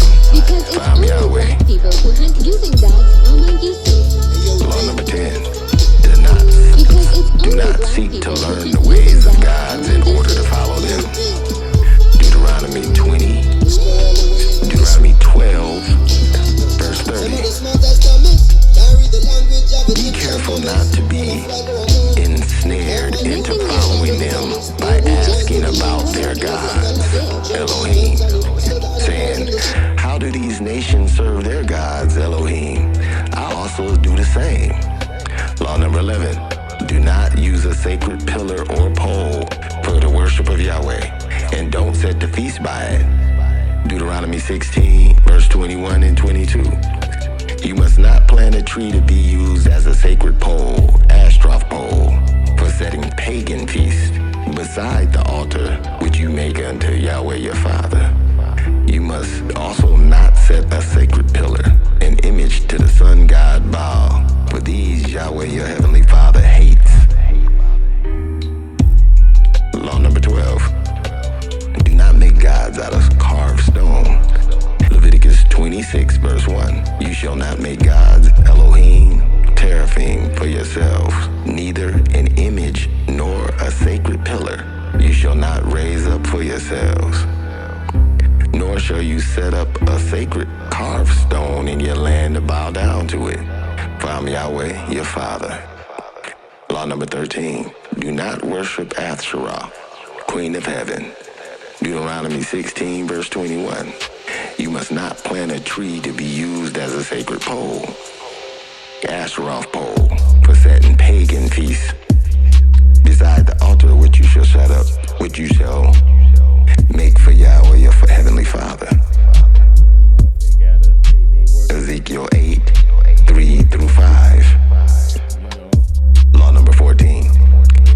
Do not bow or worship in the name of any god, Elohim. Exodus 23 through 13. And all things I've said unto you, be careful to do them, and make no mention of the name of any gods, Elohim. Neither let it be heard from your mouth. Law number 15. Do not teach or entice any community to worship gods. Deuteronomy 13, 12 through 14. If you hear it said about any of the cities that Yahweh is giving you to live in, that corrupt men have risen up among you and have enticed and led the inhabitants of their own cities astray, saying, let us go and worship gods, Elohim, which you've not known, that you might inquire, probe, investigate thoroughly. And if it is true and it has been proven that such an abomination was committed among you. Deuteronomy 13, verse 15 through 18. Law number 16. Do not teach or entice any individual to worship gods. Deuteronomy 13, 6 through 8. If your brother, the son of your mother, or the son of your daughter, or the wife of your bosom, or your close friend, secretly entices you and tempts you, saying, let us go and worship other gods, Elohim, gods, Elohim, that neither you nor your father have known. Elohim, gods, are the people around you, whether the people close to you or far away from you. Gods, Elohim, from one end of the earth even to the other end of the earth. Do not yield to them, neither listen to them. Show them no pity. Do not snare them. Do not spare them, nor conceal them. Do not spare them nor conceal them. Law number 17. Do not listen to anyone who tends to practice God worship. Deuteronomy 13, verse 8. Do not yield to them nor listen to them. Show them no pity. Don't spare them nor conceal them. Law number 18. Do not give in to anyone who teaches or practices God worship. Deuteronomy 13, verse 8. Do not yield to them or even listen to them. Show them no pity. Don't spare them nor conceal them. Law number 19. Do not pity anyone who teaches God's worship. Deuteronomy 13, verse 8. Do not yield to them or even listen to them. Show them no pity. Show them no pity. Do not spare them nor conceal them. Law number 21. Do not conceal the fact when someone tries to teach God worship. Deuteronomy 13, verse 8. Do not yield to them. Do not listen to them. Show them no pity. And don't spare them nor conceal them. Deuteronomy 13, verse 8. Do not yield to them, nor even listen to them. Show them no pity. Do not spare them nor conceal them. Law number 22. Do not lust after the wealth of any other gods. Deuteronomy 7, verse 25. You must not burn the images of their gods, Elohim, teraphim in the fire. One more time. Deuteronomy 7, verse 25. You must burn the images of their gods, Elohim, teraphim in the fire. You must not covet, lust after the silver or gold that covers them, nor take it for yourselves, or you'll be ensnared and trapped by it. For it's an abomination unto Yahweh, your heavenly Father.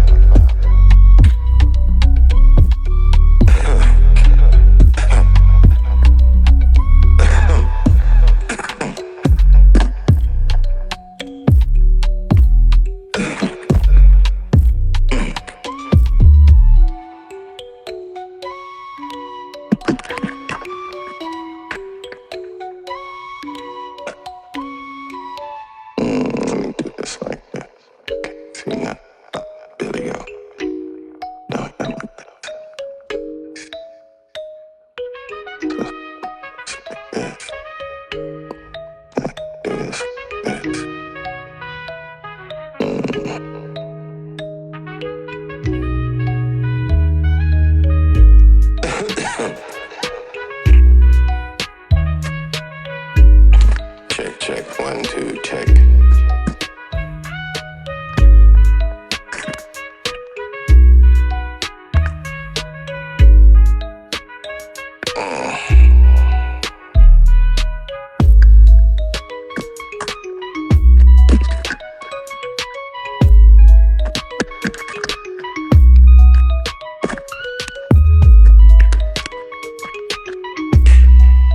Check, 1, 2. Check, 1, 2. Where are we at right now? I think we're at.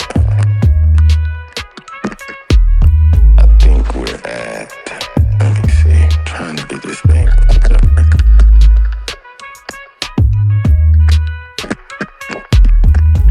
Check. Check, 1, 2. 1, 2, check, 1, 2. Alright, let's get back to it. We were at, do not rebuild that. Okay, we're at law number 23. Do not rebuild that which has been devoted to God worship. Deuteronomy 13, verse 16. Gather all the plunder of that city to the middle of the street and completely burn it in the city with the plunder as a whole burnt offering unto Yahweh your Father. It is to remain a ruin forever, never to be rebuilt. Let's do that again. Leviticus, law number 23, Deuteronomy 16. One more time, law number 23. Do not rebuild that which has been devoted to God worship. Deuteronomy 13, verse 16. Gather in all the plunder of that city in the middle of the street and completely burn it in the city along with all the plunder. Along with all the plunder. Gather in all the plunder that's in the middle of the city. Gather in all the plunder of that city into the middle of the street and completely burn it in the city along with the plunder. One more time. Read. Gather in all the plunder of that city into the middle of the street and completely burn it in the city along with the plunder as a whole burnt offering unto Yahweh your Father. It is to remain a ruin forever, never to be rebuilt. Law number 24. Do not make the use of any property condemned because of God worship.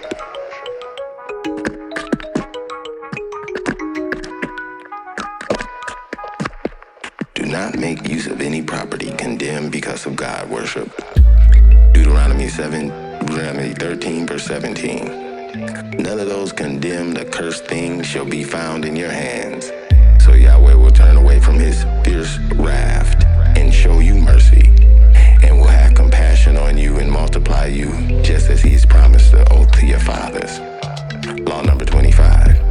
Do not bring God worship into the house of Yahweh. Deuteronomy 7, verse 26. You must not bring an abomination into your house, nor you will be doomed to destruction. Cherem, just like it. You must utterly detest it, abhor it, for it is an accursed thing set apart as for cherem. Law number 26. Do not teach in the name of any God. Deuteronomy 18, verse 20. But a prophet who deliberately and willfully knowingly speaks a word in my name, which I have not commanded him to say, and who speaks in the name of any God, that prophet must be put to death. Law number 27. Do not teach or prophesy falsely in the name of Yahweh. Deuteronomy 28. Deuteronomy 18, verse 20.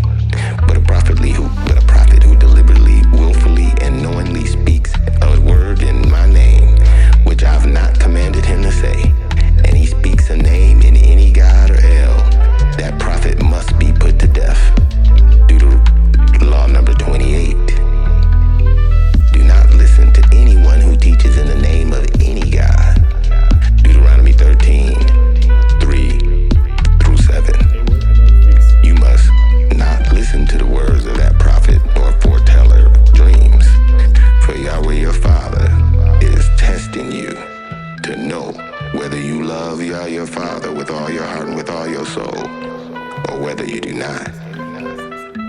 For it's Yahweh your Father who you must walk after, and it's him you must reverence, and keep his laws and obey his voice. When you shall serve him, hold fast to him. Law number 29. Do not reference anyone who teaches in the name of any God. Deuteronomy 18, verse 22. If what a prophet proclaims in the name of Yahweh does not come to pass, nor does not come true, then that message is not of Yahweh, because he's not spoken it. A prophet has deliberately, willfully, and knowingly spoken what is not true. Do not reverence him. Law number 30. Do not imitate God worshippers or practices of their custom. Leviticus 20, verse 23. And you must not walk according to the customs of the nations that I'm going to drive out before you, because they committed all these things. I've abhorred and I've loathed them. Deuteronomy 6, 14. Deuteronomy 18, verse 9. And Deuteronomy 12, verse 31. Law number 31. Do not practice foretelling the future by consulting the gods.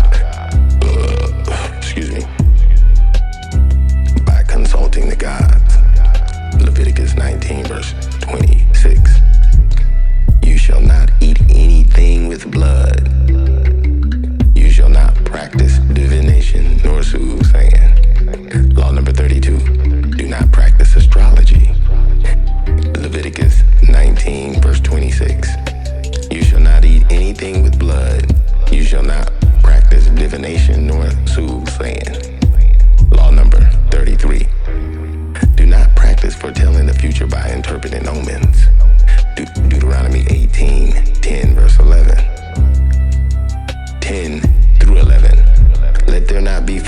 among you one that sacrifices his son or daughter in a fire, who practices divination or sorcery, interprets omens, engages in witchcraft, casts spells, or who consults familiar spirits, or a wizard, or a necromancer. Law number 34. Do not practice sorcery. Deuteronomy 18, 10, and 11.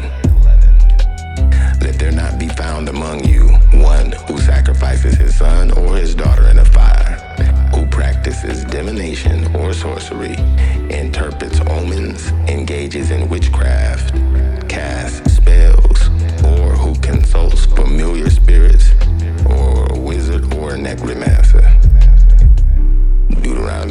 Law number 35. Do not practice magic. Deuteronomy 10, verse 11. Let there not be found among you one who sacrifices his son or daughter in a fire, who practices divination or sorcery, interprets omens, engages in witchcraft, casts spells, or who consults familiar spirits, a wizard or a necromancer. Law number 36. Deuteronomy 18, 10 through 11. Let there not be found among you one who sacrifices his sons or daughters, to practices divination, sorcery, interprets omens, engages in witchcraft, casts spells, or who consults familiar spirits, or a wizard or a necromancer. Law number 37. Do not consult with demon spirits. Deuteronomy 18, 10 through 11. Let there not be found among you one who sacrifices his son or daughter who practices sorcery or interprets omens or engages in witchcraft, casts spells or consults with familiar spirits, or a wizard or a necromancer. Law number 38. Let's stop right here for a minute. Go back over here. Hit play. Law number 38. Do not attempt to contact the dead, for they know nothing. Deuteronomy 18, 10 through 11. Let there not be found among you one that sacrifices his son or daughter to the fire, who practices sorcery, engages in witchcraft, casts spells, or engages in familiar spirits, a wizard or a necromancer. Law number 39. Women must not wear men's holy garments. Deuteronomy 22, verse number 5. A woman must not wear that pertains to a man, and a man must not put on a woman's garment. A woman must not wear that pertains to a man, and a man must not put on a woman's garment. All who do so are an abomination unto Yahweh. All who do so are an abomination unto Yahweh. Law number 40. A man must not wear a woman's garment. Deuteronomy 22, verse 5. A woman must not wear that which pertains to a man, and a man must not put on a woman's garment. All who do so are an abomination to Yahweh, your Father. Law number 41. Do not tattoo yourself. Leviticus 19, verse 28. You shall not cut your bodies for the dead, nor put tattoo marks upon yourselves. I'm Yahweh. Law number 42. Do not wear holy garments made of both wool and linen. Deuteronomy 22, verse 11. You must not wear clothing of wool and linen woven together. You must not wear clothing of wool and linen woven together. Also see Leviticus 19:19. Law number 43. Don't shave the sides of your head in honor of the dead. Leviticus 19, verse 27. You shall not shave the sides of your head. You shall not shave the sides of your head, nor round the corners of your beard. Let me read that again. Leviticus 19, verse 27. You shall not shave around the sides, rounding the corners of your head, nor trim the corners of your beard, disfiguring the edges of your beard. beard in honor of the dead. Law number 44. Do not shave the sides of your beard in honor of the dead. Leviticus 19, verse 27. You shall not shave around the sides, rounding the corners of your head, nor trim the corners of your beard, disfiguring the edges of your beard. Do not cut your bodies in honor of the dead. Law number 45. Do not cut your bodies in honor of the dead. Leviticus 19, verse 28. You shall not cut your bodies in honor of the dead. Do not put a tattoo marks upon yourselves. From Yahweh. Prohibitions with making allies with God-worshiping nations. Law number 46. Do not return to the ways of God-worship and sin. Deuteronomy 17, verse 16. He must not acquire great numbers of horses to himself, nor make the people return to Egypt to get more of them. For Yahweh has told you, you must not go back that way again. Law number 47. Do not follow the teachings of any other than the law of Yahweh, taught by the house of Yahweh. Numbers 15, verse 39. And you shall have the tassel, the tzitzit, that you may look upon it and remember all the laws of Yahweh and do them, so that you do not follow the lust of your own hearts and your own eyes, after which you went to go a-whoring. Law number 48. Do not make allies with God-worshiping nations who refuse to repent. Exodus 34, verse 15. Be careful not to make a treaty with those who live in the land, for when they prostitute themselves to other gods, their Elohim, and sacrifice unto them, they'll invite you and you'll eat their sacrifices. Deuteronomy 7, verse 2. Law number 49. Do not spare any of the God-worshiping nations who refuse to repent. Deuteronomy 20, verse 16 and 18. But in the city of the nations which Yahweh your Father has given you as an inheritance, do not leave alive anything that breathes. You must utterly destroy them. Karam, the Hittite, the Amorite, the Perizzite, the Hivite, the Canaanite, and the Perizzite, and the Jebusite, just as Yahweh your Father has commanded you. They will teach you to follow all their abominations that they've done unto their gods, their Elohim, and you will sin against Yahweh, your Father. Law number 50. Do not show mercy to God-worshiping nations who refuse to repent. Deuteronomy 7, verse 2. And when Yahweh your Father has delivered them over to you and you have defeated them, then you must utterly destroy them. Karam. You must make no treaty with them, nor show mercy to them, nor show mercy to them. Law number 51. Do not permit God-worshippers who refuse to repent to remain in the house of Yahweh forever. Exodus 23, verse 22, verse 32 through 33. Exodus 23, verse 32 through 33. You must make no covenant with them, nor with their Elohim gods.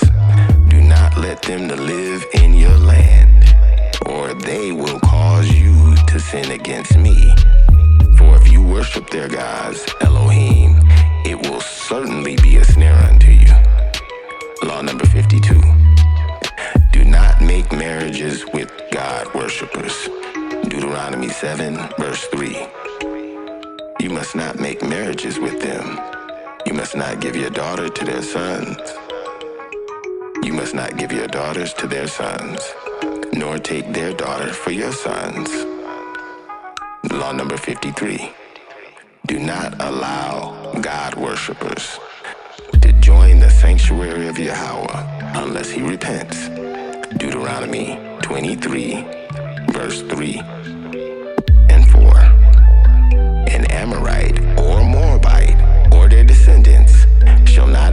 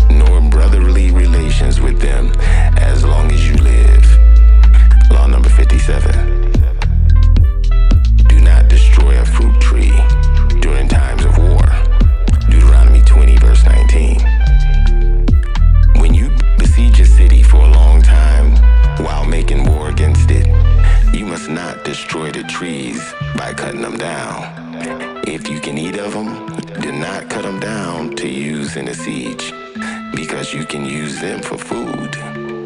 Law number 58. Do not fear the adversaries of Yahweh.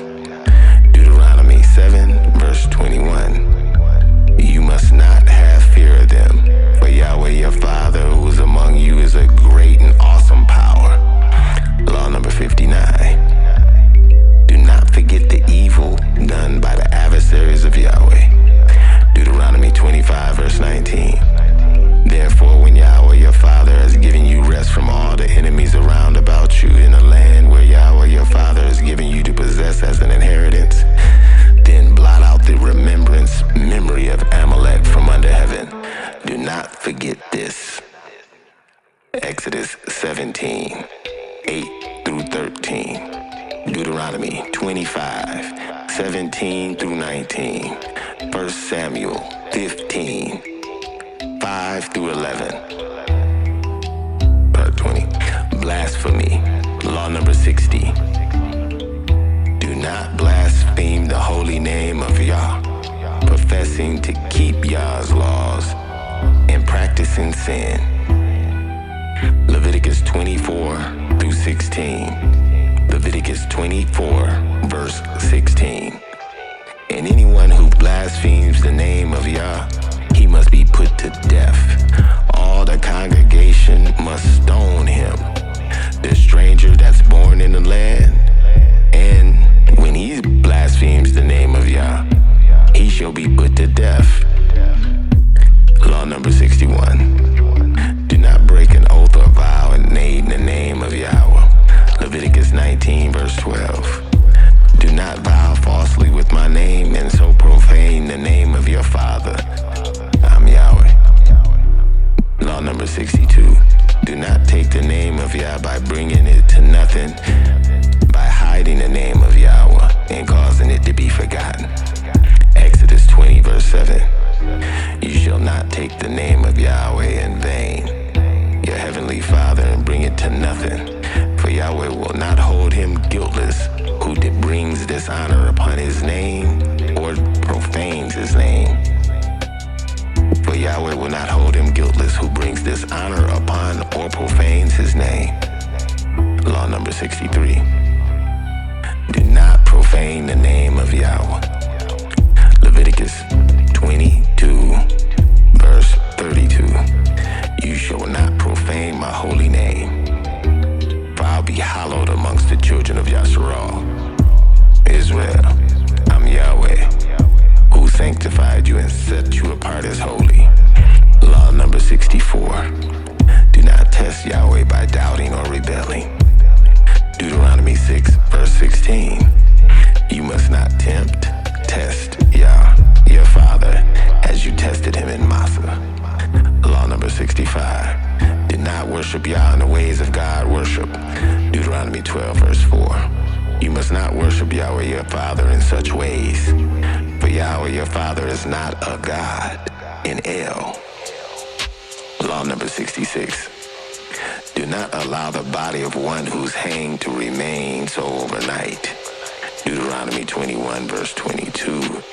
Deuteronomy 21, verse 22 through 23. If a man is proven guilty for a capital offense and is put to death, and his body is hanged on a tree, his body must not hang on a tree overnight. You must surely bury him that day, that you do not foul the land which Yahweh your Father has given you as an inheritance. For he who's hanged is accursed of Yahweh. The house or the sanctuary of Yahweh. Law number 67. Do not neglect the duty of guarding the sanctuary of Yahweh. Numbers 18, verse 4 and 5. They're to join you and to be responsible for the care of the tent of meeting, all the work at the tent, and no one else may come near to where you are. You're to be responsible for the care of the sanctuary and the altar, so that the wrath will not fall on the children of Israel. Again, law number 68. The high priest must not enter into the Holy of Holies without the appropriate sacrifice. Leviticus 16, verse 2. And Yahweh said to Moshe, "Do tell your brother to not come wherever he chooses into the holy place, the most holy behind the veil. The Holy of Holies behind the veil. One more time. And Yahweh said unto Moshe, tell your brother Aaron not to come whenever he chooses into the most holy place, the Holy of Holies behind the veil, in front of the mercy seat, the atonement cover on the ark. Otherwise, he'll die. Because I appear in a cloud over the mercy seat. I appear in a cloud over the mercy seat. Law number 69. A priest with a defect or a blemish must not enter into the Holy of Holies at all. Leviticus 21, verse 21 through 23. No man of the descendants of Aaron the priest who has a defect shall come in near unto offer the offering made by fire unto Yah. He has a defect. He must not come near to offer the food unto his heavenly Father. He may, however, eat the food of his heavenly Father, both of the most holy offerings and the holy offerings. Only he must not go near the veil nor approach the altar, because he has a defect, and so profane my sanctuary. I'm Yahweh that sets them apart as holy. Law number 70. A priest with a defect or a blemish must not come near to offer the food of Yahweh. Leviticus 21, verse 17. Speak to Aaron, saying, no man from your generations to come who has any defects can come near to offer the food of his heavenly Father. Law number 71. A priest with a temporary blemish must not come near to participate in the service until it's healed. Leviticus 21, verse 18. No man that has a defect may come near. No man that's blind, disfigured in face, or deformed in limb. Law number 72. Limb. A man who has a broken foot or a broken hand. Law number 72. The priest must not exchange their priestly duties with their assistants, the Levites. Numbers 18, 2 through 3. Bring with you your brothers, the tribe of Levi, the tribe of your ancestors, to join and assist you when you and your sons minister in front of the tent of the testimony. They are to be responsible to you and to perform all the duties of the tent. But they must not go near the furnishings of the holy place or the altar, or both they and you will die. Law number 73.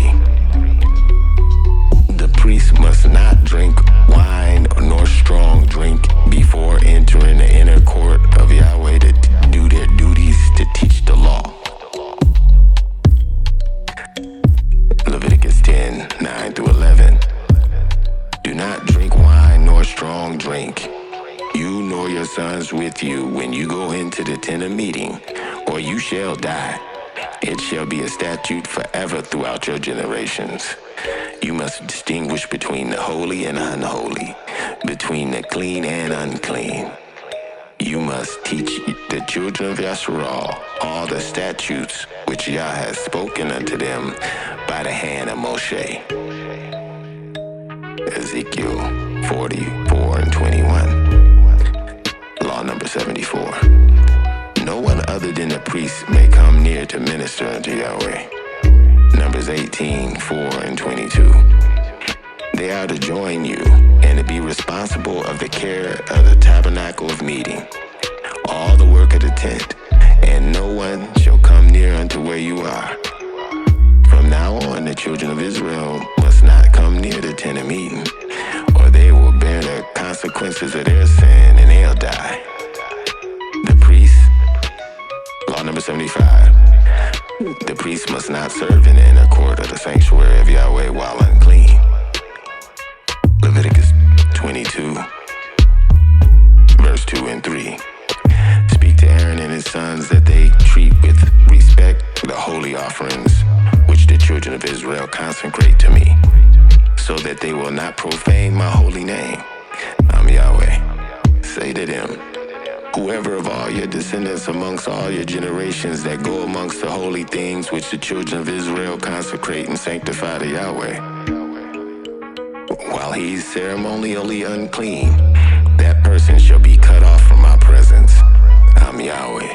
Leviticus 23, 2-9. Law number 76. The priests must not serve in the inner court of the sanctuary of Yahweh until they've completed their purification. Leviticus 22, 6-7. The person who has touched any such thing will be unclean until sunset. He must not eat of any holy offerings unless he has bathed himself in water. And when the sun goes down, he shall be clean. And afterwards he may eat the holy offerings, because it's his food. Law number 77. Leviticus 21-6.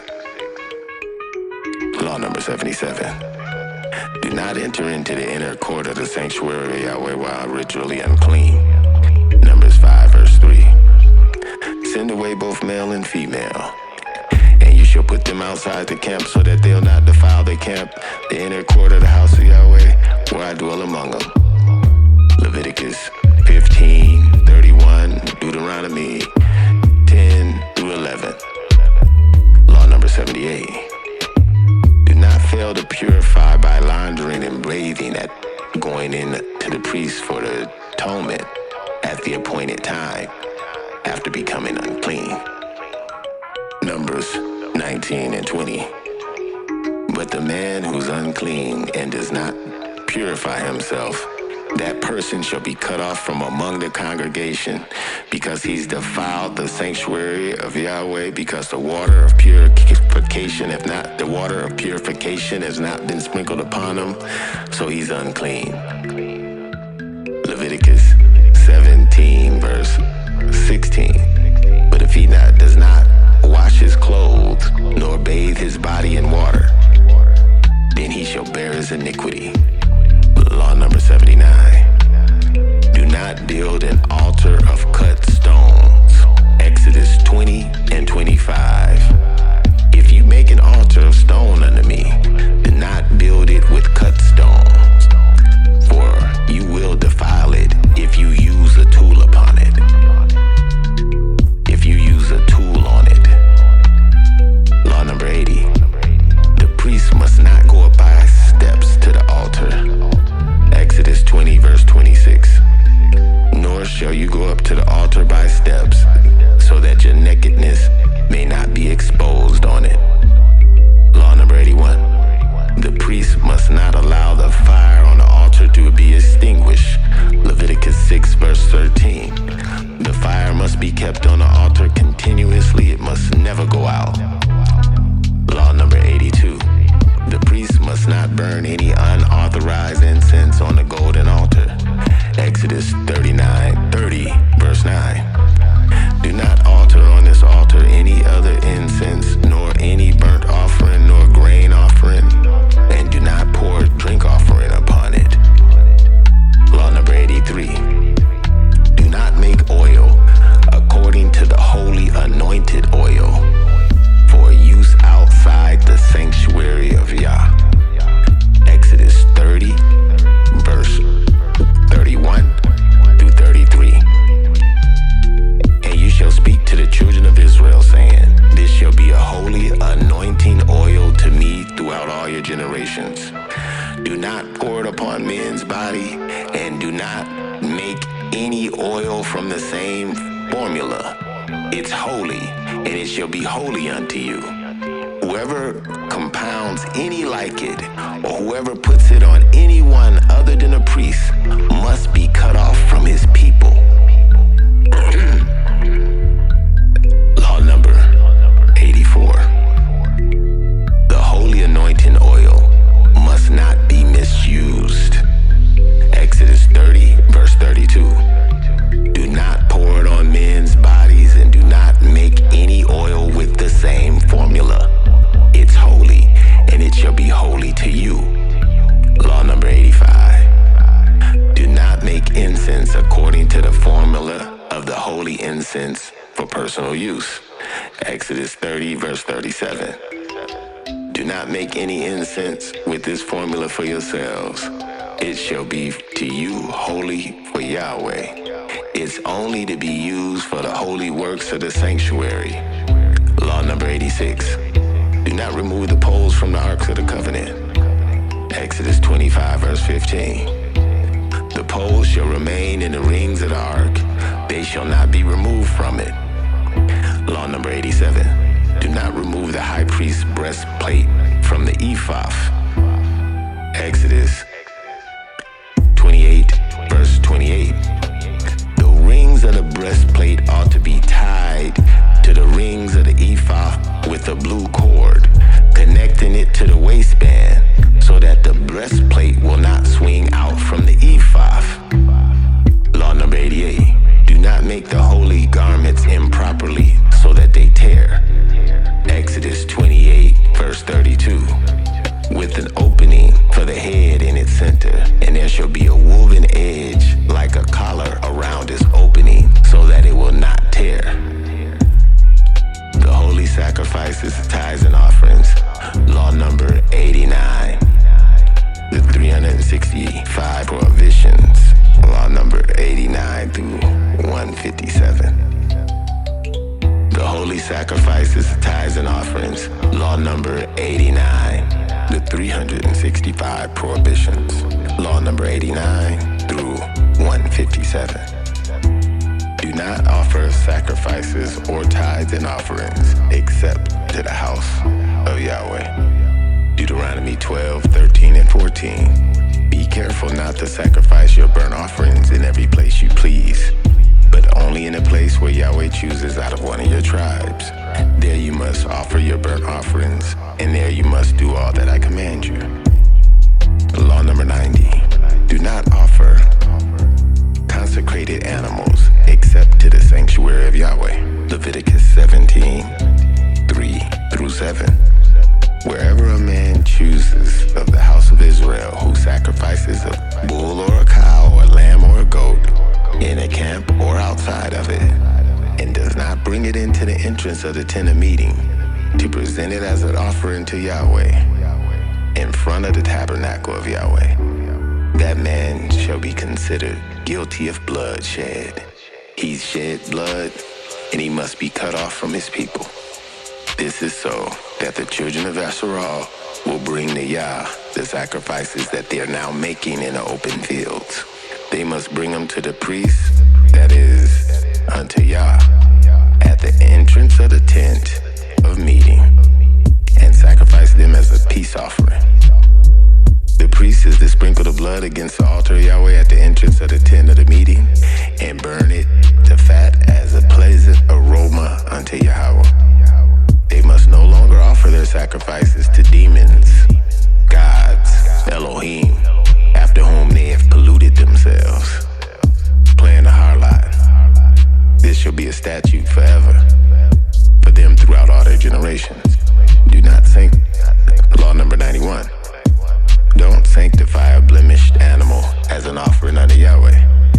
Leviticus 22, 20, 22, and 24.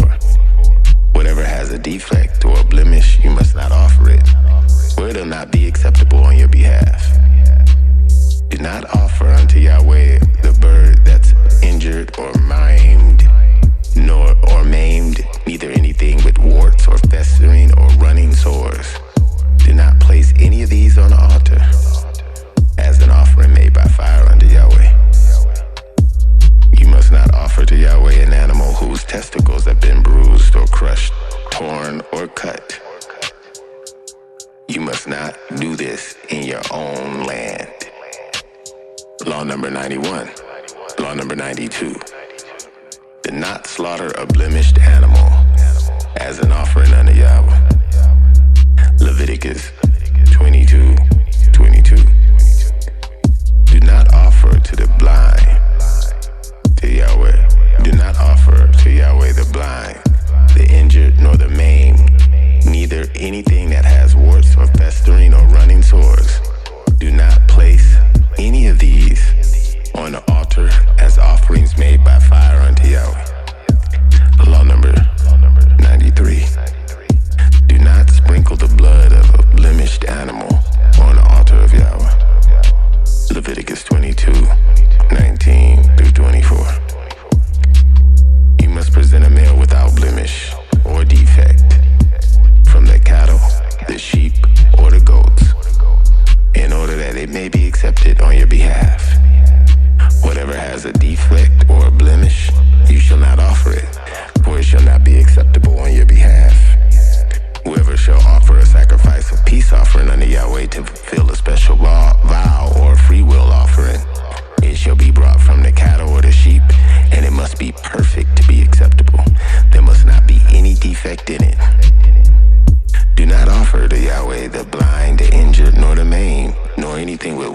or festering stores.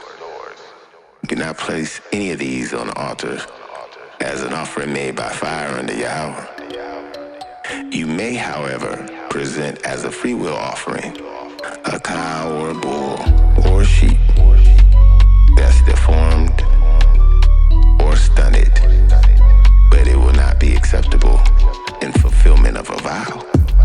You must not offer to Yah any animal whose testicles are bruised, crushed, torn, or cut.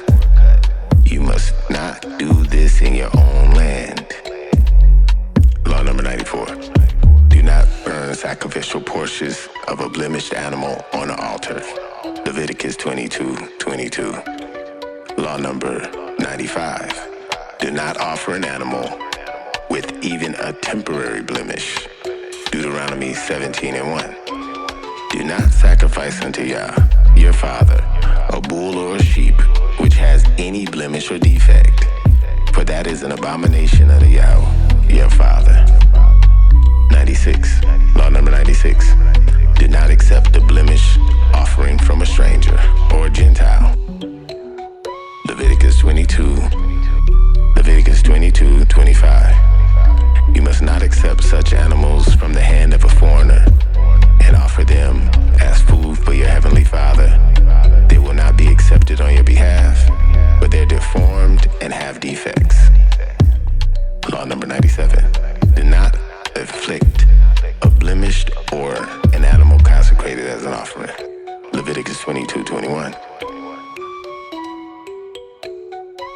Whoever offers a sacrifice of peace offering unto Yahweh to fulfill a special vow, or as a free will offering, it must be brought from the cattle or the sheep, and it must be perfect to be acceptable there.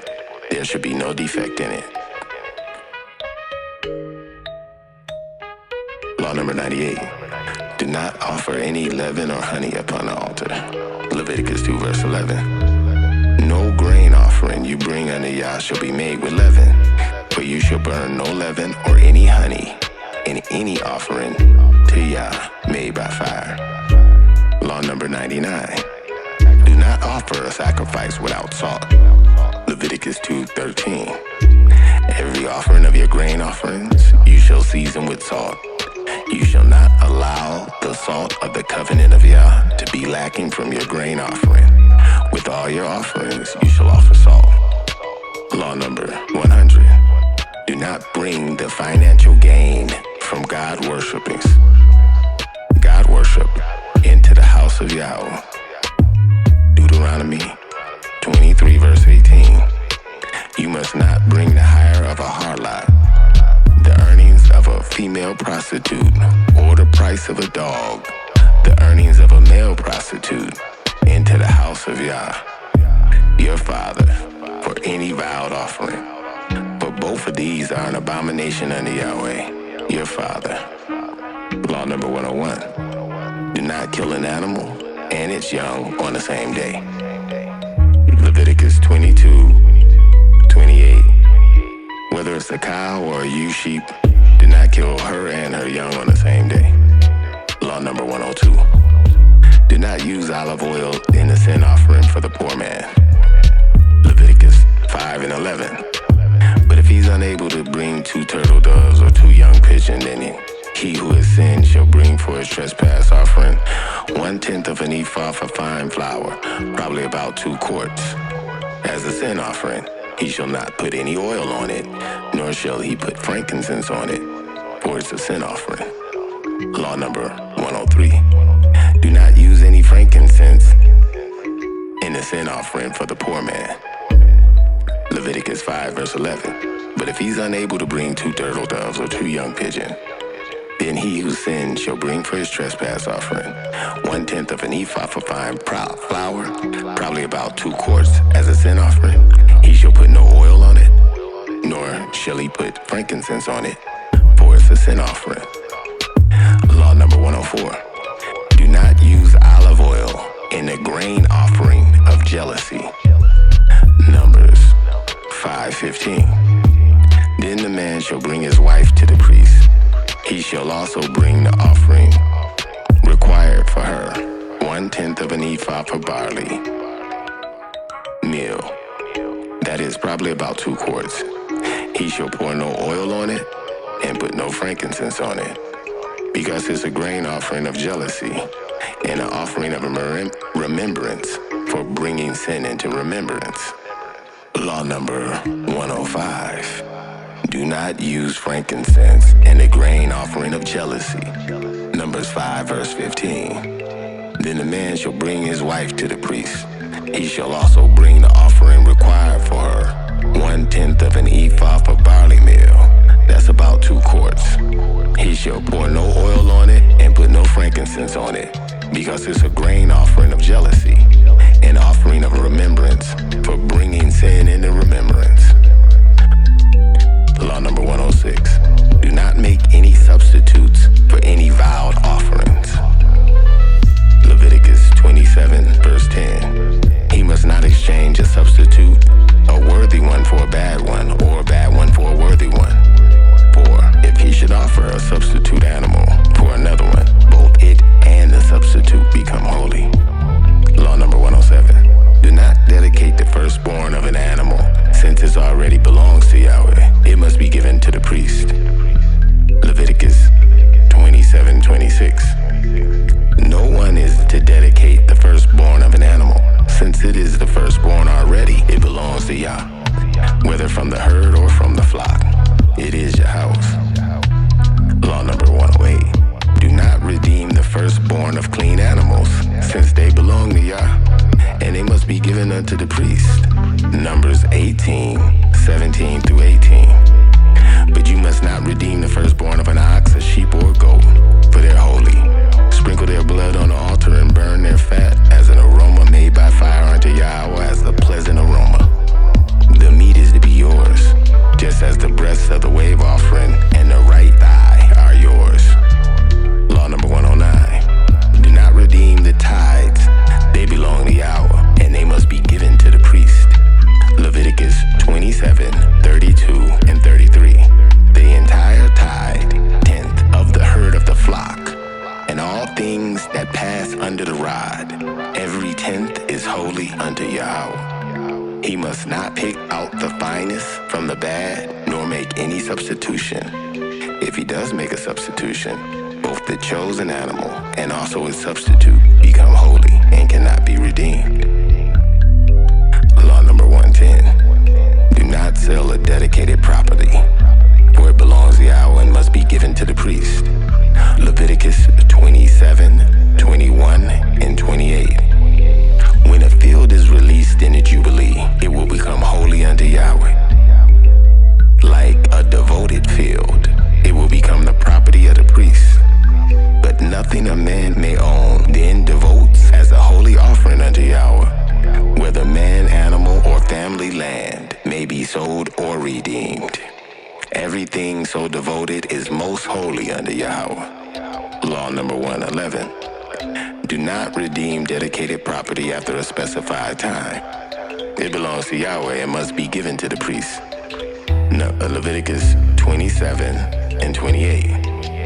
But nothing a man may own, then devote as holy offering unto Yahweh, whether man, animal, or family land, may be sold, redeemed. Everything so devoted must be holy unto Yahweh. See Leviticus 27:16 through 21. Law number 112. Do not sever the head of a bird offered as a sin offering.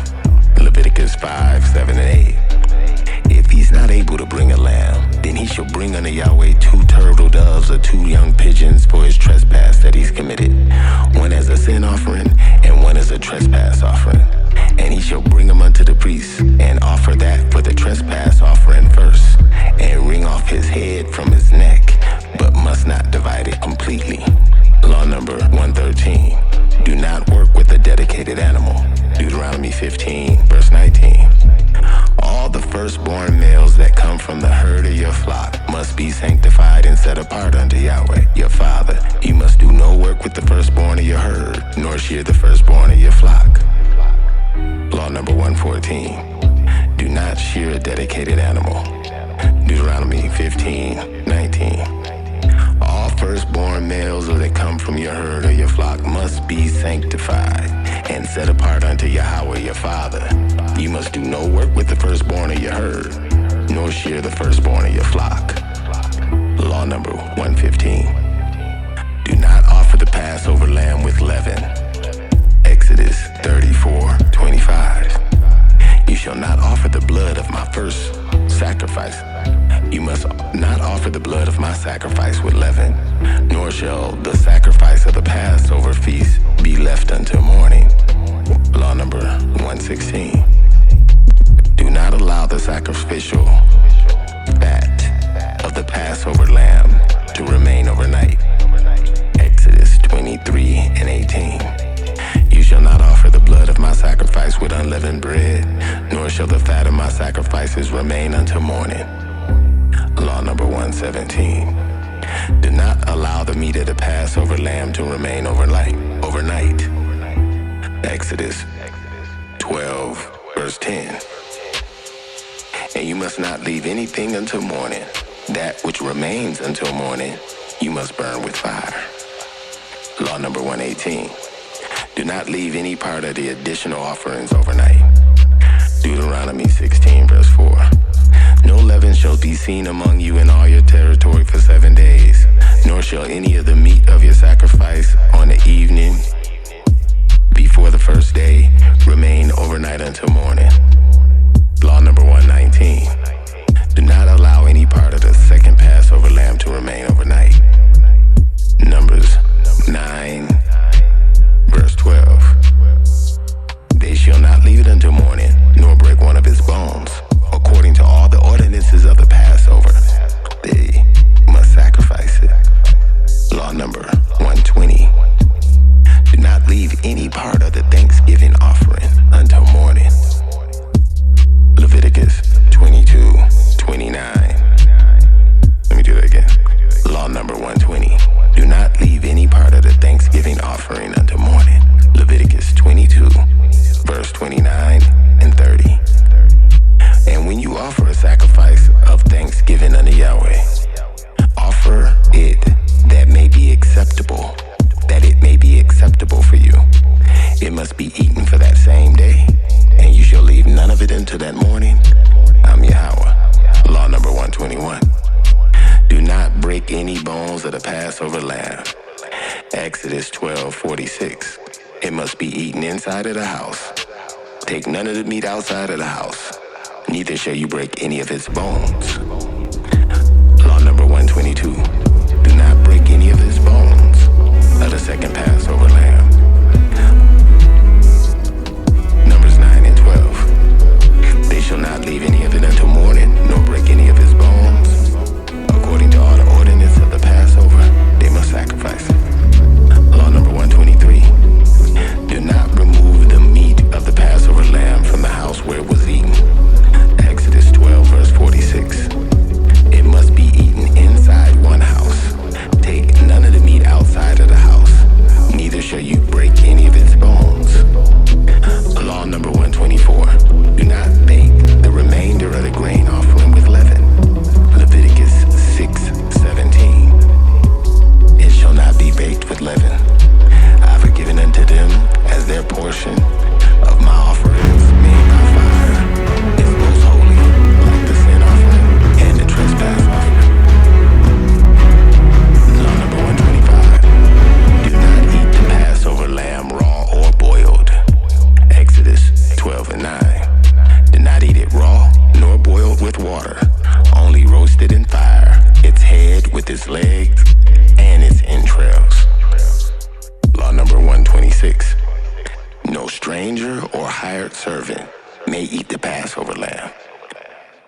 Exodus 12:45. A foreigner and a hired servant may not eat of it. Law number 127. No uncircumcised person may eat of the Passover lamb. Exodus 12:48. And when a stranger lives among you and wants to sacrifice the Passover to Yahweh, let its males be circumcised. Then let him come near and sacrifice it. And he shall be as a native in the land, but no uncircumcised person shall eat of it. Law number 128. No one who has fallen away, become a stranger, may eat of the Passover lamb. Exodus 12:43. And Yahweh said unto Moshe and Aaron, this is the ordinance of the Passover. No stranger shall eat of it. Law number 129.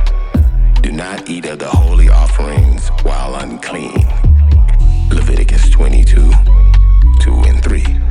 Speak unto the children of Aaron and his sons. Speak unto Aaron and his sons that they may treat with respect the holy offerings which the children of YHWH consecrated to me, so that they will not profane my holy name. From Yahweh. Say unto them, whosoever of your descendants throughout all your generations who goes near unto the holy things which the children of YHWH consecrate and sanctify to Yah while he's unclean, that person shall be cut off from my presence. I'm Yahweh. Law number 130. Do not eat any meat of the consecrated offering that touches anything unclean. Leviticus 7:19. The meat that touches any unclean thing shall not be eaten. It must be burned in the fire. For as the other clean meat, all who are unclean may eat of it. Law number 131. Do not eat of the sacrifices which remain on the third day. They must be burned. Leviticus 19:6-8. It shall be eaten on the same day you offer it, and also on the next day. But it remains unto the third day. It must be burnt on the fire. If it's eaten on the third day, it's an abomination, and it shall then not be accepted unto Yahweh. Whoever so shall bear its responsibility for his sin, because he's profaned that which is holy unto Yahweh, that person shall be cut off from his people. Sacrifices that remain on the third day will not be accepted unto Yahweh. Leviticus 7:16-18. If, however, his offering is the result of a vow or is a free will offering, the offering shall be eaten on the same day that he offers his sacrifice, and on the next day. The remainder may also be eaten. The remainder of the meat of this offering must be burned with fire on the third day. If any of the flesh of the vow of the free will peace offering is eaten at all on the third day, it shall not be accepted, nor shall it be credited unto the one who bought it. Whoever so offered it shall be an abomination, and the person that eats of it shall bear guilt. Law number 133. No one outside the priest's family may eat of the holy offerings. Leviticus 22:10-11. No one outside the priest's family may eat of the holy offerings, nor may the guest of a priest or his hired worker eat it. But if the priest buys a person with his money, that person may eat. Or if a slave is born in his house, his slave may eat his food. Law number 134. No stranger or hired worker may eat of the holy offerings. Leviticus 22:10-13. But if a priest buys a person with his money, that person may eat of it. Or if a slave is born in his house, his slave may eat of his food. If a priest's daughter marries anyone other than a priest, she may not eat of the holy offerings. But if the priest's daughter becomes a widow or divorced and has no child, and has returned to her father's house as in her youth, she may eat her father's food, but no unauthorized person may eat of it. Law number 135. No uncircumcised person may eat of the holy offerings. Leviticus 22:10. No one outside the priest's family may eat of the holy offerings, nor may the priest's guest or his hired worker eat it. Law number 136.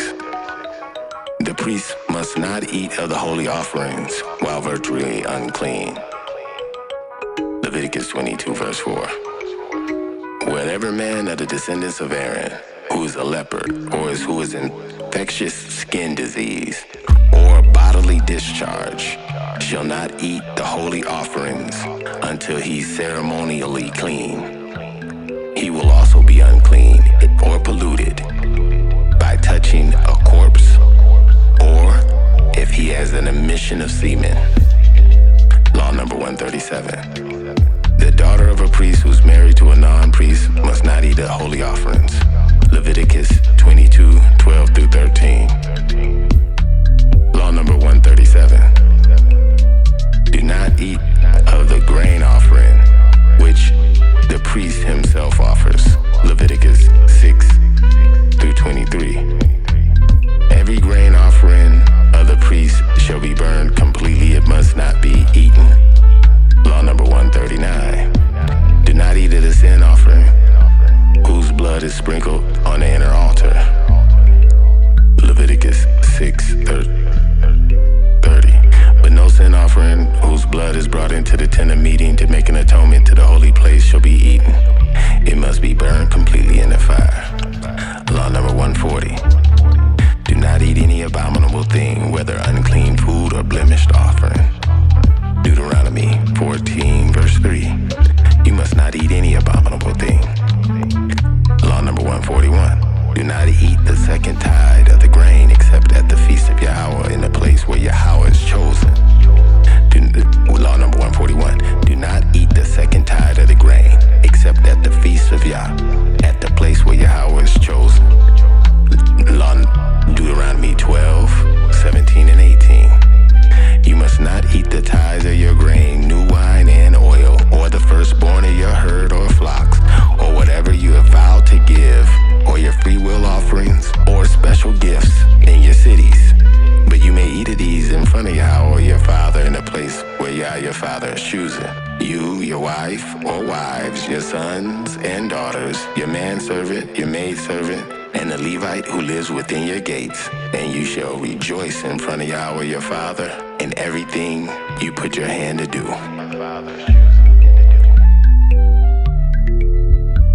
Law number 142. Do not drink the second tithe of wine except at the feast of Yahweh in the place where Yahweh is chosen. Deuteronomy 12-17. Law number 143. Do not eat of the second tithe of oil at the feast of Yahweh at the place where Yahweh is chosen. Deuteronomy 12:17-18. Law number 144. Do not eat of the feast of sacrifices except at the feast of Yah, at the place where Yah is chosen. Deuteronomy 12:17-18. Law number 145. The priest must not eat the tithes in their own gates or cities. Deuteronomy 12:17-18. You must not eat the tithe of your grain, new wine, and oil, or the firstborn of your herds or flocks, or whatever you vow to give as a free will offering or special gifts in your own cities. But you must eat these in front of Yahweh your father in a place where Yah your father chooses, you and your wife or wives, your sons and your daughters, your manservant, your maidservant, and the Levite which lives within your gates. And you shall rejoice in front of Yahweh your father in everything you put your hands to. Law number 146. The priest may not eat of the meat of the burnt offerings at all. Law number 146. The priest must not eat of the meat of the burnt offering at all. Leviticus 1:9. But he shall wash its entrails, its legs with water. Then the priest shall burn all on the altar as a burnt offering, an offering made by fire as a sweet aroma unto Yahweh. Law number 147. The meat of any of the sacrifices must not be eaten before the blood has been sprinkled on the altar. Deuteronomy 12:27. There you must offer your burnt offerings and the meat of the blood on the altar of Yahweh your father, and the blood of your sacrifices shall be poured out upon the altar of Yahweh your father. Then you shall eat the meat. Law number 148. The priest must not eat of the tithes of the holy offerings except at the holy place. Leviticus 10:13-14. You must eat it in the holy place, because it's your share and your son's share of the offerings made by fire unto Yahweh. For so I've been commanded. The breast of the wave offering and the thigh of the heave offering you shall eat in a clean place. You, your sons, and your daughters with you, for your share and your son's share, given from the sacrifices of peace offerings, from the children of Yasharah. Leviticus 22 and 20, Leviticus 6, 16, and 26. Law number 149. No stranger may eat of the holy offerings. Leviticus 29 and 33. They are to eat those things which are the atonement was made. They are to eat these things which the atonement was made, to consecrate and to sanctify them. But the stranger shall not eat these, because they are holy. Law number 150. Do not remove the tithe of the produce while unclean. Deuteronomy 26 and 14. I have not eaten the tithe in reverence to any god El Turpa, nor have I removed the tithe while it was unclean, nor have I offered any of the tithe to the dead. I've obeyed Yahweh my Father, and I've done everything that you've commanded me. Law number 151. Do not eat the tithe in the honor of the dead. Deuteronomy 26 and 14. I've not eaten my second tithe in reverence to any god or El or Turpa, nor have I removed the tithe while I was unclean, nor have I offered any of the tithe to the dead. I've obeyed Yahweh my Father, and have done everything you've commanded me. Law number 52. Law number 152. Do not eat the tithe in honor of any god, El. Deuteronomy 26 and 14. I have not eaten the tithe in reverence of any god, El or Turpa, nor have I removed the tithe while it was unclean, nor have I offered any of the second tithe to the dead. I've obeyed Yahweh my Father, and I've done everything you've commanded me. Law number 153. No unauthorized person may eat of the holy offerings. Leviticus 22, 14 and 16. If anyone eats a holy offering by my Leviticus 22, 14 and 16. If anyone eats a holy offering by mistake, he must make restitution to the priest for the offering and add a fifth of the value to it. The priest must not desecrate nor profane the holy offerings of the children of Yasharah to be presented to Yahweh, by allowing them to eat the holy offerings, and so bringing upon them the guilt requiring payment. I'm Yahweh who sets them apart and makes them holy. Law number 154. Do not delay to pay tithes and offerings unto Yahweh at the house of Yah. Exodus 22, 29. You shall not delay to offer the first of your ripe produce, or of your vineyards, or the firstborn of your sons you shall offer unto me. Law number 155. Do not delay to pay your vows to Yah. Deuteronomy 23, verse 21. If you make a vow unto Yahweh, you must not delay to pay it. For Yah your Father will certainly demand it of you, and you will be guilty of sin. Law number 156. Do not appear before Yah at his feast, at the place where Yah is chosen, empty-handed, without an offering. Deuteronomy 16, verse 16 and 17. 3 times in a year shall all your males appear before Yahweh your Father at the place where he shall choose, at the feast of unleavened bread, at the feast of weeks, and at the feast of tabernacles, and Sukkah. And they shall not appear empty-handed. Every man shall give according in proportion to the blessing that Yahweh your Father has given you. Law number 157. Do not break vows and oaths unto Yahweh. Numbers 30, verse 2. If a man vows a vows unto Yahweh or binds himself to some pledge, he shall not break his word. He must do everything he said he'll do. The priest. Law number 158. The priest must not marry a woman who's a harlot. Law number 158. The priest must not marry a woman who's a harlot. Leviticus 21, verse 7. They must not marry a defiled woman by harlotry, nor a woman who's been divorced.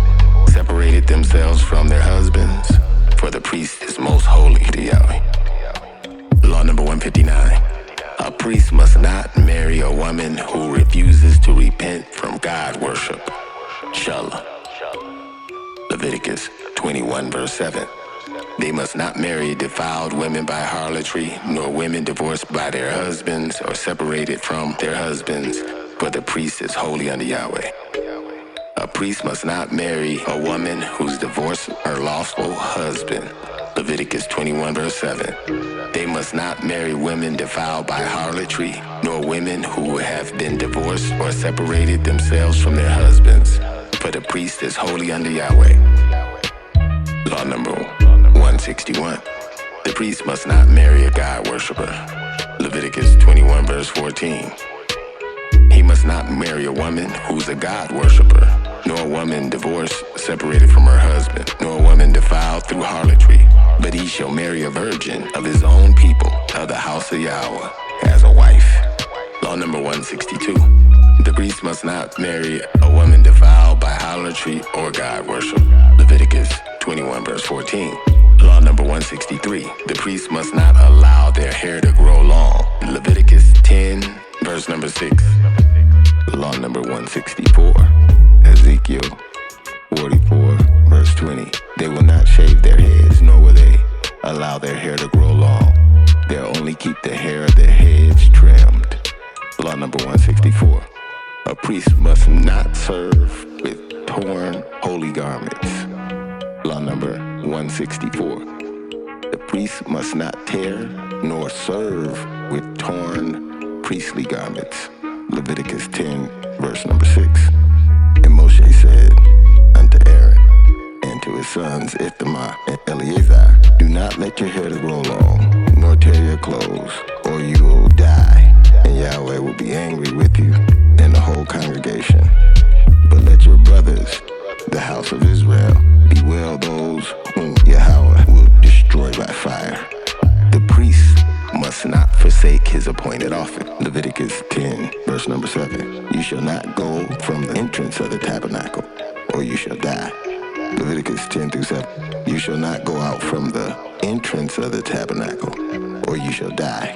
For the anointing oil of Yahweh is upon you. So they did as Moshe said. And the priest must not become unclean except for their nearest relative. Leviticus 21 1 through 4. And Yahweh spoke to Moshe, saying, speak unto the ordinary priests, the sons of Aaron, and say unto them, none shall make themselves ceremonially unclean for those who die among his people, except for his relatives who are nearest unto him, his wife, who is as his own body, his mother, his father, his son, his daughter, and his brother. Also his virgin sister who is dependent upon him, since she has no husband. For her he may defile himself. Otherwise he may not defile himself, making himself unclean, being a chief man among his people, to profane himself. Law number 167.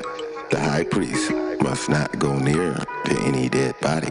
Leviticus 21 verse 11. He shall not go near any dead body. He must not defile himself, not even for his father or mother. Law number 168. The high priest must not become virtually unclean for any dead body. Leviticus 21 and 11. He shall not go near any dead body, not even for his father or mother. Law number 169. The tribe of Levi shall have no part in the division of the land of Israel. Deuteronomy 18 verse 1. The priests who are Levites, truly the whole tribe of Levi, are to have no part or nor inheritance in Israel. They shall live on the offerings made by Yahweh. Law number 170. The tribe of Levi shall have no inheritance other than Yahweh's portion. Numbers 18 and 20. Then Yahweh said unto Aaron, you shall have no inheritance in their land, nor shall you have any portion among them. I'm your portion and your inheritance amongst the children of Israel. Law number 171. The priests must not shave their head bald in honor of the dead. Leviticus 21 and 5. The priests must not shave their head nor shave the edges of their beard beards, nor make any cuttings in their body. Deuteronomy 14, verse 1. You are the children of Yahweh your Father. You must not cut yourselves, nor shave the front of your heads for the dead. Front of your heads for the dead. Dietary laws. Law number 172. Do not eat any unclean animal. Deuteronomy 14, 7 and 8. However, of those that chew the cud, or of those that split the hoof completely divided, you may not eat these: the camel, the rabbit, or the coney. Although they chew the cud, they do not have a split hoof, so they are unclean for you. And the swine, the pig, is unclean for you. Although it has a split hoof, it does not chew the cud. You must not eat of their meat, nor touch their carcasses or body. Do not eat any unclean fish or seafood. Leviticus 11, 10 through 12. But everything in the seas or in a river that does not have both fins and scales, whether among all the fish that school or among all the other living creatures in the water, they are an abomination. And it will be an abomination unto you. You must not eat their flesh, but you shall regard their carcasses as an abomination. Leviticus 11:10. Whatever is in the waters, having not both fins and scales, is abominable to you. Also see Deuteronomy 14, 9 through 10.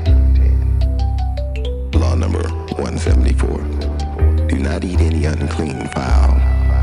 Leviticus 11:13.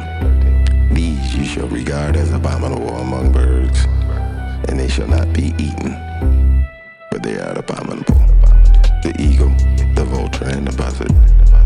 Also see Deuteronomy 14, 11 through 18, and Leviticus 11, 13 through 19. Law number 175. Do not eat any unclean flying insect. Leviticus 11, 20 through 23. All flying insects that walk on all fours will be abominable to you. But every other flying insect which has 4 feet shall be an abomination to you. See Leviticus 11, 20 through 23. Do not eat any insects that creep on the ground. Leviticus 14, Leviticus 11, verse 41. Every creature that moves about on the ground, including worms, slugs, snails, turtles, lizards, frogs, and snakes, is an abomination. It shall not be eaten. Law number 177. Do not eat any reptiles. Leviticus 11:44. I'm Yahweh, your heavenly Father. You shall therefore consecrate and sanctify yourselves, and you should be holy, for I'm holy. Neither shall you defile yourselves with any creatures that move about on the ground. Do not eat worms and fruit of produce. Law number 178. Do not eat worms found in fruit or produce. Leviticus 11:42. Whether it moves about on its belly or walks on all fours, or on many feet among all creatures that move about on the ground, these you shall not eat, for they are an abomination. Law number 179. Do not eat any swarming insects. Leviticus 11:43. You shall not make yourselves abominable with any of these creatures that move about on the ground. Do not defile yourselves by means of them, nor be made unclean by them. Deuteronomy 14:19. All flying insects that swarm are unclean to you. Do not eat them. Law number 180. Do not eat any animal found dead already. Deuteronomy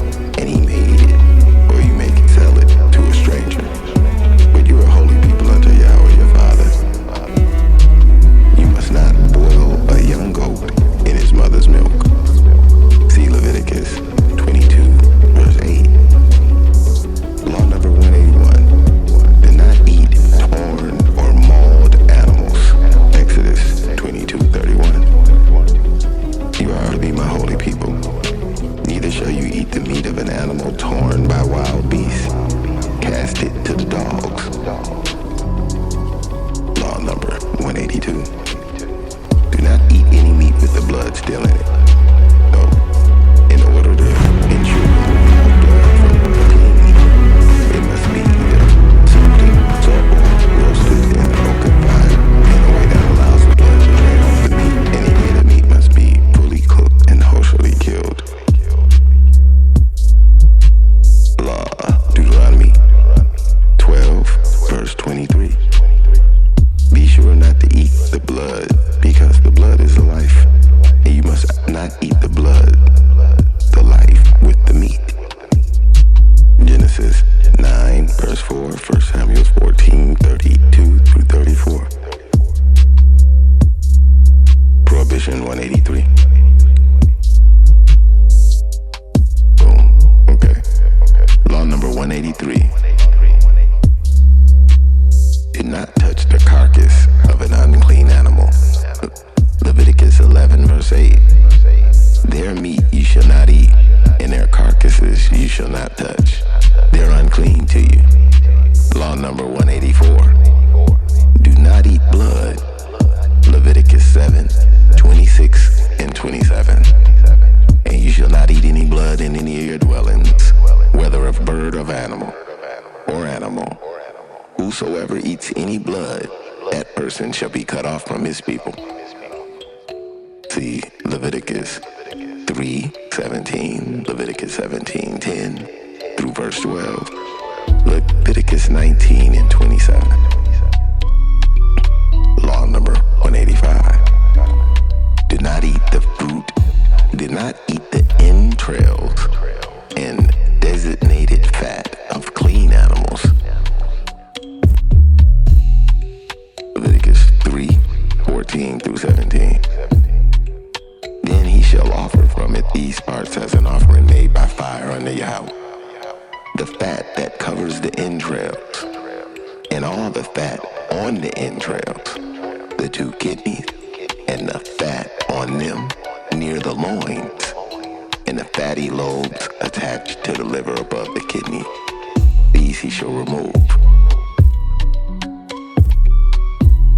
Then the priest shall burn all on the altar as food, an offering made by fire for a pleasing aroma.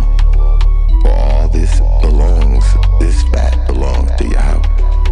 This is a perpetual statute throughout all your generations in all your dwelling. You shall not eat any of this fat nor blood. Leviticus 7, 23 through 25. Speak unto the children of ZACHARIAH, saying, you shall not eat any fat of any cattle, sheep, or goats, designated for the burnt offerings for Yahweh. Anyone who eats the fat of any animal from which the offering is made by fire to Yah must be cut off from his people. Law number 186. Do not boil a young goat in his mother's milk, since it's a custom of God worshippers. Leviticus 23 and 19. The first fruits of your land shall you bring into the house of Yahweh. You shall not boil a young goat in his mother's milk. See Exodus 34 and 26 and Deuteronomy 14:21. Law number 187. Do not eat of or offer any sacrifices to any gods, Elohim. Leviticus 17, verse 7. They must no longer offer any of their sacrifices unto the demon gods, Elohim, after whom they prostituted themselves, playing the harlot. This shall be a statute forever for them throughout all their generations. Exodus 34:15. Numbers 25, verse 1 through 11. Verse 1 through 3. Law number 188. Do not meet. Law number 188. Do not eat the meat of a bull that's been stoned to death or goring someone. Exodus 21, verse 28. If a bull gores a man or a woman to death, then the bull shall surely be stoned, and his flesh shall not be eaten. But the owner of the wool shall not be held responsible. Law number 189. Do not eat any bread in celebration of the feast until the Omer offering has been presented to the priest on the 15th day of Abib.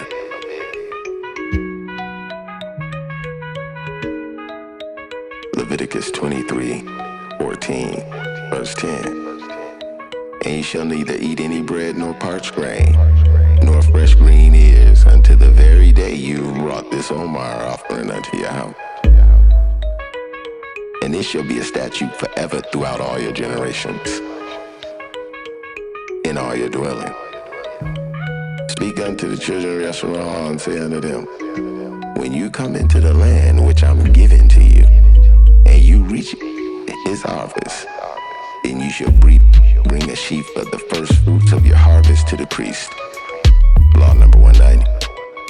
Do not eat any parched grain in celebration of the feast until the Omer offering has been presented to the priest on the 15th of Abib.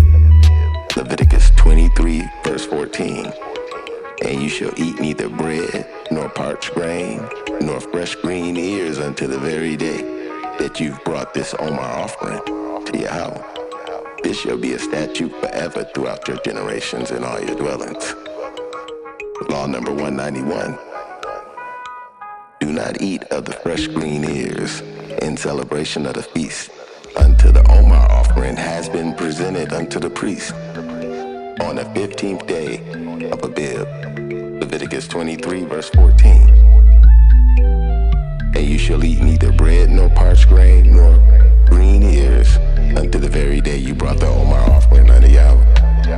This should be a statute forever throughout their generations in all your dwellings. Law number 192. Do not eat the fruit of the fruit tree for the first 3 years of growth. Law number 192. Do not eat the fruit of young fruit trees for the first 3 years that they bear fruit. Leviticus 19 through 23. Leviticus chapter 19, verse 23. When you come into the land and plant any kind of fruit tree, regard its fruit as uncircumcised. That is forbidden. 3 years it shall be forbidden to eat. It shall not be eaten. Law number 193. Do not eat the produce from the planting of 2 kinds of seed. Deuteronomy 22 and 9. You must not plant 2 kinds of seeds in your vineyards. If you do, not only the crops that you plant, but also the fruit of the vineyard will be defiled. Law number 194. Do not partake of drink offerings to other gods. Deuteronomy 32, verse 38. Where are your gods, your Elohim, who ate your sacrifices and drank the wine of your offerings? Let your gods, your Elohim, rise up and help you, and let them be your protection. Be your protection. Protection. Law number 195. Drunkenness of any sort is prohibited. Deuteronomy 21, verse 10. Deuteronomy 21, verse 20. And they shall tell to elders of the cities, this son of ours is stubborn and rebellious. He'll not obey us. He's living riotously and is a drunkard. Also see Leviticus 10, verse 9 and 10. Deuteronomy 29, 19 and 20. Ephesians 5 and 18. Law number 198. Law number 196. Do not drink any or eat anything on the Day of Atonement. Do not eat or drink anything on the Day of Atonement. Leviticus 23:29 and verse 32. Any person who's not afflicted on that same day, he shall be cut off from his people. It is you a Sabbath for rest, and you shall afflict your souls on the 9th of the moon at evening, at the setting of the sun, through the 10th of the moon at evening, at the setting of the sun. From evening to evening, you shall celebrate your Sabbath. Leviticus 16, verse 29.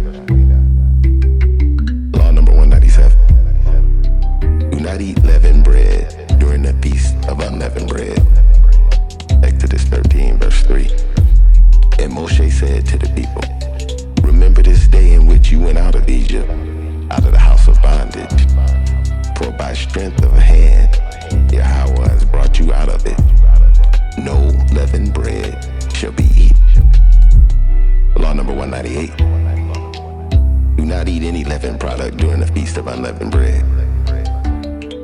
Exodus 12, verse 20. You must eat nothing leavened in all your habitation. You must eat unleavened bread. Law number 199. Do not eat leavened bread with the Passover lamb. Deuteronomy 16, verse 3. You must eat no unleavened bread with it, but for 7 days eat unleavened bread, the bread of affliction.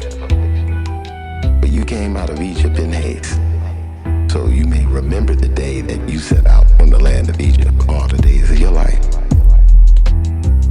Law number 200. No leavened bread shall be found in any of our possessions during the feast of unleavened bread. Exodus 13, verse 7. Unleavened bread must be eaten 7 days, and no leavened bread shall be seen with you. Neither shall there be any leaven seen with you in all your quarters. Law number 201. No leaven is to be found with you in any of our possessions during the feast of unleavened bread. Exodus 12, verse 19. 7 days no leaven shall be found in your house. For whosoever eats leaven, that same person shall be cut off from the congregation of ZACHARIAH, whether stranger or native of the land.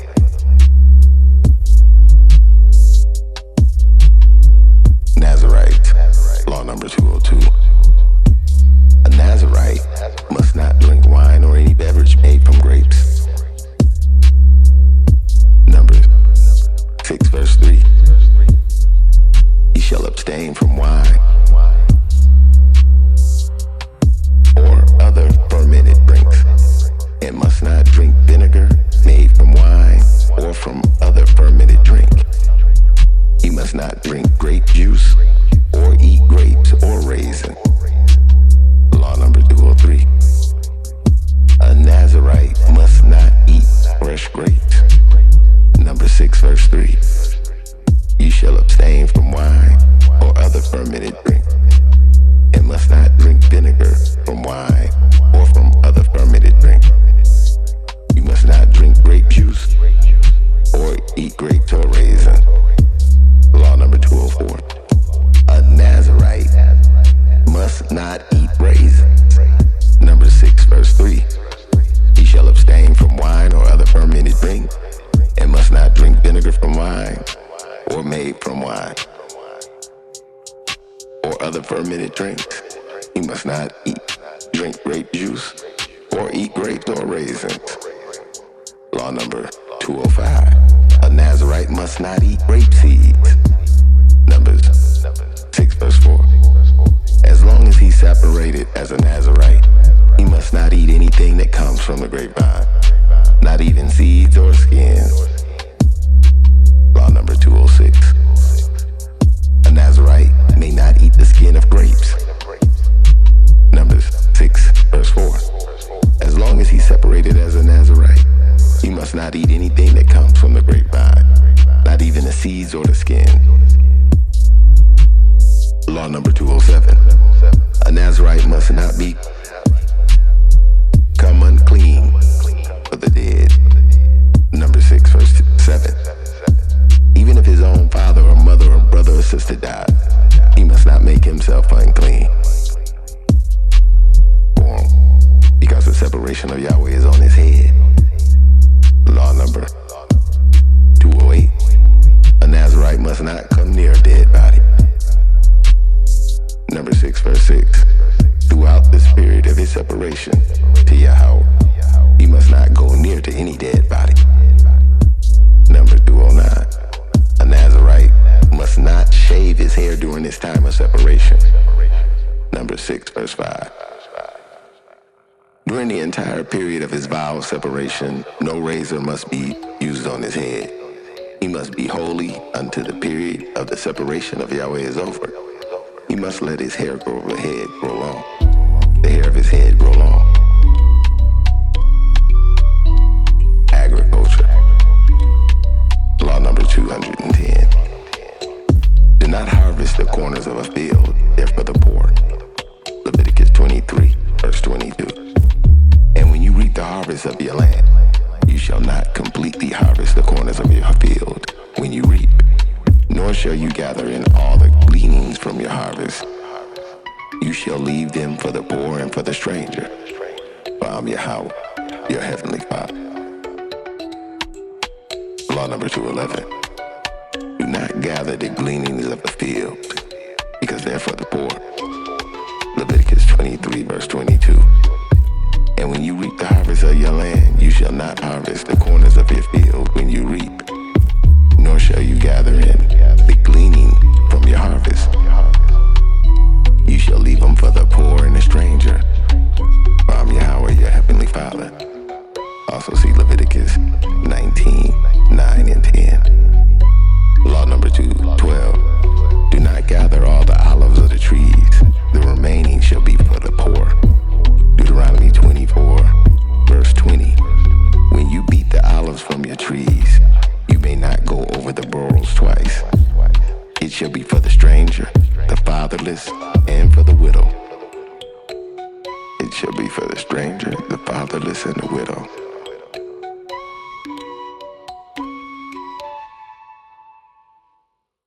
Law number 213. Do not gather in all the grapes from the vineyard. The remaining is for the poor. Leviticus 19 and 10. You shall not glean your vineyard, nor shall you gather every grape of your vineyard. You shall leave them for the poor and the stranger. I'm Yahweh, your Father. Law number 214. Do not return to pick up a forgotten sheaf from a field. It's for the poor. Deuteronomy 24, verse 19. When you're gathering the harvest in your field and forget to pick up a sheaf, you must not go back to get it. It shall be for the stranger, the fatherless, and the widow. But Yahweh, your Father, may bless you in all the work of your hands. Law number 215. Do not plant a field with two kinds of seed. Leviticus 19, verse 19. You must keep my statutes. You must not let your livestock breed with another kind. You shall not sow your field with mixed seed. You shall not wear clothing woven of linen and woolen.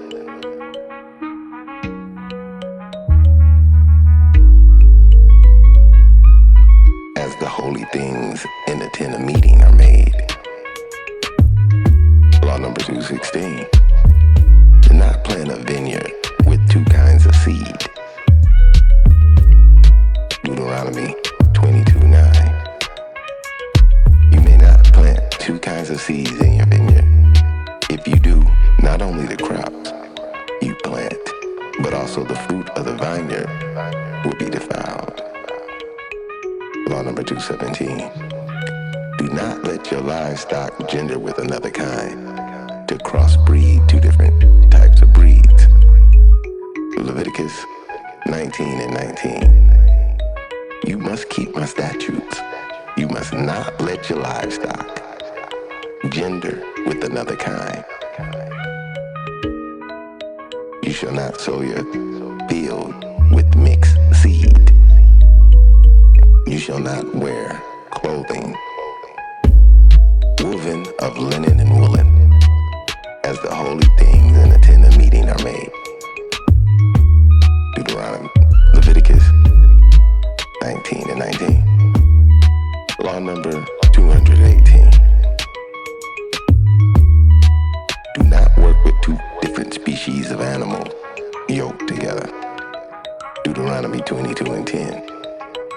You must not plow with an ox and a donkey together. Law number 219.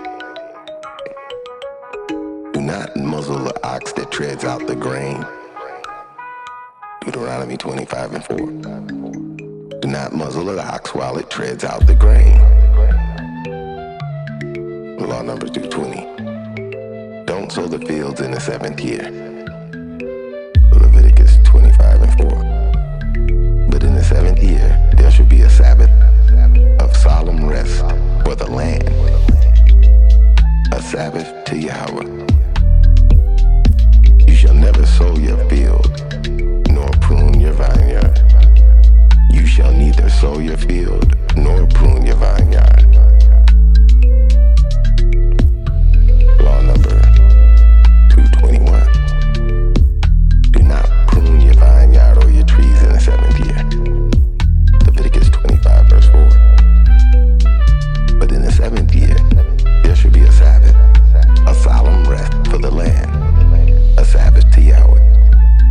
You shall neither sow your field nor prune your vineyard. Law number 222. Don't reap your harvest in the 7th year. Leviticus 25 and 5. What grows voluntarily of your harvest, you shall not reap, nor gather the grapes of your unintended vine. Untended vine. The land is to have a year of rest. Law number 223. Do not gather the grapes of the untended vine in the 7th year. Leviticus 25 verse 5. What grows voluntarily of your harvest, you shall not reap, neither gather the grapes of your untended vine. The land is to have a year of rest. Law number 224. Do not till the earth, nor sow your field in the Jubilee year. Leviticus 25 verse 11. That 50th year shall be a Jubilee to you. In it you shall neither sow nor reap what grows voluntarily, nor gather the grapes from your untended vine. Law number 225. Don't reap your harvest in the Jubilee year. Leviticus 25:11.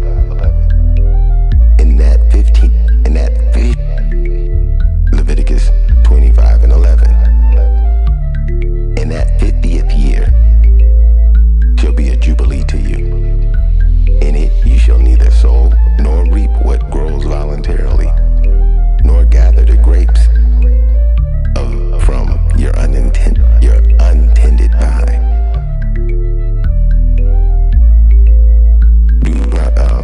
Law number 226. Do not gather the grapes of the untended vines in the Jubilee year. Law number 226. Law number 226. Do not gather the grapes of the unintended vines. Do not gather the grapes of the untended vine in the Jubilee year. Law number 226. Do not gather the grapes of the untended vines in the Jubilee year. Leviticus 25 and 11. That 50th year shall be a Jubilee to you. In it you shall neither sow nor reap what grows voluntarily, nor gather the grapes from your untended vine.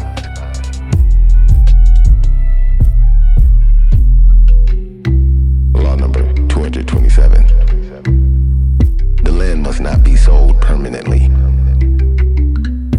Leviticus 25 and 23. The land must not be sold permanently, because the land is mine, and you're but strangers and my tenants. Law number 228. Do not sell the land allotted to the priests and the Levites. Leviticus 25 and 34. But the pasture land belongs to their towns and must not be sold. It's their permanent possession.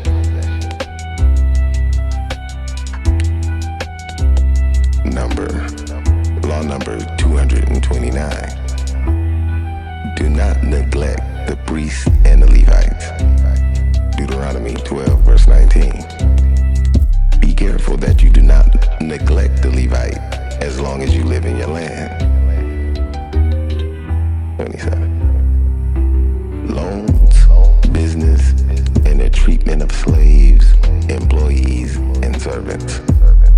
Law number 230. Do not demand repayment of a loan after the 7th year. Deuteronomy 15, verse 2. This is the form of the release. Every creditor who has lent to his brother shall cancel the loan which he has made. He shall not press his brother for payment, for a release has been proclaimed in honor of Yahweh. It's the release of Yahweh. Law number 221. Law number 231. Do not refuse to lend to the poor because the 7th year is approaching. Deuteronomy 5 and 9. Deuteronomy 15 and 9. Be careful not to think this evil thought. The 7th year is coming, the year for canceling debts. It's very near. And if you have no compassion on your needy brother and give him nothing, he then just might appeal unto Yah. And the evil your brother is suffering will come on you.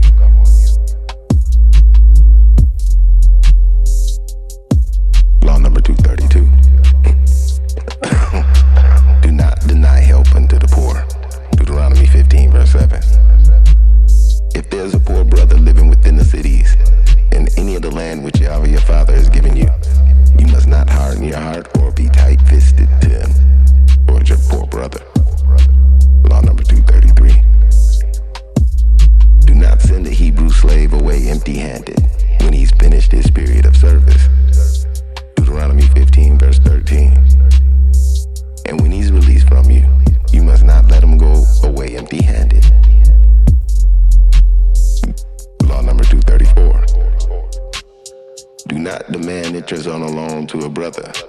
Exodus 22:25. If you lend money to one of my people among you who's needy, do not be like a money lender. Charge him no interest. Law number 235.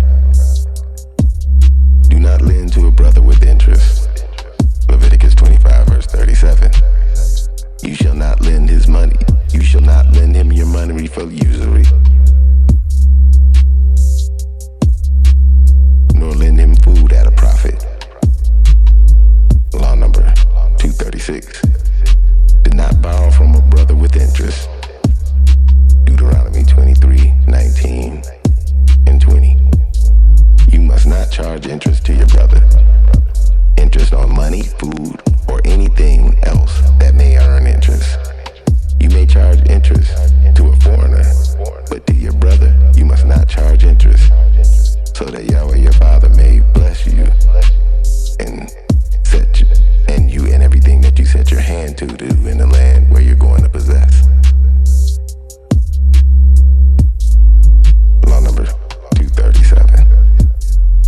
Do not participate in a loan to borrow with interest. Do not participate in a loan to a brother with interest. Exodus 22, verse 25. If you lend money to one of my people among you who's needy, not be like a money lender. Charge him no interest.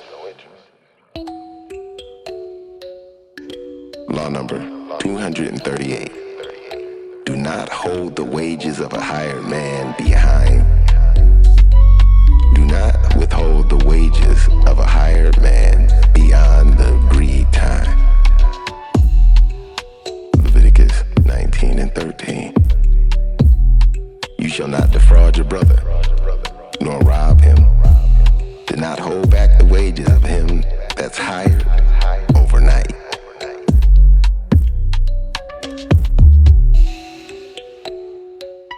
Law number 239. Do not take security on a loan by force. Deuteronomy 24, verse 10 through 11. When you make a loan of any kind to your brother, do not go into his house and get what he's offered as security. You shall stand outside and let the man bring the security out unto you. Law number 240. Do not keep a poor man's security on a loan when he needs it. Deuteronomy 24, verse 12 to 13. If the man is poor, you must not hold his cloak, his security overnight. You must, in this case, return his cloak to him before the sun goes down, so he may sleep in his own garment. Then he'll bless you, and it shall be accounted to you as righteousness in front of Yah, your Elohim. Law number 241. Do not take any security on a loan from a widow. Deuteronomy 24, verse 17. You must not pervert the justice due to a stranger or the fatherless, nor shall you take the cloak of the widow as security. Law number 242. Do not take a man's livelihood as security on a loan. Deuteronomy 24, verse 6. Do not take an upper millstone or a lower millstone as security of a debt, because that would be taking a man's living as security. Law number 243. Do not kidnap anyone. Exodus 21, verse 16. He who kidnaps a man and sells him, or if he's found in his possession, shall surely be put to death. Deuteronomy 24:17. Law number 244. Do not steal. Exodus 20:15. You shall not steal. See Leviticus 19:11 and Deuteronomy 5:19. Law number 245. Do not rob by violence. Leviticus 19:13. You shall not defraud your brother, nor rob him, and don't hold back the wages of a hired man overnight. Law number 246. Do not remove the landmark or alter land boundaries, or alter land boundaries, or alter land boundaries. Deuteronomy 19:14. You must not remove your brother's landmark, which your predecessors have set in your inheritance, which you will inherit in the land which Yahweh your Father has given you. Law 247. Do not defraud anyone. Leviticus 19, verse 13. You shall not defraud your brother, nor rob him. Do not hold back the wages of a hired man overnight. Law number 248.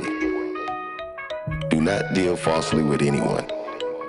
Leviticus 19:11. You shall not steal, nor deal falsely, nor lie to anyone, one to another.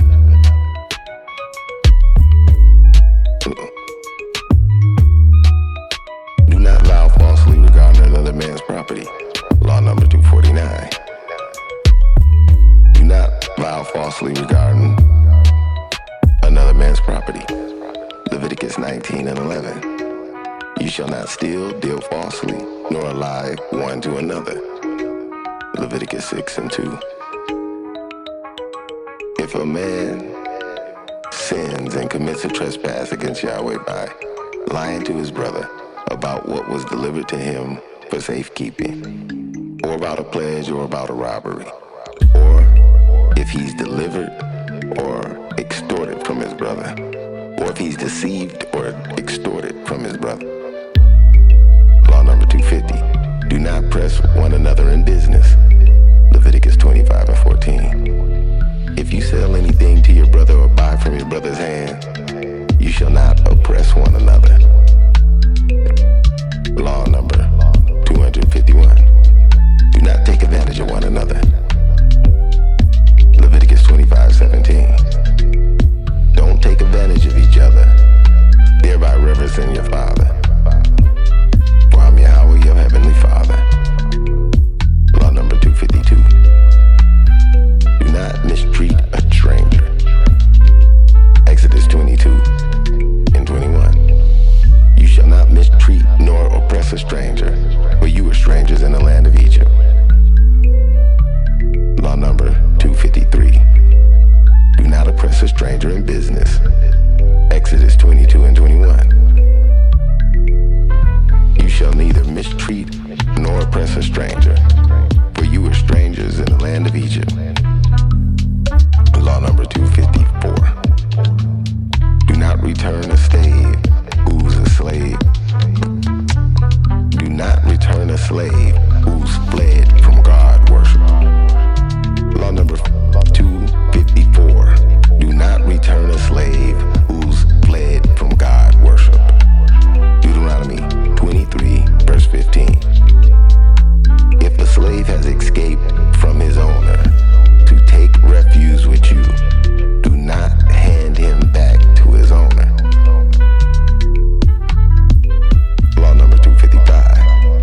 Do not oppress or take advantage of a slave who's fled from God worship. Deuteronomy 23:16. He may live among you wherever he chooses, in your cities, or whether it seems best for him. You must not oppress him. Law number 256. Don't take advantage of widows and orphans. Exodus 22:22. You shall not take advantage of any widow or an orphan. Law number 257. Do not treat a brother as a forced slave with no hope for redemption. Leviticus 25:39. If one of your brothers becomes poor among you and sells himself to you, do not make him work as a slave. Law number 258. Do not sell a brother as a slave to a stranger. Leviticus 25:42. Because the children of Israel are my servants, whom I brought out of Egypt. They must not be sold as slaves. Law number 259. Do not treat a Hebrew slave ruthlessly. Leviticus 25:43. You shall not rule over him ruthlessly, for you shall reverence your heavenly Father. Law number 260. Do not allow a foreigner to mistreat a slave. Do not allow a foreigner to mistreat a Hebrew slave. Leviticus 25:47-53. If a stranger who's among you becomes rich, and one of your brothers becomes poor and sells himself to the sojourner or the stranger among you, he's to be treated as a man hired from year to year. You must see to it that his owner does not rule over him ruthlessly. Law number 261. Do not sell a Hebrew maid to strangers. Exodus 21:8. If she does not please her owner, who's betrothed her to himself, then he shall let her be redeemed. He shall have no right to sell her to a stranger, because he's broken faith with her. Law number 262. Do not deprive a wife or any family member food, clothing, and their own shelter. Exodus 21:10. If a man marries a woman, he must not deprive the first one her food, clothing, or marital rights. Law number 263. Do not sell a female captive as a forced slave. Deuteronomy 21:14. But if you're not pleased with her, let her go wherever she decides. But you shall certainly not sell her for money, nor treat her like a slave, because you've humbled her. Law number 264. Do not treat a female captive as a forced slave. Deuteronomy 21:14. But if you're not pleased with her, let her go wherever she desires. But you certainly shall not sell her for money, nor treat her like a slave, because you've humbled her. Law number 265. Do not covet another person's possession. Exodus 20:17. You shall not covet, lust after your brother's house. You shall not covet your brother's wife, nor his manservant, nor his maidservant, nor his ox, nor his donkey, nor anything that belongs to your brother. Law number 266. Do not covet the possessions of God worshippers. Deuteronomy 7:25. You must burn the images of their gods, Elohim and Teraphim, in the fire. You must not covet, lust after the silver or the gold that covers them, nor take it for yourselves, or you'll be ensnared and trapped by it. For it's an abomination unto Yahweh your Father. Law number 267. A hired worker must not harvest a brother's grain for himself. Deuteronomy 23:25. When you enter into your brother's grain, you may pick kernels with your hands, but you must not put a sickle to its standing grain. Law number 278. A hired worker must not take more produce than he can eat. Deuteronomy 23:24. When you enter into your brother's vineyard, you may eat all the grapes you please, but you must not put any into any container. Law number 269. Do not fail to return a lost article to its owner. Deuteronomy 22:1-3. You shall not see your brother's ox or sheep straying away and ignore it. You shall be sure to take it back to your brother. And if your brother does not live near you, or if you don't know who he is, then take it home with you and keep it up until he comes looking for it. Then give it back to him.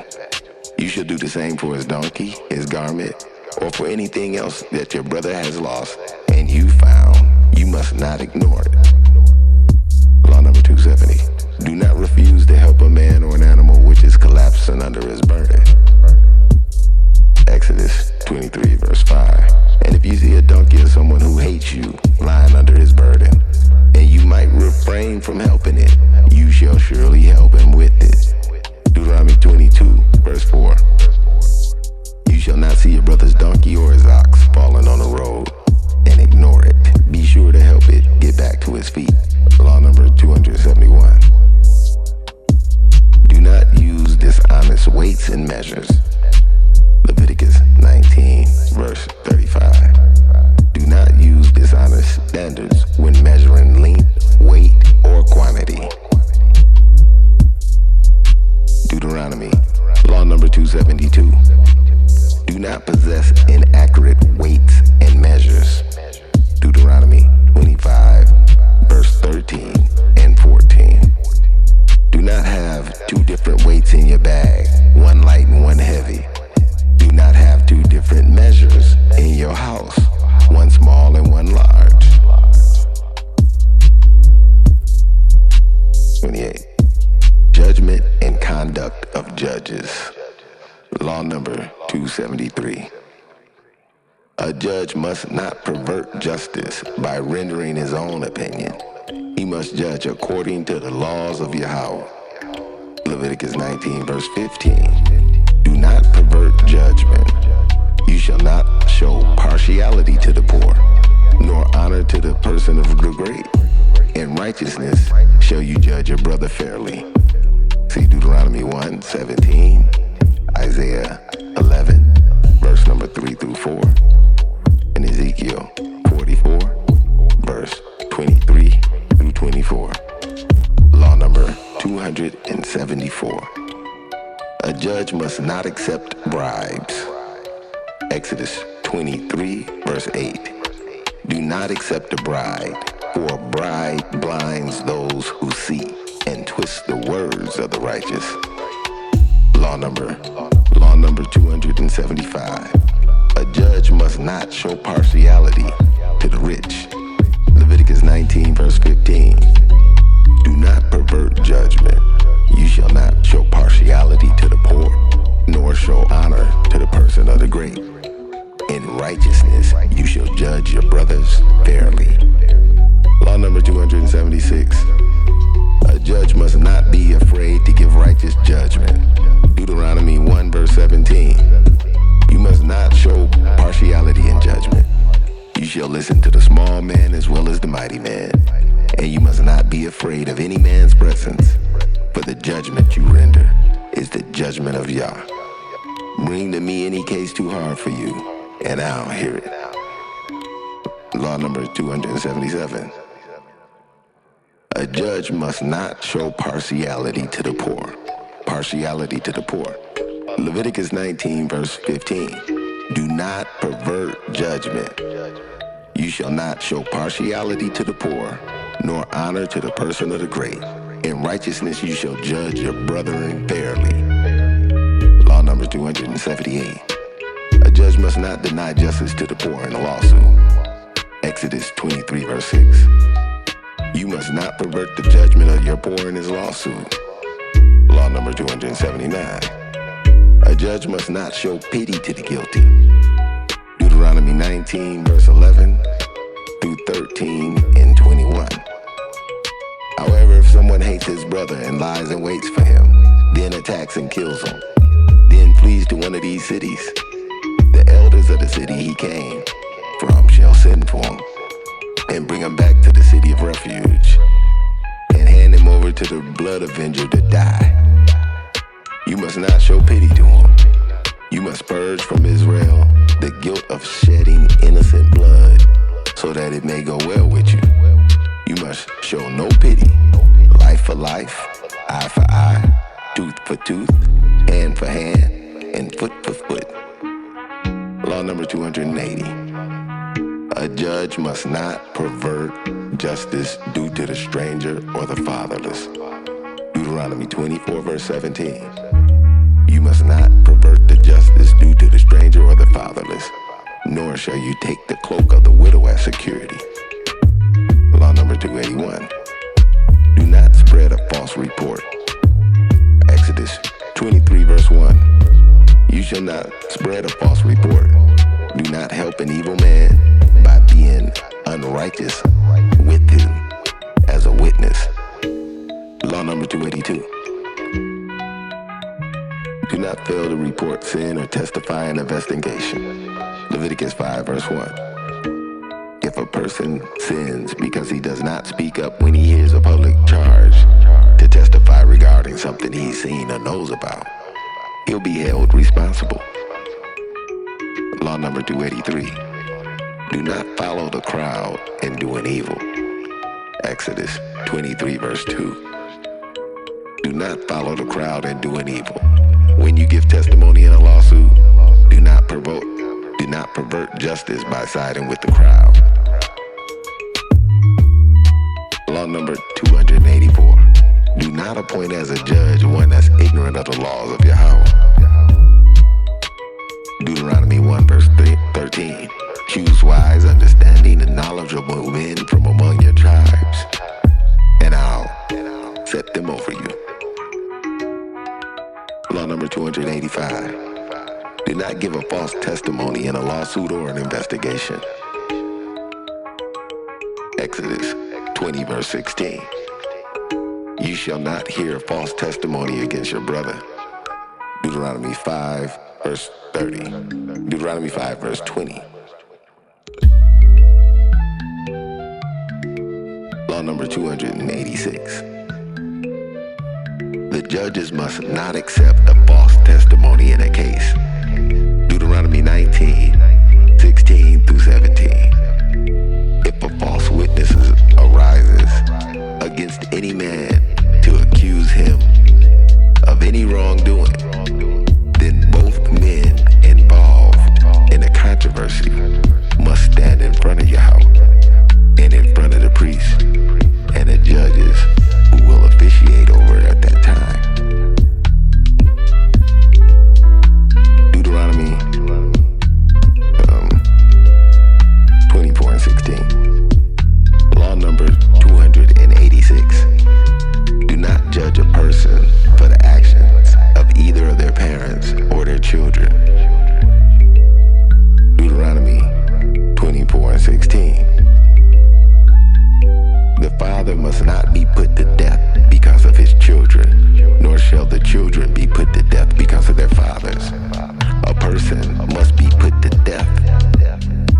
of his own sin. Do not judge a matter on the testimony of one witness. Deuteronomy 19:15. One witness is not enough to convict a man of any crime or offense that he's committed. Only by the mouth of 2 or 3 witnesses may the matter be established. Law number 289. Do not murder. Exodus 20 verse 13. You shall not murder. Law number 290. The judges must not condemn an innocent or righteous person. Exodus 23 verse 7. Keep yourself far from a false matter, and do not put an innocent man or righteous person to death, for I'll not acquit the guilty. Law number 291. Do not judge a matter until it's been fully investigated. Deuteronomy 19:18. The judges must take a thorough investigation, and if the witness proves to be a false witness, giving false testimonies against his brother, then you shall do unto him as he had thought to do unto his brother. So shall you put away evil from among you. And those which remain shall hear and fear, and shall henceforth commit no more such evil among you. And thy eye shall not pity, but life shall go for life, eye for eye, tooth for tooth, hand for hand, and foot for foot. Law number 292.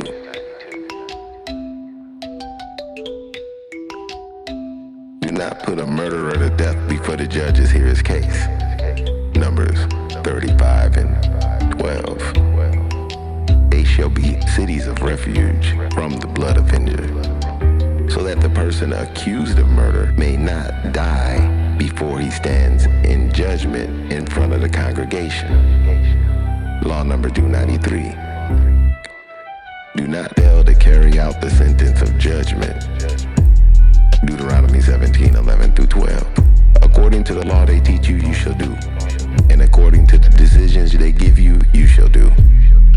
You must not turn aside to the right hand or to the left from the sentence that they pronounce for you. The man who acts presumptuously and shows contempt for the priest which stands to minister before Yahweh your Father, or for the judge, that man must be put to death. In this way you must purge the evil from Yasharah. Law number 294. Do not punish an innocent victim of crime. Deuteronomy 22:26. You must do nothing to the young woman. She's not committed no sin worthy of death. This is the same example as when someone attacks and murders his brother. Deuteronomy 22:25, 26, and 27. Law number 295. But if a man find a betrothed damsel in the field, and a man force her and lie with her, then only the man that lie with her shall die. There is in the damsel no sin worthy of death. Whereas the man rises against his neighbor and slayeth him, even so is this matter. For he found her in the field, and the betrothed damsel cried, and there was no one to save her. If a man finds a damsel and a virgin in the field which is not betrothed, and lay hold on her and lie with her, and they be found, then the man that lie with her shall give unto the damsel's father 50 shekels of silver, and she shall be his wife, because he's humbled her. He may not put her away all his days.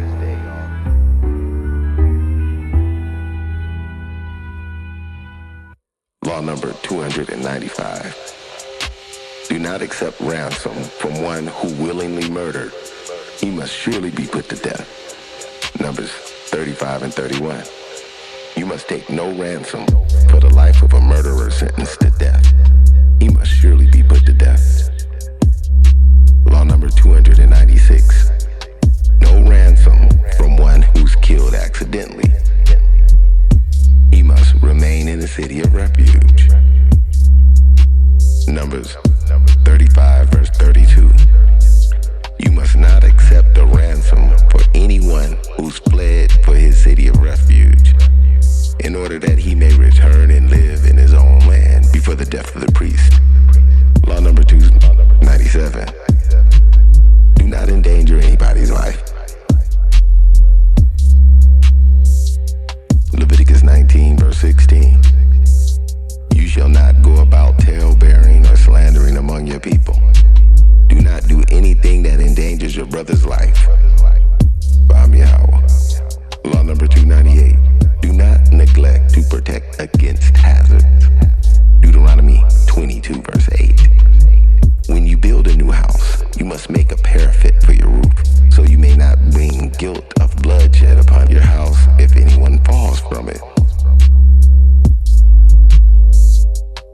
Law number 299. Do not mislead another person by giving an unlawful advice.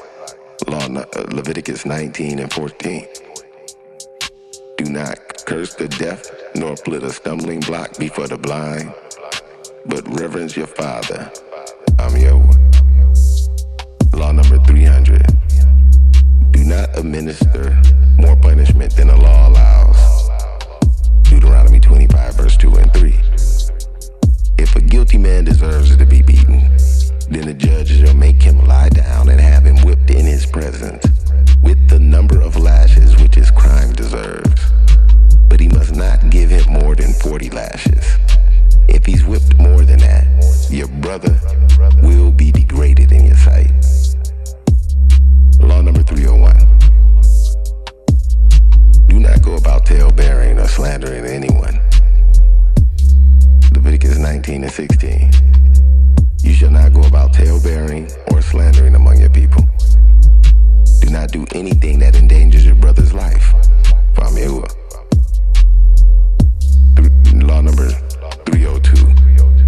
Do not bear hatred for anyone. Leviticus 19 and 17.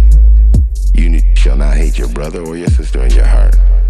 Rebuke your brother or your sister frankly, so you will not share in his or her guilt. Law number 303. Do not share in another's guilt by not correcting sin. Leviticus 19, verse 17. You shall not hate your brother or your sister in your heart. Rebuke your brother or sister frankly, so you will not share in his or her guilt. Law number 304. Do not seek revenge against your fellow man. Leviticus 19, verse 18. Do not seek revenge nor bear grudge against one of your own people, but you shall love your brother and your sister as yourself. Law number 305. Do not bear grudge against your fellow man. Leviticus 19 and 18. Do not seek revenge nor bear a grudge against one of your own people, but you shall love your brother as yourself. Law number 306. Do not take the mother when taking young birds. Deuteronomy 22 and 6. If you come by a bird's nest, by the way, either in a tree or on the ground, and the mother is sitting on the young and the eggs, do not take the mother with the young. Law number 307. Do not shave the diseased area of the skin. Leviticus 13 and 33. He must not be shaved. He must be shaved except for the diseased area. The priest is to keep him in isolation another 7 days. Law number 308. Do not remove the signs of leprosy. Leviticus 13 and 47.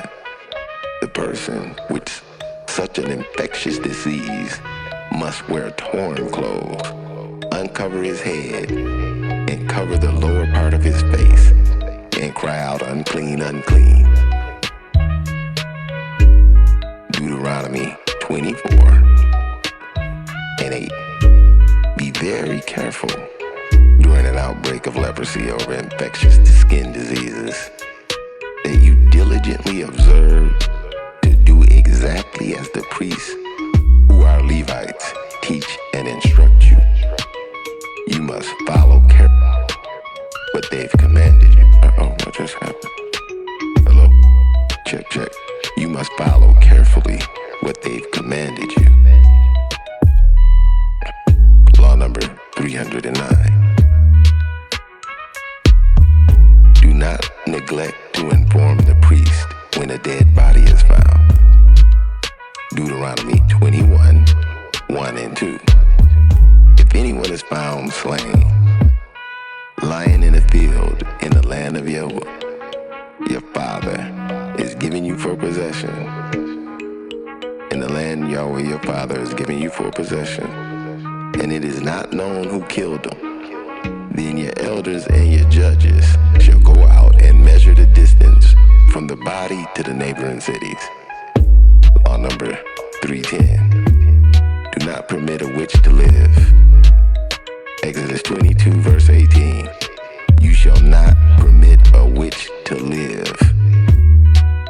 Law number 311. Do not force a bridegroom to perform foreign military service during the first year of marriage.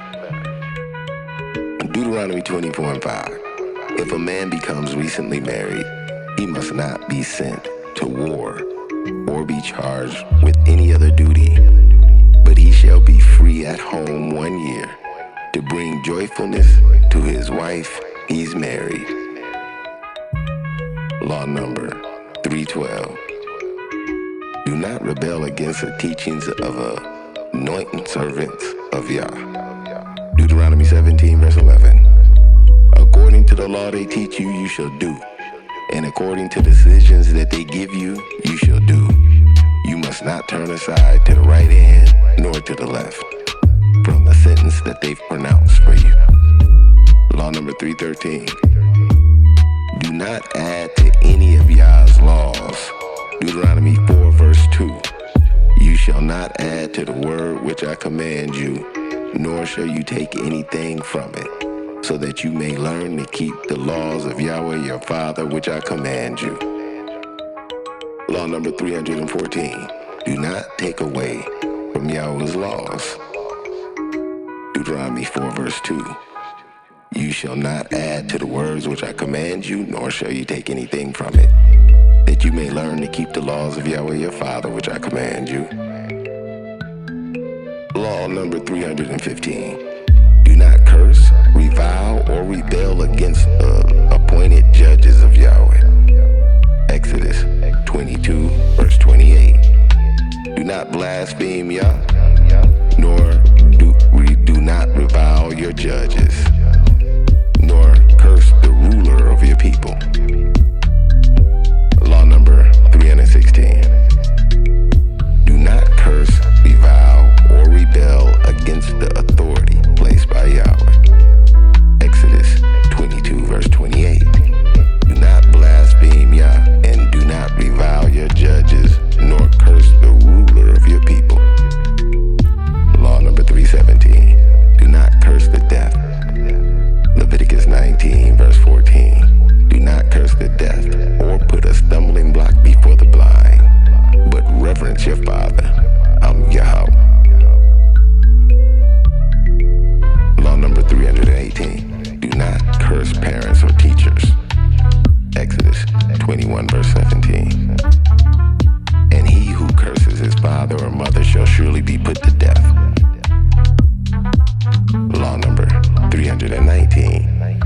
Do not strike or become violent with parents or teachers. Exodus 21 and 15. He who strikes his father or mother shall surely be put to death. Law number 320. Do not work on the Sabbath day. Exodus 20 and 10. The seventh day is the Sabbath to Yahweh your heavenly Father. In it you shall do no work. You, nor your wife, nor your sons, nor your daughters,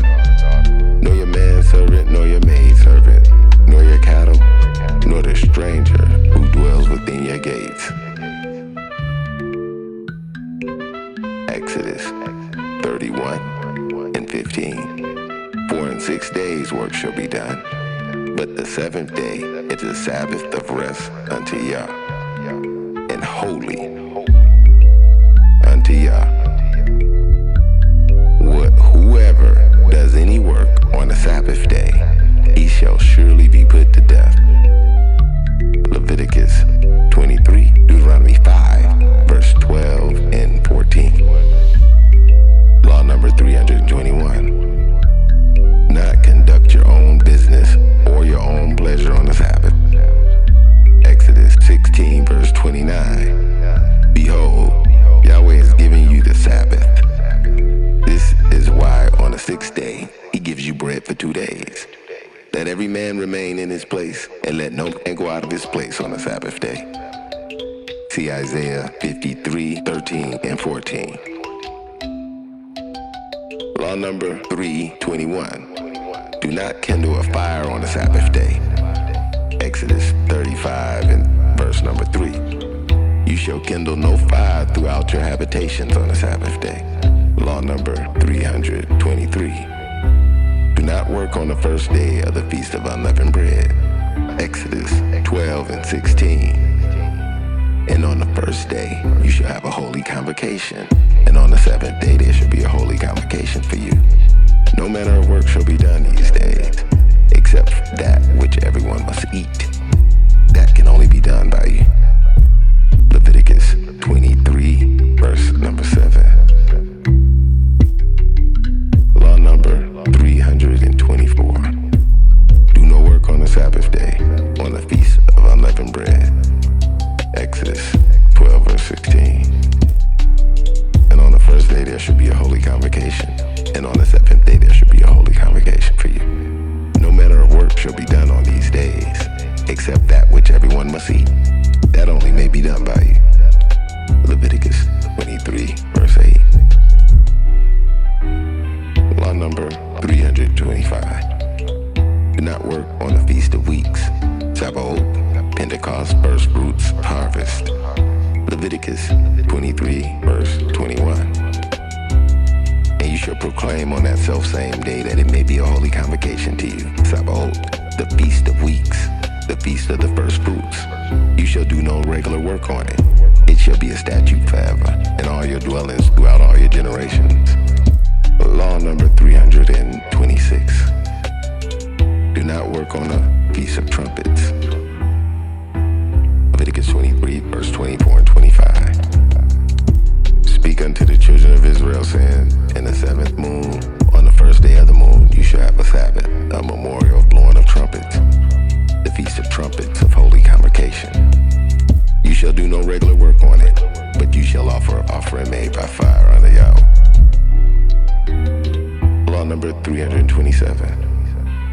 Do not work on the first day of the Feast of Tabernacles, booths, and gatherings, and sukkah. Leviticus 23, verse 35. And on the first day you shall have a holy convocation. You shall do no regular work upon it. Law number 328. Do not do any work on the last great day. Leviticus 23 and verse 36. But 7 days you shall offer an offering made by fire unto Yah.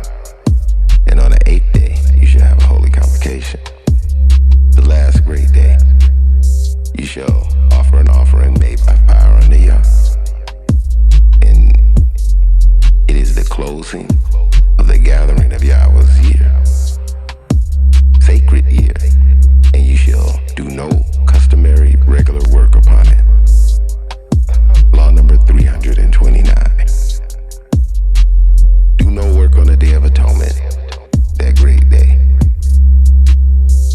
Leviticus 23, verse 28. You shall do no self-same work on that day.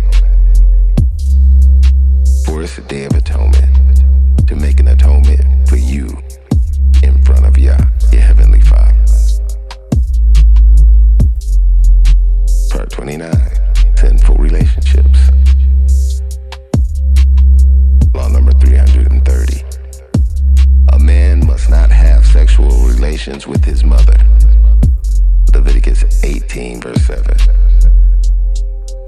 nakedness of your father and the nakedness of your mother you shall not uncover. She's your mother. Do not have sexual relations with her.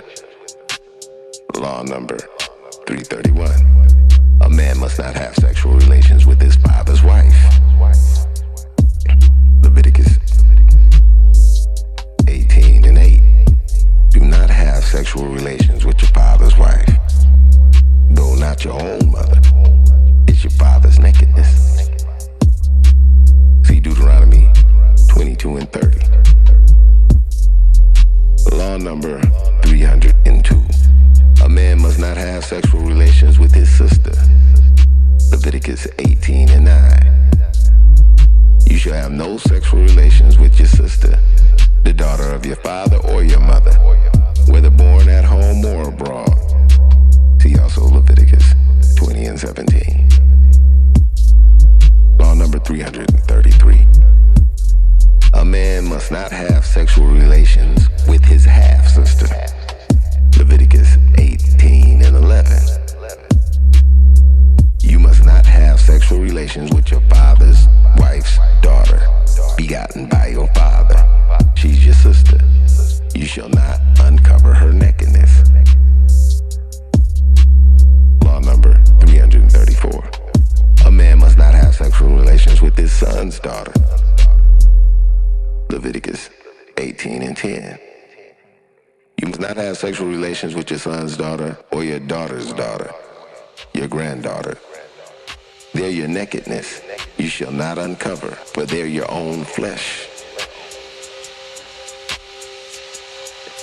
Law number 335. A man must not have sexual relations with his daughter's daughter. Leviticus 18:10. You must not have sexual relations with your son's daughter or your daughter's daughter, your granddaughters. They're your nakedness. You shall not uncover, for they're your own flesh. Law number 336. A man must not have sexual relations with his daughter. Leviticus 18:10. You must not have sexual relations with your son's daughter or your daughter's daughter, your granddaughters. Their nakedness you shall not uncover, for they're your own flesh. Law number 337. A man must not marry a woman and her daughter. Leviticus 18:17. You shall not marry a woman and her daughter, nor shall you take her son's daughter or her daughter's daughter, her granddaughter, to have sexual relations. They're her near kinsmen. It's wickedness and lewdness. Also see Leviticus 20:14. Law number 338. A man must not marry a woman and her son's daughter. Leviticus 18:17. You shall not marry a woman and her daughter, nor shall you take her son's daughter, nor her daughter's daughter, her granddaughter, to have sexual relations. They're her near kinsmen. It's wickedness and lewdness. Law number 339. A man must not marry a woman and her daughter's daughter. Law number 18:17. You shall not marry a woman and her daughter, nor shall you take her son's daughter, nor her daughter's daughter, her granddaughter, to have sexual relations. They are near kinswomen. It is wickedness and lewdness. Law number 340. A man must not have sexual relations with his father's sister. Leviticus 18:12. You shall not have sexual relations with your father's sister, your aunt. She's your father's near kinswoman. Law number 341. You must not have sexual relations with his mother's sister. A man must not have sexual relations with his mother's sister. Leviticus 18:13.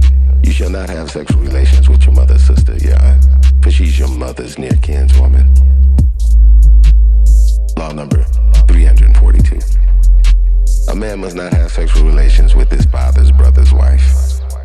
Leviticus 18:14. You shall not have sexual relations with your father's brother's wife. You shall not approach unto his wife. She's your aunt. Law number 343. A man must not have sexual relations with his daughter-in-law. Leviticus 18:15. shall not have sexual relations with your brother's wife, your sister-in-law. She belongs to your brother. Law number 345.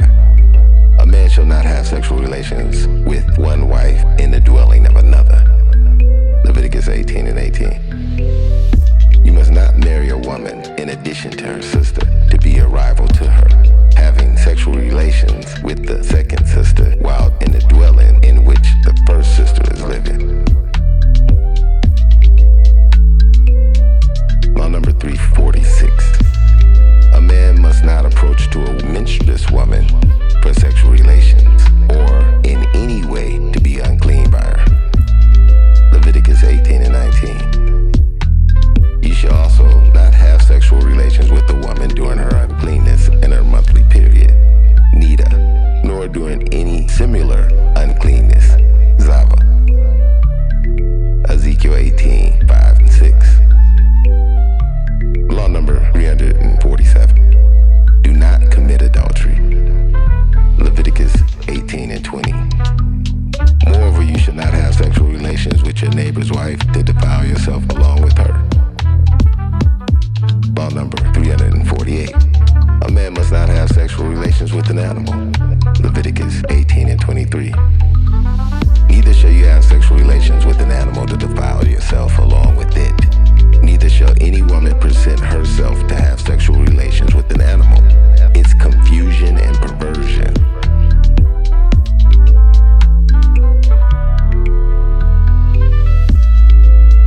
Law number 349. A woman must not have sexual relations with an animal. Leviticus 18 and 23. Neither shall you have sexual relations with any animal to defile yourself along with it. Neither shall any woman present herself to have sexual relations with an animal. It's confusion and perversion. Law number 350. A man must not have sexual relations with another man. Leviticus 18 and 22. You shall not have sexual relations with a man as with a woman. It is an abomination. Law number 351. A man must have sexual relations with a woman. Law number 351. A man must not have sexual relations with a woman betrothed to another man. Leviticus 19 and 20.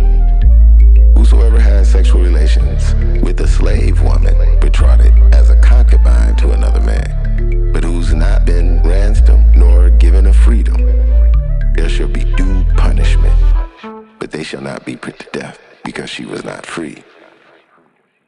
Deuteronomy 22, verse 20 through 24.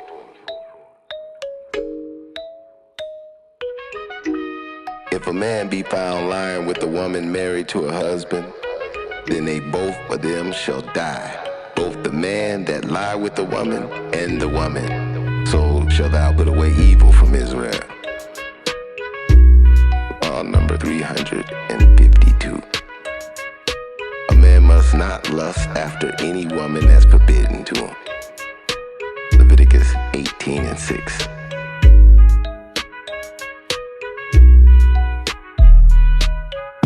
And none of you shall approach unto anyone that's a near kins of him in order to have sexual relations. I'm Yahweh. Also see Exodus 20 and 17, Deuteronomy 5 and 21. Deuteronomy 5 and 21. Neither shalt thou desire thy neighbor's wife, neither shalt thou covet thy neighbor's house, his field, his manservant, his maidservant, his ox or his ass, or anything that's thy neighbor's. Exodus 22, 16 through 17. And if a man seduces a woman who's not betrothed to be married and sleeps with her, he must surely pay the bride price for her, and she shall be his wife. If her father utterly refuses to give her to him, he shall pay the bride price for virgins. Law number 354. Thou shalt not allow thy son or daughter to marry a God worshiper who refuses to repent. Deuteronomy 23 and 2. No one born of a forbidden marriage, nor his descendants, shall enter into the congregation of Yah, even unto the 10th generation. Deuteronomy 7 and 3. You must not make marriages with them. You must must not give your daughter to their sons, nor take their daughters for your sons. Law number 365. Not allow your daughter to play a harlot, allowing her to commit fornication. Leviticus 19:29. Do not prostitute your daughter to cause her to be a harlot, or the land will fall into harlotry, and the land will become full of wickedness. Also see Deuteronomy 23:17. There shall be no whore of the daughters of Israel, nor a sodomite in the sons of Israel. Deuteronomy 23:17. Law number 356. A man must not have sexual relations with a woman who returns to him after having sexual relations with another man. Deuteronomy 24:4. Then her first husband who's divorced her must not take her back to be his wife after she's been defiled. This is an abomination in front of y'all. And you must not bring upon evil in the land which Yahweh your Father has given you for an inheritance. Law number 357. A childless widow must not marry anybody outside of her husband's family. Deuteronomy 25:5. If brothers live together and one of them die without a son, his widow must not marry with outside the family. Her husband's brother must take her and marry her to perform the duty of a brother-in-law to her. Law number 358. A man must not divorce a woman he's married after having seduced her. Deuteronomy 24:29. The man who has sexual relations with her shall pay the young woman's father 50 shekels of silver, that is about 1¼ pounds. She shall be his wife because he's humbled her. He shall not be permitted to divorce her as long as he lives. Law number 359. A man must not divorce a woman after having slandered her. Deuteronomy 22:19. And they shall fine him 100 shekels of silver, that is about 2½ pounds, and it shall be given to the woman's father, because he brought a bad name upon a virgin in Israel. She shall continue to be his wife, and he cannot divorce her as long as he lives. Law number 360. No one who's castrated shall enter into the holy priesthood. Deuteronomy 23:1. No one who's been voluntarily emasculated by crushing or cutting off may be counted as belonging to the congregation of Yah. Law number 361. A man must not divorce a woman except for the account of fornication, God worship. Deuteronomy 24:1. When a man marries a woman who becomes displeased in her because he finds some uncleanness in her, and he writes her a certificate of divorce to give her and sends her out of his house. Our King. Law number 362. Do not set a stranger in office a king. Deuteronomy 17:15. Then you shall set a king over you whom Yahweh your Father chooses. He must be from among your brothers. He must not be a foreigner who's not your brother. Law number 363. The king must not put his trust in any power other than Yahweh. Deuteronomy 17:16. He must not acquire great numbers of horses for himself, nor make the people return to Egypt to get more for them. For Yah has told you, and you must not go back that way again. Deuteronomy 17:17. Law number 364. The king must not allow himself to be ruled by his wives. He must not be ruled by his wives, nor is he to be ruled by silver or gold, or his heart. His understanding will be led astray. Law number 365. The king must not allow himself to be ruled by lust or wealth. Deuteronomy 17:17. He must not be ruled by his wives, nor is he to be ruled by silver or gold, or his heart. His understanding will be led astray. end of the 365 laws of prohibition. The 365 laws of prohibition. 630